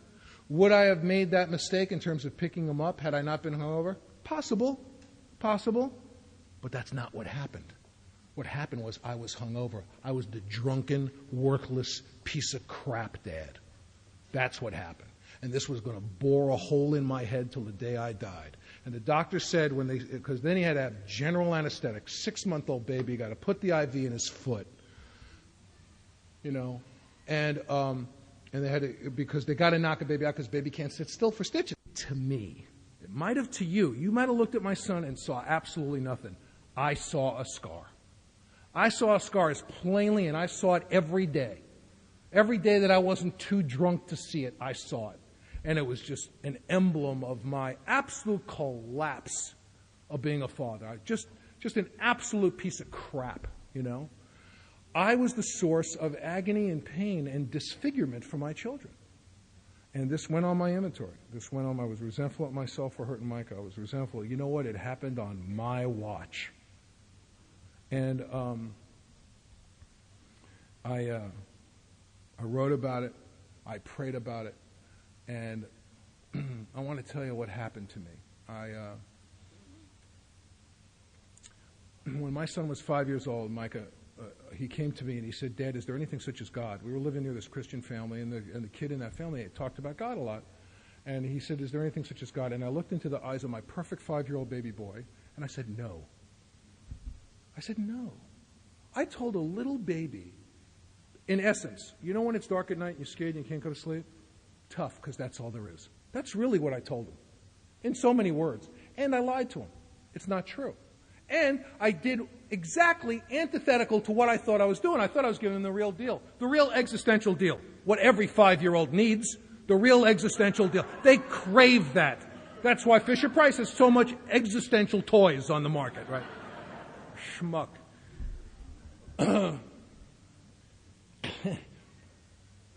I thought I was giving him the real deal, saving him so he wouldn't have to be played like a sap and a sucker like those people out there. And what the big book of AA says, and if you're new here, please read the 4th chapter of our book because it talks about it so much more eloquently than I'll ever be able to. It says this is the weakest, mushiest, most pathetic thinking of all. It is exactly the opposite of that. If you can stand in the presence of all this immutable law and say that there is no rhyme or reason to it, and it says something beautiful, it says you've already got what's necessary for sobriety, you've already got what's necessary for faith. You have been incredibly faithful and had tremendous faith in people, places, and things, in drugs and alcohol and all that stuff. And all we're going to do is put to work this incredible, incredible resource you have and turn it with some spiritual tools to having faith. The evidence of your faith will come real to you. You know?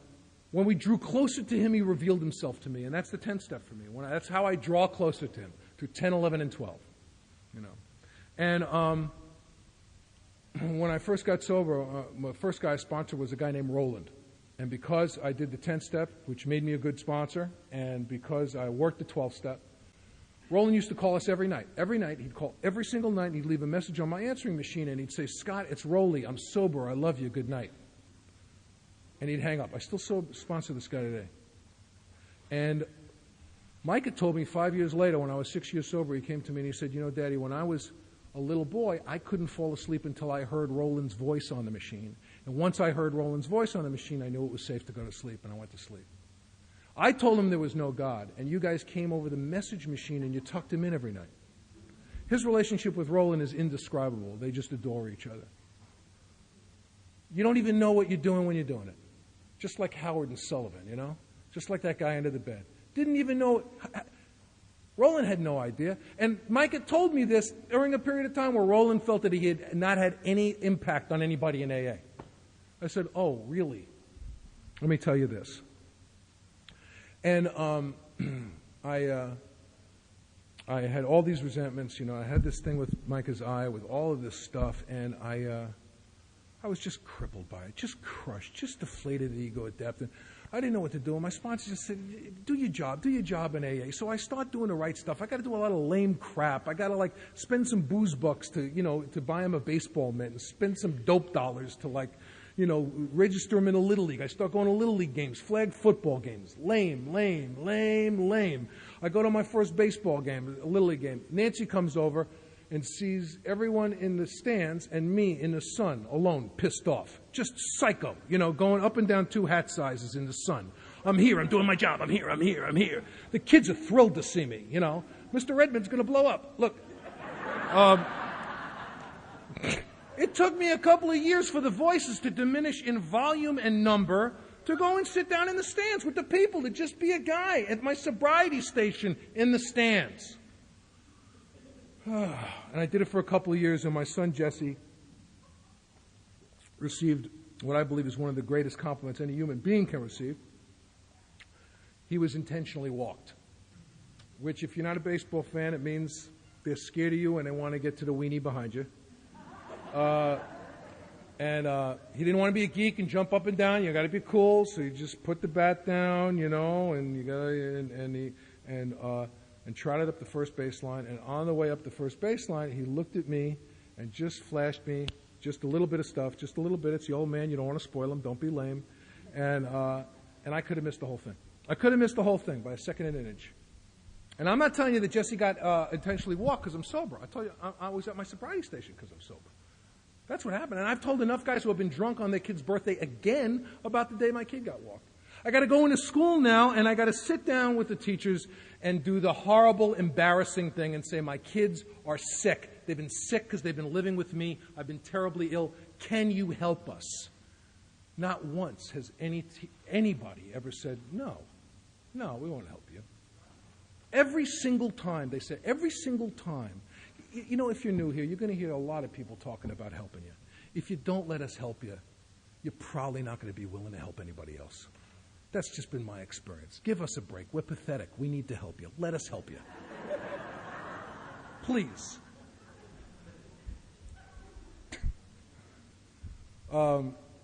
When Micah was born, we were surrounded by friends and family. I had a ton of phone calls and a lot of flowers. And when Jesse was born, 2 years and 9 months later, nobody came to the hospital. Nobody called us. Jesse went up in incubator. He was sick. Nancy was alone, so alone that they almost put out a psych alert on her because she was all alone. Nobody came visit.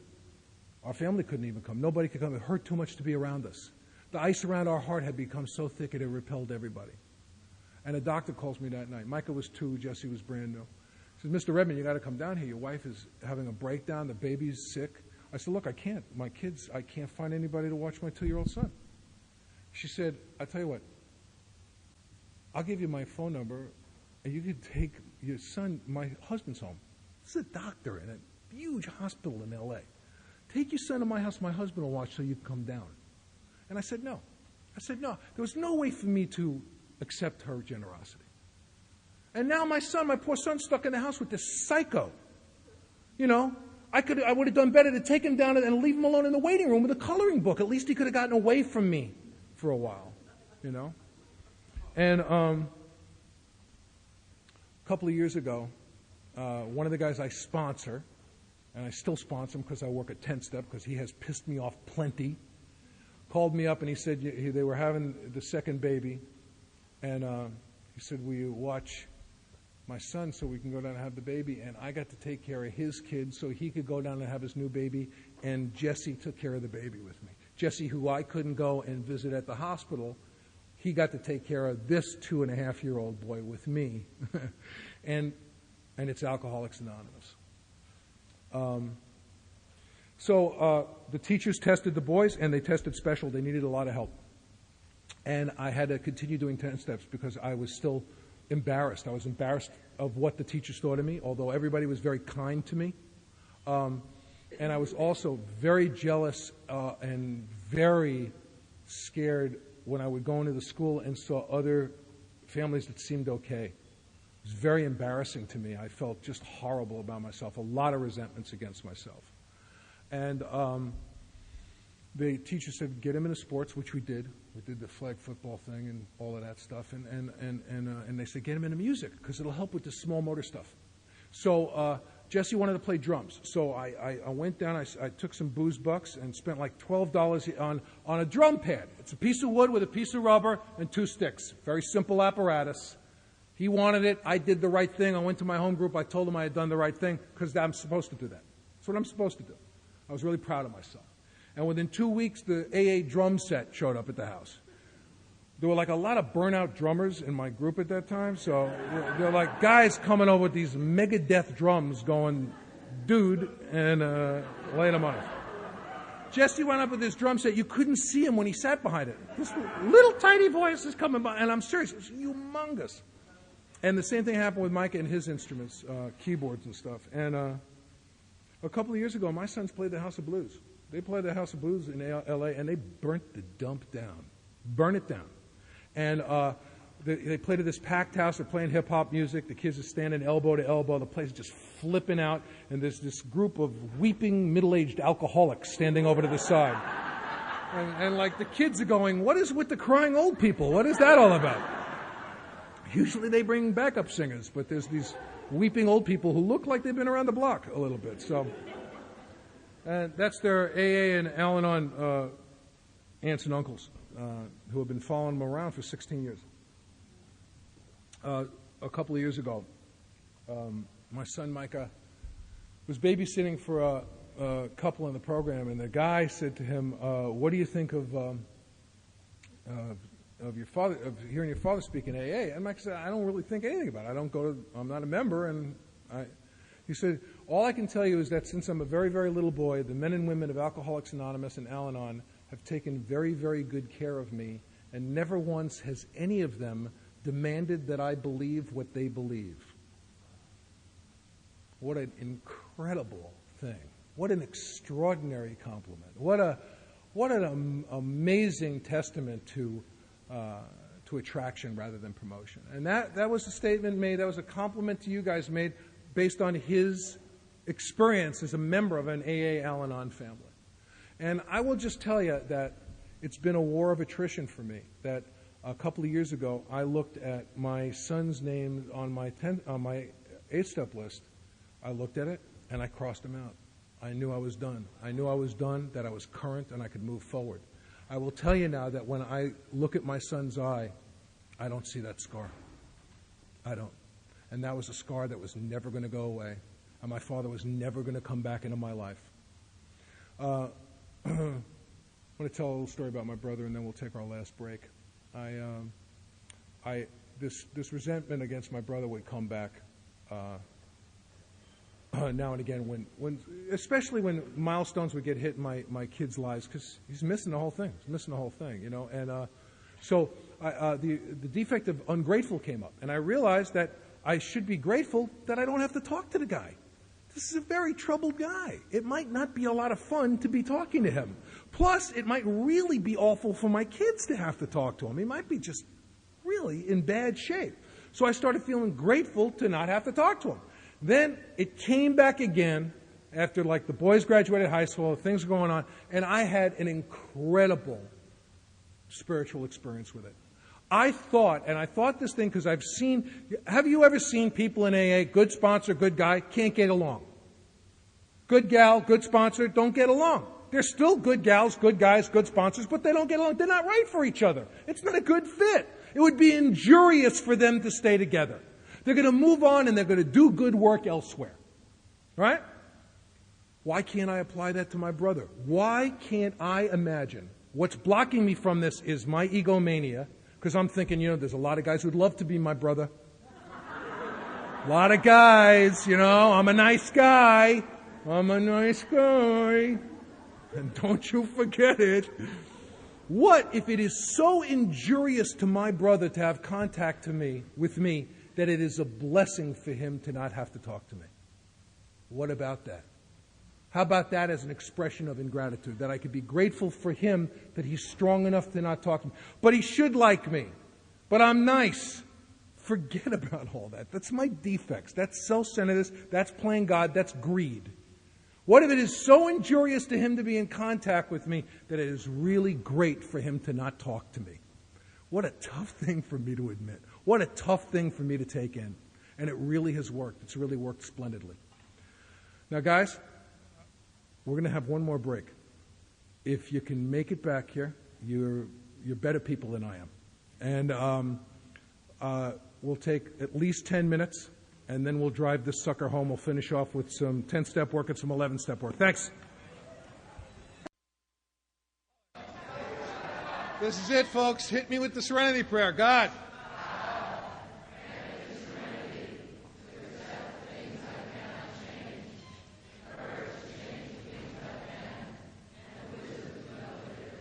Is Cara still here? What time's the game start? What? 4:30? All right, we're trying to get out of here by 4:30. Nothing like a little people-pleasing. Well, I had the chance. I want to thank Ava L. and the Bagels and Big Book group for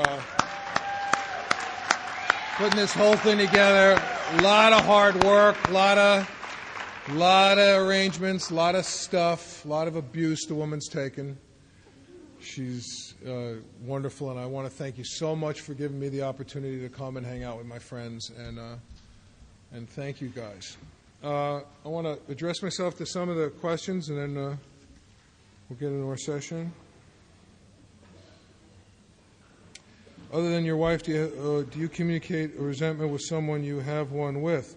Again, the thing I really try to do, is this whole notion on the top of page 67 of when someone offended, I said to myself. And again, I love that I said to myself loud enough, not loud enough so that they could hear me, to myself. What I try to do, my sponsor, Paul, always used to say that he felt the secret to life was good communication, that it was an element of everything, that going to somebody and telling them I have a resentment, I've never seen that put me in a situation where we were going to have an open and honest conversation. If I could tell you how I feel without telling you what to do, that's always been my goal. Because then I'm doing it without blame, and it's been really, really incredibly helpful to me. Please explain the feeling that resentment is the essence of alcoholism. I don't think, well, it's the essence of alcoholism in that it's the centerpiece. It is, it's described in the Big Book of AA as the source of all spiritual illness, the great destroyer of all alcoholics. And the thing that is so elusive to me about resentment is the architecture of it. I'm resentful at you, I'm also resentful at me. I'm resentful at me, I'm resentful at you, I'm resentful at your school. I'm resentful at your government, I'm resentful at your race, I'm resentful at your religion. That's why I think they said people, institutions, and principles have the power to actually kill. Actually take me out of my own life and lay me down. Great question. What is a tweaker? It's a speedhead, basically what it is. I had to find out after I heard somebody identify as a tweaker what it was, and it's somebody who likes to be peppy. Please tell us more about how you came to terms with your Nazi resentment. I was doing my job in Alcoholics Anonymous. I had these resentments against the Nazis, and I had done the kind of work that I explained to you that I did. I had to put these awful defects of character down. Just awful. You see, a normal person, someone who is non-alcoholic, might do something I've seen people do in the past that I was incapable of doing. They would have not liked Nazis. They would have made contributions to political organizations that fought Nazism. They would do whatever they could to not be hypocrites and repeat the same behavior. They would have acted like members of society. I never could do that. I didn't do that. So once I put it down on paper, I started acting like a member of society. I started contributing money, spending some booze bucks on when I was called by fundraisers to support the political parties I believed in. I started discussing that with my sons. I went on a 12-step call one night. It's a guy with a heavy German accent. And I walk in, I sit down with this guy, and he's loaded and he's cooked and he's going on. And he says to me, "You don't understand. I can't get sober because I fought in the Second World War." I said, "Well, I'm be very glad to help you. I know plenty of guys who fought in wars, Vietnam veterans, and they've gotten sober." And he said, "You don't understand. I was in Hitler's army." And I looked the guy in the eye, and I said, "Well, I'm Jewish, and a lot of my family was killed in World War II, and I love you, and this thing is for you. It's for you, and I'll show you. I'll do whatever I can do to help you." And then he finally said, "No, you don't understand. I can't get sober. I'm European. I mean, the next thing is I can't get sober. I'm Martian. So who won the argument? Me. Because I got to look in the eyes of another man and not lie. I knew that I was free. I knew that I examined my own stuff enough to look into his eyes. Now, have I had nightmares about that stuff? Do I have hard feelings about that stuff? Does it still come up? Absolutely. No question about it. No one's ready to have, I'm not ready to have people kiss the hem of my, gown. I'm not, I can honestly say I haven't had to write about it in a long time. I had the incredible experience of speaking at an AA conference in Thailand a year or so ago. And there were about 170 people there, not more than 10 people from one country. There were people there from Beijing, from the People's Republic of China, from Laos, Cambodia, Bali. There were Irishmen and English people and a lot of Germans and a lot of Swedes, and they all spoke enough English for us to get along. The one Irish guy was great. He identified his name as Sean. No, really. And he said he didn't identify as an alcoholic. He said, "My name's Sean, and I've been overserved," which I thought it was great. And I shared how I used the 10-step to get over this thing with Nazis. And this guy at the end of the meeting walked up to me and he said, "My name's, and I'm German, and I just love you to pieces." And we threw our arms around each other. And I subsequently wound up sponsoring a guy named Manfred.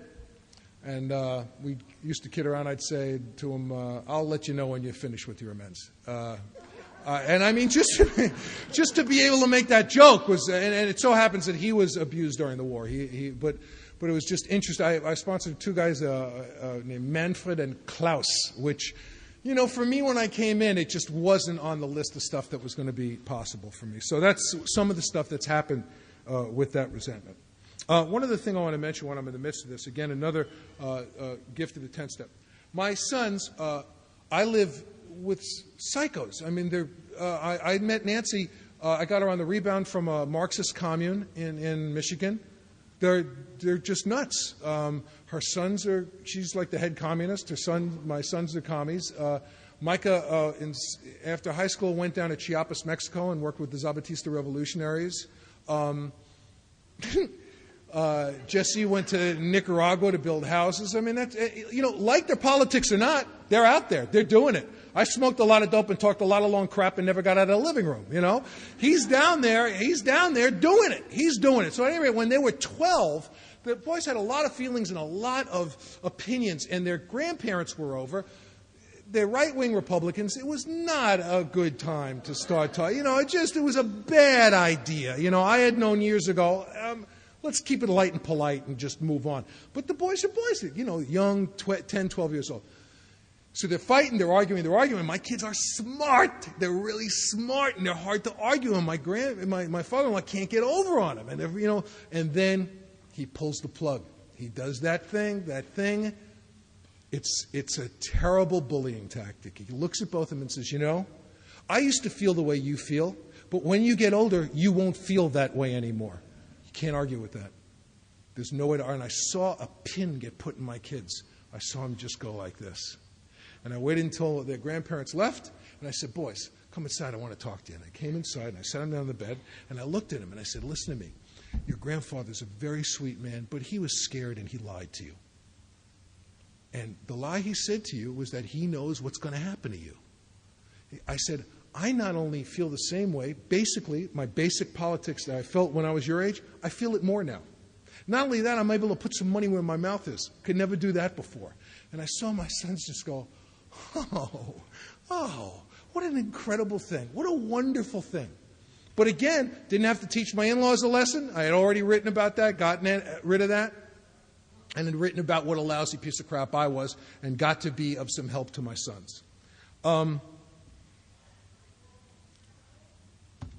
When Micah was in Chiapas, he was a member of something called the Peace Camps, which is installations of Westerners which are sent out to indigenous villages to bear witness to make sure that they're not abused by the Mexican military.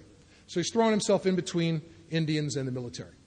The Mexican military, which is depicted as a very loving, caring group of people, they don't want my kid there. So these fears are coming up. I'm really having a tough time because I'm having pictures. It's like a bad movie, man. It's just like a really bad, awful B film, about what's happening to my kid. So I call my sponsor and I say, I'm frightened of the Mexican military. Please, Pop, remove my fear of the Mexican military, turn my attention to what you would have me be. And what happened was, he said, give it to me. Come on, give it to me. Take the third step. Let the third step inform the 10th step. Let it inform it. Where are the chinks in the armor? Where is it? How can I go back to the first 5 propositions? Come on, let me have it. I know you can keep Saturn on its axis. I know you can keep all the subatomic particles moving around the nuclear area of the universe. I don't think you're going to help my kid out here. I don't think you... And I'd say, okay, I'm powerless over the Mexican military. Take him. Take my kid. You got it. And I move on with the business of life. And it would come back and nail me. Appropriate. Kind of appropriate. And one day, I couldn't tell. It didn't work. It didn't work. And I got Paul on the phone and I told him, I said, I was weeping. I was so scared of what was going to happen to my son. And he said to me something so beautiful. Again, he didn't argue with me. He didn't try to talk me out of being scared. He didn't. He said, boy, it sounds so hard to me. He said, just imagine this. What if this is the greatest thing that ever happens to him? Wow. What an incredible thing. And I said, kiss my ass. Easy for you to say, not your kid. I said this to myself, but I said it. And you know what? I don't know if it's the greatest thing that will ever happen to him, but man, it's one of the greatest things that's ever happened to him. He came back from that experience a man, fully cut cloth. You know? I'd send him to the hardware store. His mother would say, "Can he go do that?" I say, "Well, he's been to Chiapas. Maybe he can handle Osh. Let's see. Again, incredible gift of step 10. I'm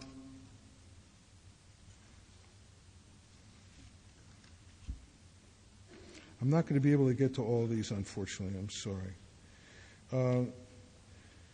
How do steps dovetail or work out with those who suffer from serious mental illness, major depression, manic depression, or schizophrenia? It's been my experience that, again, once we straighten out spiritually, we get well spiritually, we straighten out mentally and physically. And I have known people with serious mental problems that, as a result of working on their alcoholism, the dribble down has been tremendous impact. I mean, I'm a man who people used to try to medicate, and that has not come. I remember I went to one psychiatrist, and he took notes while I was talking to him, and at the end of the session, he said, "I'd like to put you on some medication." And I said to him, actually, I'm okay on drugs. I got plenty of drugs. I didn't come here for drugs. I came here for something else. And I really didn't require him at that time. It has been my experience, and there's a lot of controversy about this in AA, that it's an outside interest.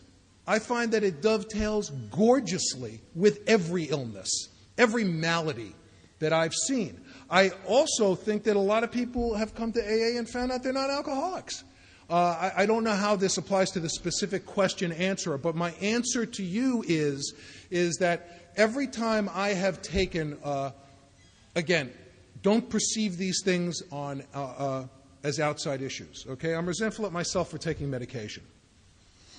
I'm resentful at people in AA for judging me for taking medication. I'm resentful at one specific person who told me I wasn't sober for taking medication. If you start that examination, I bet you something happens. I don't know what will happen. Maybe you'll take more medication. Maybe you'll stop taking it completely. Maybe you'll go to a group where people don't have that kind of stuff. Because every group has its own tradition. I personally try to respect the tradition of any group I go to, because all groups are autonomous.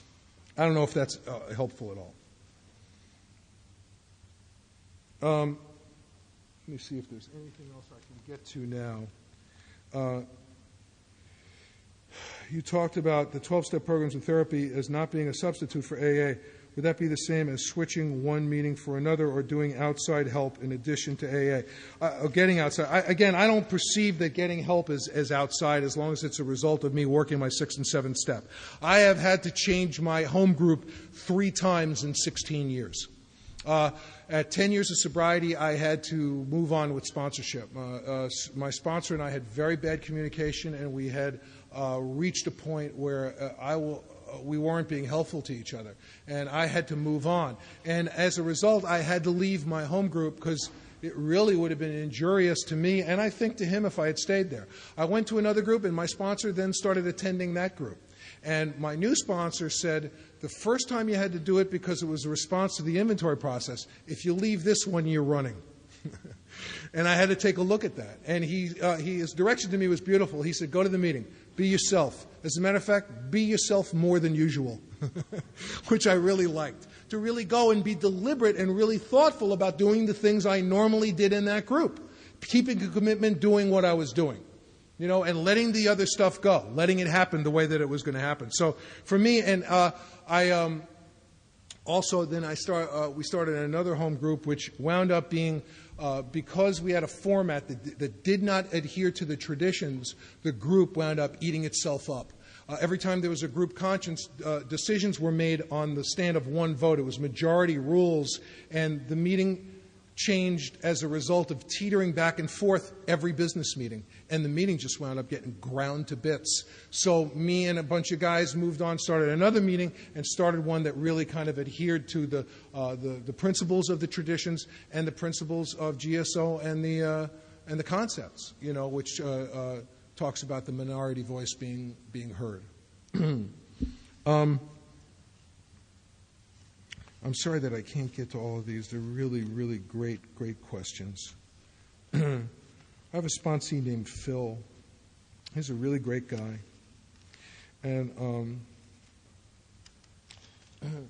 when he was in his first year or so, a couple of years of sobriety, he came to me and he said, Scott, I'm dating a woman for a couple of months, and she's pregnant, and I think I want to have the baby with her and get married. What do you think? I love that. Sometimes sponsoring certain people is kind of like sponsoring a copy of People magazine. All you get is headlines. You don't get any story. You get. I swear this happened. I had a guy call me and say, "Hi, I'm getting divorced," and I said, "From who?" Who? I had no idea the guy had been married. Absolutely none at all. It's headlines, and that's okay. As I told you, I love reasons to drink, and one of my favorites I've ever heard in my life happened. This guy, I was sponsoring this guy for about 15 minutes, and he lived with his wife. He was a male prostitute, and he had a gay lover. And he called me to tell me he drank, and I said, "Oh, why?" And he said, "I caught my wife cheating on me." And now I understand that absolutely and completely. I understand that absolutely completely. That was the product of one of two processes. That was either the occasional hunch or inspiration. He had to come up with some, and there it was, a polished jewel, fully cut cloth, boom, a pearl. She was cheating on me, or that was the product of weeks in the hamster cage, weeks in the rat's maze, weeks of cutting and pasting reality, of turning the whole world. You've got to turn the whole world so it slips in slot by slot. I know, I live with my wife, I'm a hooker with a beeper, I got a gay lover, but the bitch cheated on me. I'm out of here. You got to move the whole universe. You got to cut and paste in reality and get it all to facilitate the alcoholism. You got to rearrange your whole life to accommodate the alcoholism. And I understand this. And the only person that I can see or change it in, as page 67 says, is me. So Phil comes to me. Now, you know I have a feeling about this. I have a feeling about it, but I have made my mind up to not play God. And I took a breath. I don't know that I would have said this to anybody but Phil. And I said to him, you know what? If you want to have an abortion and you don't have the money, I'll lend you the money and drive you over there. And if you want to get married and have the baby, I'll show up and be the best man at the wedding. And Phil had been a real broken guy. He'd come into AA, sleeping on his drug dealer's floor. He was just a great guy, and our home group just loved him. And they were so excited about that he was getting married, and they were excited about the baby. And guys were just invested in this family, really excited about it. And the time and place came, and they were having a home birth, and the baby was born, and the baby was very sick, very, very sick. She was just rushed to the hospital in time for her life to be saved. She had to be placed on an ECMO machine, which, if you know anything about it, is just one of the most invasive, terrible things that can happen to an infant. They actually have to go into the body, separate the aorta from the heart, move the blood, oxygenate it, and move it back into the body. The lungs won't, and you hope that the lungs will start responding while the baby's still alive. I mean, it's as bad as it can get at that time. And he came back to the group. The 12th tradition that night was for him. The guys threw $700 in the basket. He's a working Joe. You know, he can't take a week off from work. He's a working guy. And we went down and gave him the dough down there, you know, and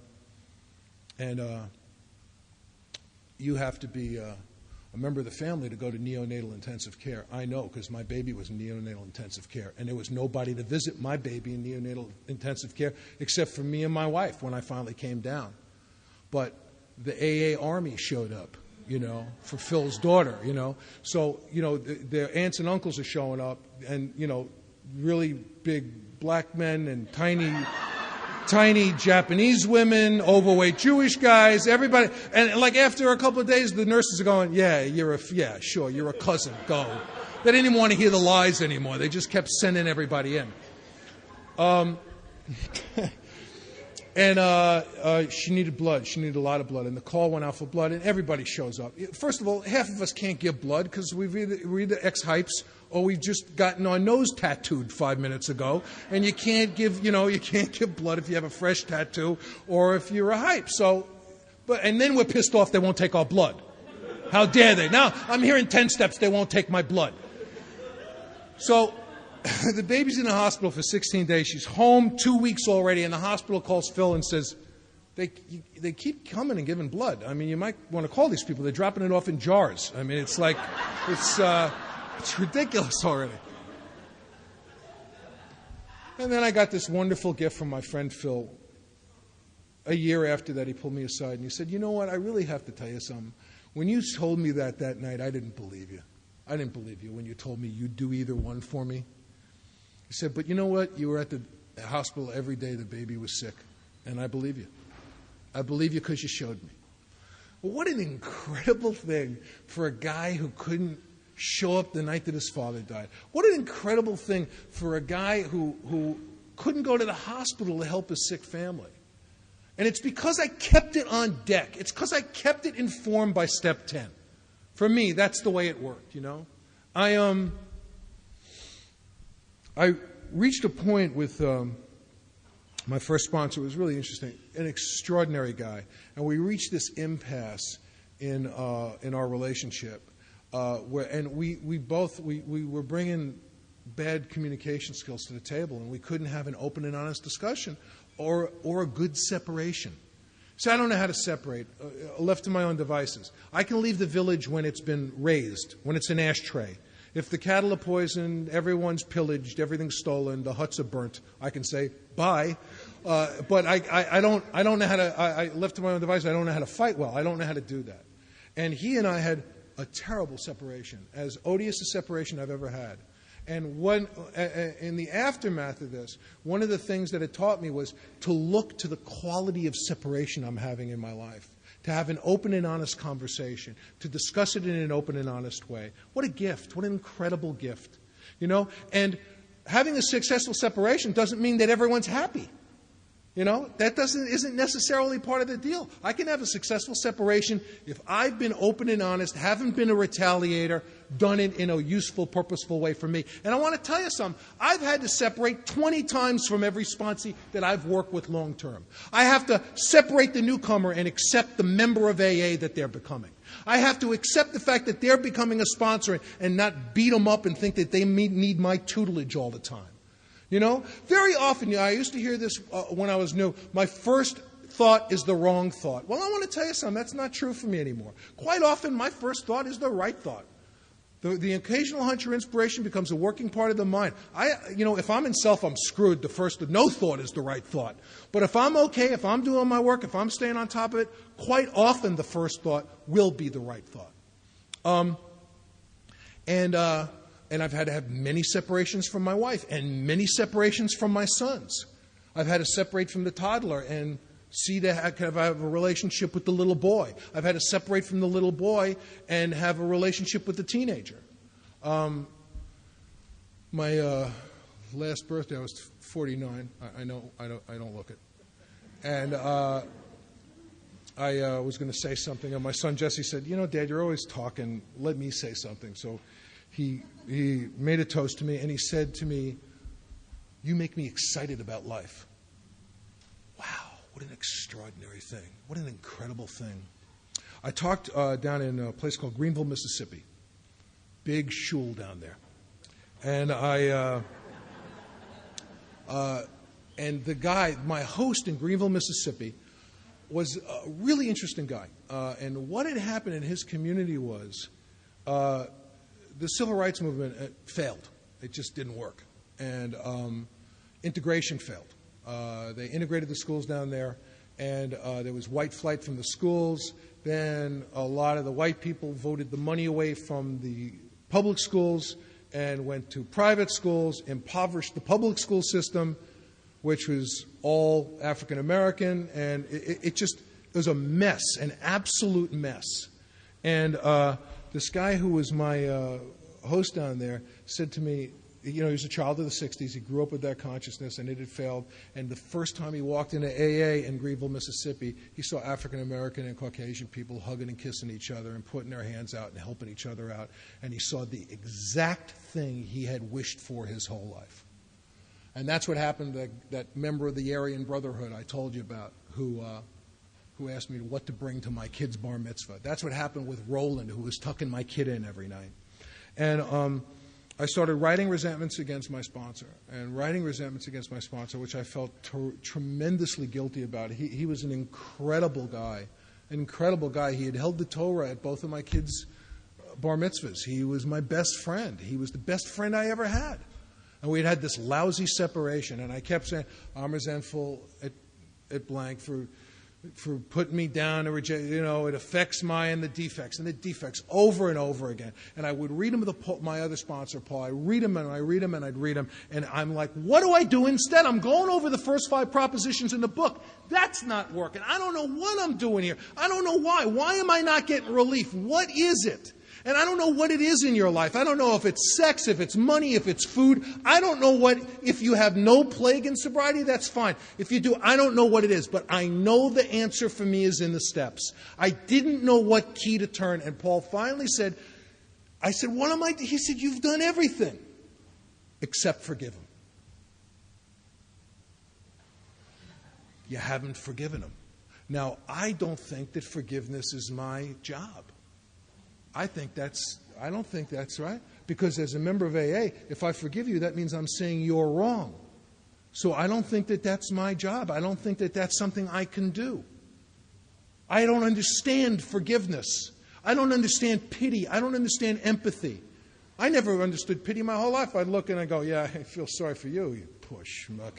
I don't understand pity. I think pity is condescension.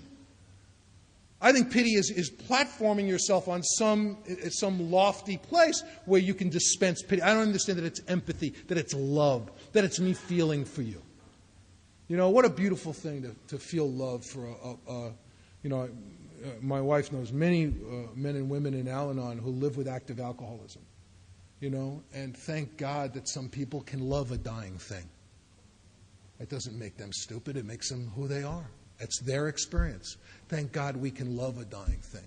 Thank God we can love someone who can't stop drinking. And what does it say in our book? God is either taking their desire to drink away or not. It's not what you're doing to me. And sometimes, I'm positive this is why God made more than one of us. I can help a guy, you can't help. You can help a guy, I can't help. I know it. I know that I can look into the eyes, because I've had the opportunity to look in the eyes of someone who has been drunk on the day that their father died and say, I know this is for you too. One of the things that used to drive me crazy when I came to AA, one of the most painful things for me, is at times I'd hear people get to podiums and say, I just had a kid and thank God they've never seen me drunk. And man, I'm telling you, my skin would just crawl because my kids had seen me drunk plenty.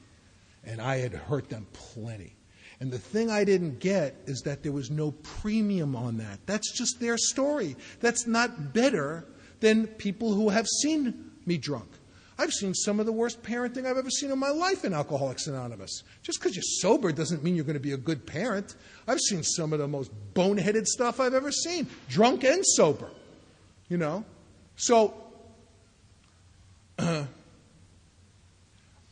had to understand that person, maybe they couldn't help a guy who's coming and saying, I don't know what I'm going to do. I've been hurtful to my kids. But I can sit down with that guy and look him in the eyes and say, And my kids carry the message. They've been carrying the message for years. One day, Jesse was about 5, 6 years old, and I had this new guy in the house. I go to the bathroom, I come out, and Jesse's looking at the guy and goes, what step you on? Guy goes, 4. I said, he's 6. You don't even have to answer him, really, if you don't want to. My favorite thing he ever did, though, is a guy came to do his 5th step one night. He came back the next night. Jesse's doing his homework, and without looking up, he went, what's the matter? Blew it? Got to do it again? All right. And my sponsor gave me a tape and a copy of a piece of non-conference approved literature called The Sermon on the Mount by Emmett Fox. And in the back, and there's 2 incredibly powerful sections of the book for me, many, many powerful sections of the book. 2 of the most powerful are, he's got a section on Sermon on the Mount where he breaks it down and comments on it. And then he's got a copy in the back of the book where he goes over the Lord's Prayer line by line, and he has a chapter on each line. And in the chapter, in the section on the Sermon on the Mount, he discusses a section of the Sermon on the Mount that's called Resist Not Evil. And man, it is the description. You can really see where Bill and Bob and these guys, where a lot of the framework of AA came. It's the expression, the perfect expression of one day at a time. He says, stop making oaths. Stop doing it. Stop making pronouncements. Stop making declarations. Stop resisting evil. Stop trying to keep it away. Stay in today. Right now. Right there. Right in between that clap. Wake up. That's what you got to do. And he goes, I mean, he's outrageous. He's a Christian man, and he says stuff that I know a lot of people were very grouchy about. He says that any religion that asks its clergy to take lifelong oaths is missing the point. Wow, what a thing for a minister to say. What an incredible thing to say. This friend of mine in AA, he talks sometimes, he's a great guy. He was brought up Catholic, and his sister became a nun, so he figured when he was a little kid that Jesus was his uncle, because she had married Jesus, so I got a kick out of that. And the other really powerful thing to me, which my sponsor took me to, was the section on forgive us our trespasses as we forgive those who trespass against us in the back of the book. And that's I've given you a copy of that.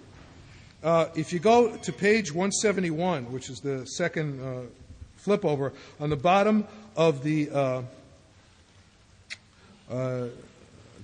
first paragraph on page 171, it makes reference to something. It's basically putting forward to you the following notion. If you're not forgiving people, how can you continue to say this prayer? It's said at most AA meetings. How, in God's name, if you are not forgiving people, if you're holding a grudge, how can you continue to mouth the words, forgive us our trespasses as we forgive those who trespass against us? So, he writes, should you now attempt to repeat it without forgiving, it can safely be predicted that you will not be able to finish it. If he was a little more New York, I think he would have said you should choke on it. You wouldn't. This great central clause will stick in your throat. Now, if we turn to page 173, which is the flip, it says on the bottom again of the second paragraph, if you cannot forgive at the present, you will have to wait for your demonstration until you can, and you will have to postpone finishing your recital of the Lord's Prayer too, or involve yourself in the position that you do not desire the forgiveness of God. Because if you're not forgiving them, then you obviously don't want the forgiveness of God yourself. You are abdicating your right to forgiveness. Now, I too, as I said, I needed to not be on my 8-step list, and a lot of people needed to be on their 8-step list. And I should tell it just because I like telling it any time I talk. The best reading of Step 8 I've ever heard in my life came from a guy. I heard this guy. It was very early in my sobriety. I was a couple of weeks sober. I was at my old home group, and it was a guy named Nino. He had a heavy New York accent, and he had never read Chapter 5 before. He was there with a hospital group. He had hospital plastic on his wrist, never read Chapter 5, was reading it for the first time, and he got up to Step 8, and he read, made a list of all those we had harmed and became willing to make amends to them all. Jesus Christ! And he looked out into the room as if to say, have you seen this? Do you know what's in here? It was so beautiful. It was the purest reading of the step I've ever heard in my life. Because it's the only thing I saw. I didn't see anything on the list. No, not those people, not that money. I would not have taken that much money if I knew I had to give it back. No way. Think I'm stupid? Not the car.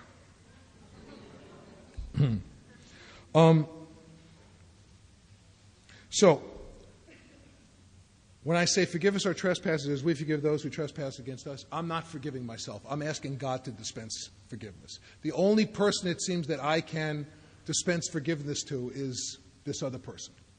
And that doesn't mean I'm right and I'm wrong. The opposite, the opposite of that is not, I'm still a grudge holder. At any rate.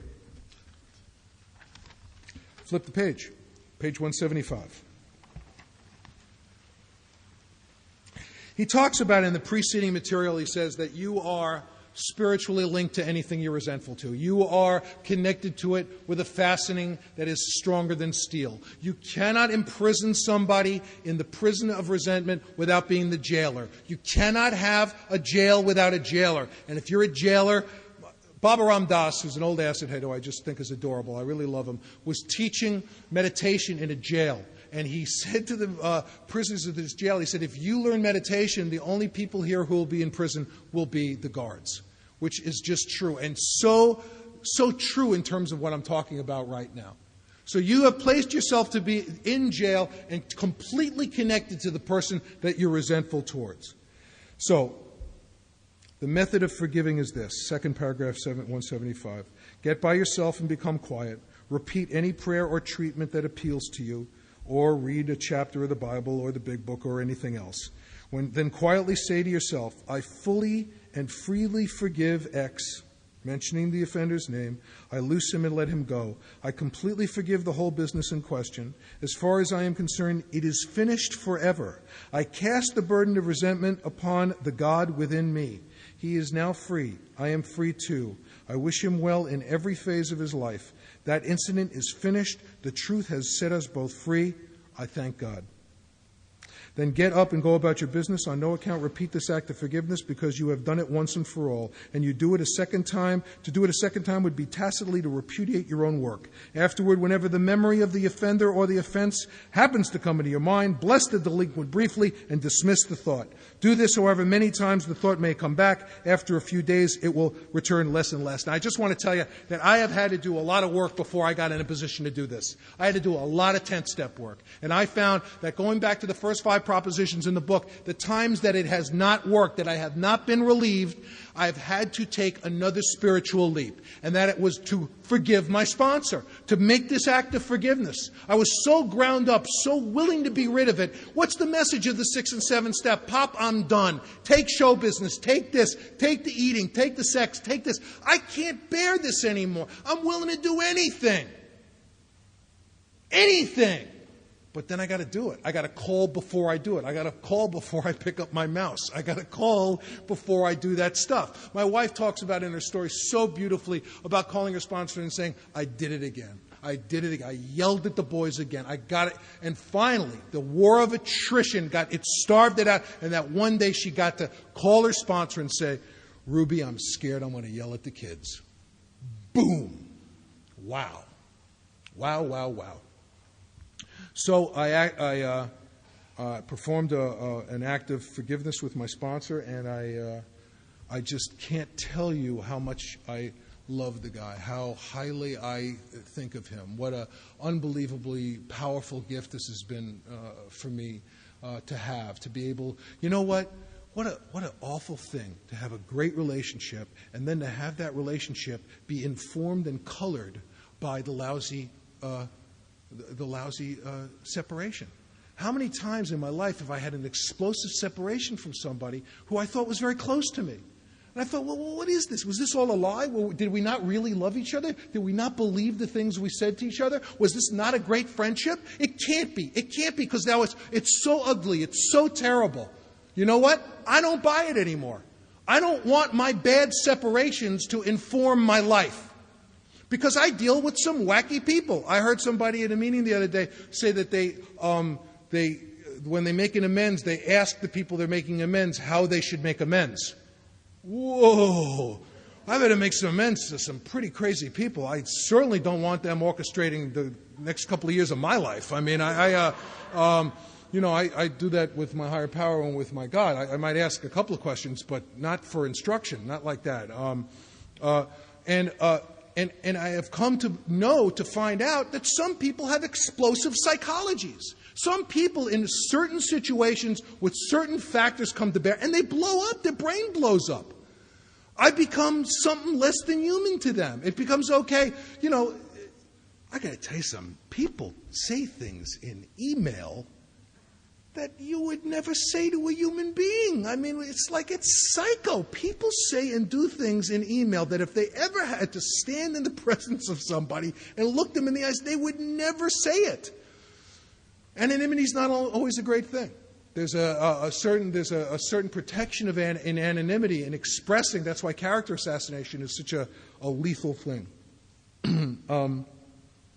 So this tool of forgiveness has been incredibly powerful for me. I had there were people who had been in my old AA family who, after I left my sponsor, became very angry at me. And they were very open about it and very expressive about it. And they would, people who would refuse to say hello to me and who would just snarl at me when they saw me. And I want to tell you, it was a great lesson for me because it really is awful to not be forgiven. It's really so awful to be on the business end of that kind of open expression of hostility. And you know what? Mea culpa. I've done it. I've done it many times.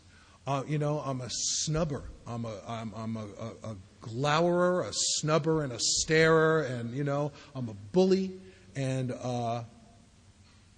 it's bad behavior. It's behavior that I don't benefit from, and certainly I don't know anybody does. And it was an incredible lesson for me after having performed this act of forgiveness. So what Emmett Fox suggests is that if you're still not forgiving someone, you shouldn't say the prayer.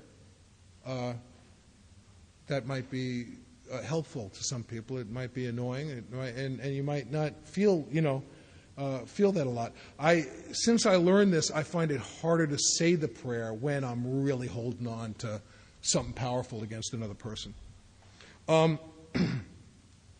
Before I move on to kind of the last few comments I wanted to make, there were a couple of things that were unclear about the inventory process that people were asking me about, which I just want to go through. And if there are any other burning questions that people have in the house, I'd like to address them. But when I described the resentment section, again, I would describe that you're asked to write twice. You're asked to write 3 columns of who I'm resentful at, why I'm resentful at them, and what it affects. Self-esteem, pocketbook, ambition, personal relations, and sex. I try, when I write the cause, to do 2 things. Number 1, I try not to write a story. I'm going to tell the story when I read it. I'm resentful at my father for not playing with me when I was a kid. Okay? The story is more complicated. He was awkward physically. He didn't ever get me in a little league. There's a story to tell there that I might tell the guy I'm reading it to. But I want to make this doable. I want this inventory to be doable. I want the 10-step to be doable. I want the 12-step to be doable. I don't want to have to dot every I and cross every T. I don't think I'm going to wind up drunk, go to wherever I'm going to go, and God's going to say, you forgot self-centered. I just don't think it's going to happen. I think I'm going to have an easier, more fluid time in Alcoholics Anonymous. So I write the resentment number 1. And I was resentful at my father for dying, for not playing with me as a kid, for not teaching me how to ask women how to dance, for being uptight sexually. That's 5 different resentments, and I like to write them each out. I like to just clean out the cavity as much as I can. So that's resentment number 1. Then defect to character list number 1 on a separate sheet of paper. A lot of people use the phrase, my part. I understand why they do, and it's nowhere in the big book of AA. Does it use the phrase, my part? My part was... I was a hose bag. My part was I was a lion-cheating invertebrate. And I had a lot of parts, like I cheated, I stole. I find I can't really bring that stuff to God. What I can bring to God is, Pop, please remove this self-centeredness, turn my attention to what you would have. What do I have to do? What do I have to do? So again, I'm not indicting anybody who does that. It's just not a tool that I use. So I'm asked to write twice about resentments, once about fears. I am frightened of, and I write it every time I write a line out.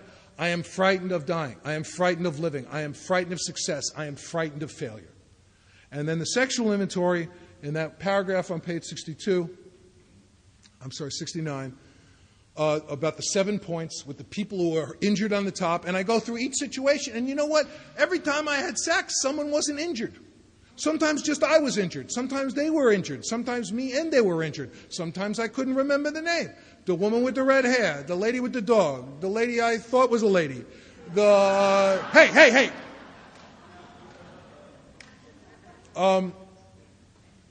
And after I put who was harmed, then I write about the 7 points. So I hope, because I know that some of that was unclear to a few people.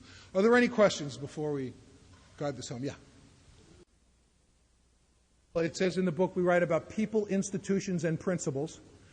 People you know. Institutions could be governments, banks, schools, the military, and principles can be the Christian work ethic is a principle. Homophobia is a principle. I mean, racism is.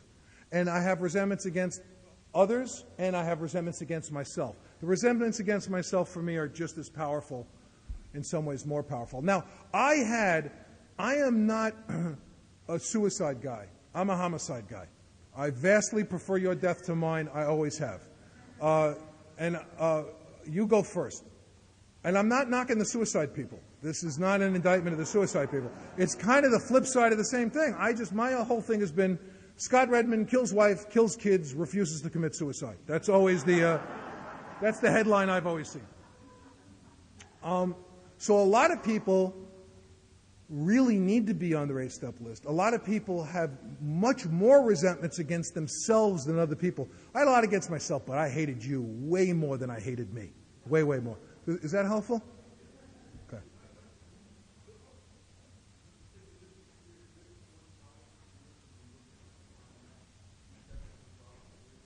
A lot of people do that, which I think is great. The question was, do I do the other columns? Do I take a look at the defects of character that feed fears when I do a fear inventory? And I don't. I know a lot of people do, which I think is really a great thing.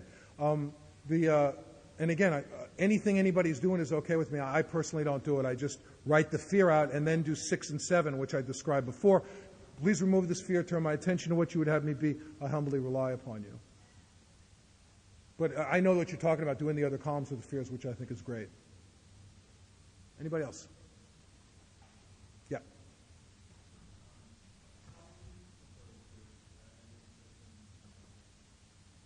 Could you say it again? I can't hear you. I've done a lot of them. I've done a lot of them, and I've stood in the... there was a guy at work who I miserably mistreated behind his back. And I ran into him out in the open world, and I stood in his presence, and I said to myself, it is absolutely, and it just hit me, it's absolutely inappropriate for you to tell this guy what you did behind his back. He doesn't know, and it didn't hurt his career, and it would really, I've had people come to me in AA meetings and say, I used to really hate you, but now I like you. Thanks. It's like somebody saying, I was having sex with your wife for a long time, and I'm not anymore. I feel better now. And what happened was I stood in his presence, and I realized that I shouldn't say anything. And it washed over me, and I felt it go away.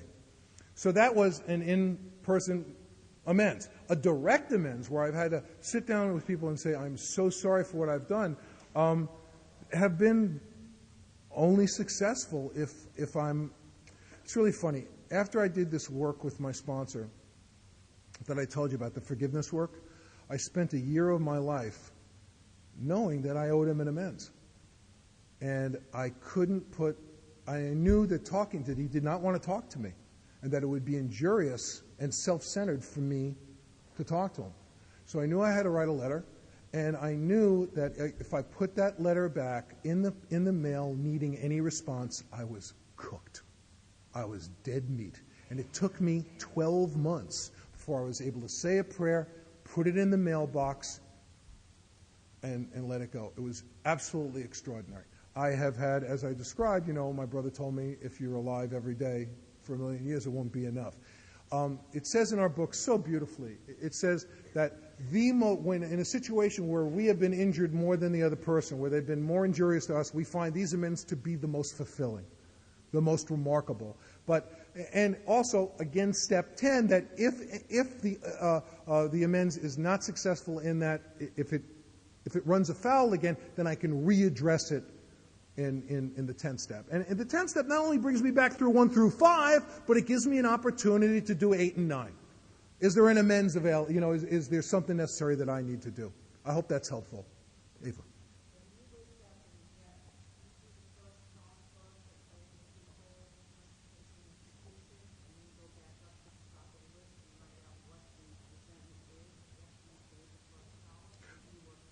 Did everybody hear that? The question was, when I write resentments, do I list all the names out and then go and fill the other stuff in, or do I go straight across? This addresses a wonderful question in the pile. I don't know if I can find it, but basically the question says, can you ever stop doing this work? It's something like that. I'm paraphrasing, but I really loved it. And about not wanting to do the work. And the reason why I bring this question up now is I do it any way I can. Any way I can. There were times when I worked on my fourth step where I'd write 25, I'm resentful at 25 names, I'd write them all out. But then I'd get so far behind on the defective character list, it would seem like an impossible task. And I'd say, okay, I learned that lesson. Then I'd go straight across. Sometimes I would write one resentment and get so sick from it, I'd walk away from it. I couldn't even look at it again.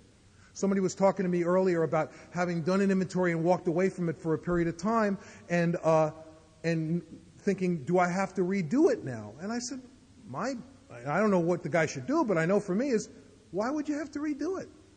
Why can't, you've already done this work. Why not take advantage of it?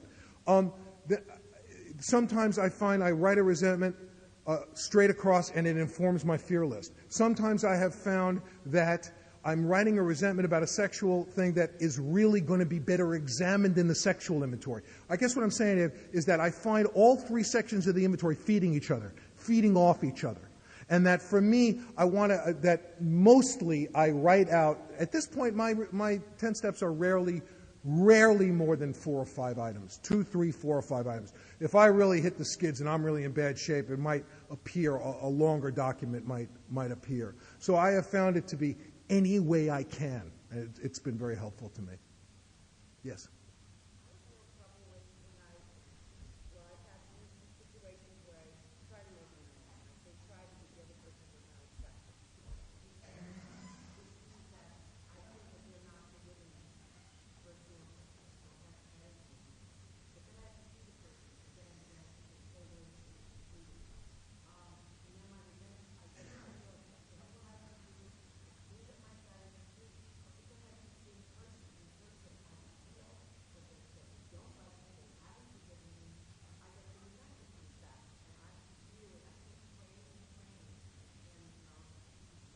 Yeah. And again, I mean, that's pretty much what I've been talking about in terms of 10. That sometimes a prayer for me is trying to wish it away. I cannot will these things away any more out than alcohol. I got to do the 10 step. I got to address it as my spiritual. What do I have to do? I'm willing to do anything. Maybe I have to stop going to the meeting. Maybe that's it. Who knows? I don't know. My voice said, stay away from animals. Maybe, or as Paul said to me, maybe I have to go to the meeting and be myself more than usual. I don't know what the answer is, but the other part about it is a lot of times now when I'm approached with that kind of vitriol, number one, it shakes me up. It's very scary to me to be met with that kind of hostility. It really shakes me up. At this point, if I've really done my work, I'm going to be able to look at that person and say, oh, you poor baby. You poor baby. This must be so terrible to be consumed by this. It's terrible. You've put me in jail and you're the jailer. So, yeah.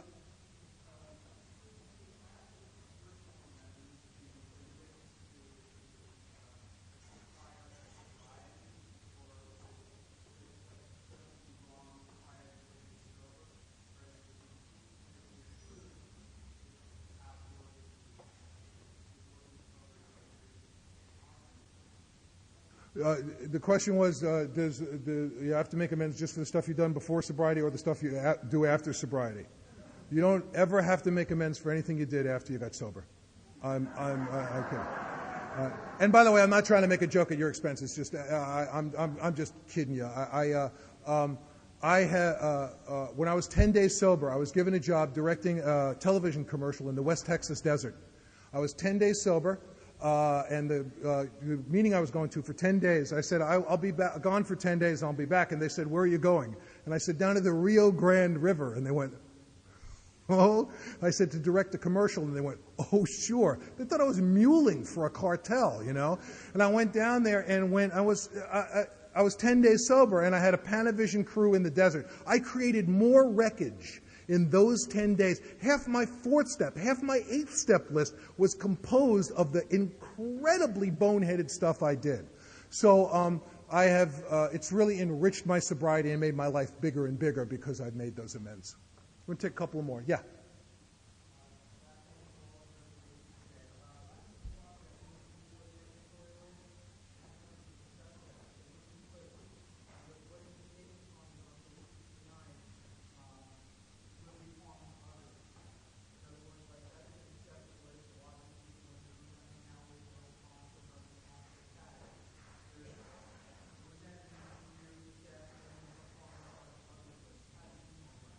I'm sorry, I don't understand the question. Where it says, where have I harmed others? Where?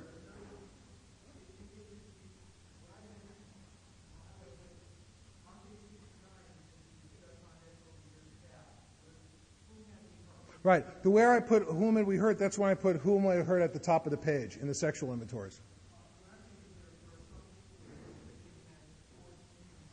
Uh-huh.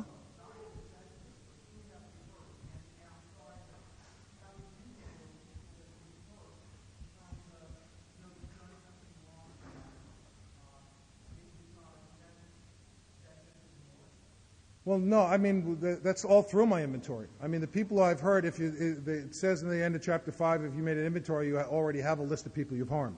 So I have the list of people I've harmed as a result of all the stuff I've done and they've done on my inventory. And then I've got the people I've harmed on my sexual inventory. And then I found that, yeah, there are people who didn't appear on my inventory who I have harmed, and they wound up on my 8-step list. And again, I think it's great that those people do that. It's just not something it's not a tool that I use, but it sounds like a great tool.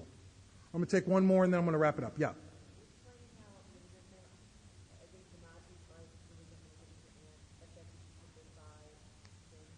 The question is how did the resentment against the Nazis or my aunt impact each one of those 5 things? My resentment against the Nazis for slaughtering Jews affected my self-esteem because it really made me feel different and apart from other people. Pocketbook, because I had this guilt about being a Jew, about Jews being accused of being moneylenders. I came from a very poor family, so it was real weird for me. Ambition, my ambition was to be part of the world, feeling okay. I felt very bizarre that I was shown these horrific films in Hebrew school as a kid with no explanation. And personal relationships, it affected my personal relationships with Germans, with people who weren't Jewish. And it affected me sexually because there was a lot of shame, a lot of stuff about being less than, of not being as robust as non-Jewish people in a way. So that's how that touched on that. And the way it affected those 5 things with my aunt is certainly my self-esteem. I felt awful. Pocketbook, because I had in my course of action with my aunt over the years, I got back at her financially. I did some stuff. She bought me some gifts. I was particularly unappreciative of it, so there was a money thing involved. Self-esteem, pocketbook, ambition. My ambition was to be a guy who who wasn't helpless, who could take care of himself. And that was impacted by the event. Personal relations, certainly with her, and sexually, because I felt castrated by it. Wouldn't that be a great last line for a workshop? And I felt castrated by it. If you're new here, welcome to AA. Our problem mainly rests in our mind. That's the good news and the bad news. It's the good news and the bad news. Alcoholics Anonymous is the only treatment from a fatal illness where the text includes the sentence, "We absolutely insist on enjoying life." There's no book about cholera that says cholera's a hoot. You'll love cholera. It's fabulous. You'll meet people who have cholera. You'll love it. You'll meet people who just caught cholera. It doesn't get any better than that. Alcoholics Anonymous is the only treatment from a fatal illness that actually leaves the sufferer in better condition than they were in before they got the disease. And the bad news is our problem mainly rests in our mind. If the problem didn't really rest in our mind, this would have been a 2-sentence workshop. It would have been, "You're not drinking, have a good day." We wouldn't have had anything to discuss today. But the problem mainly rests in our mind. I'll tell one story. It's one of my favorite stories, and then I'm going to leave you guys.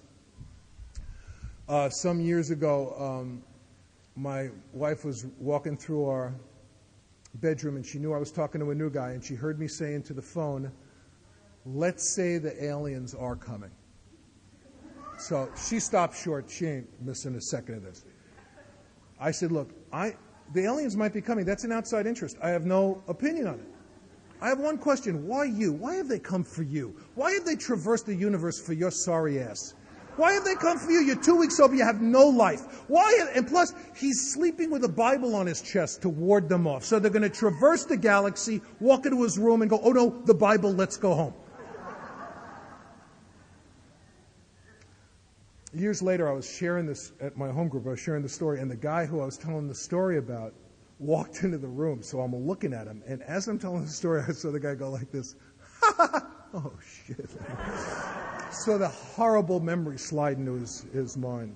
So if you're new here and the aliens are coming for you, welcome to Alcoholics Anonymous. Welcome home. I love you. Thank you so much.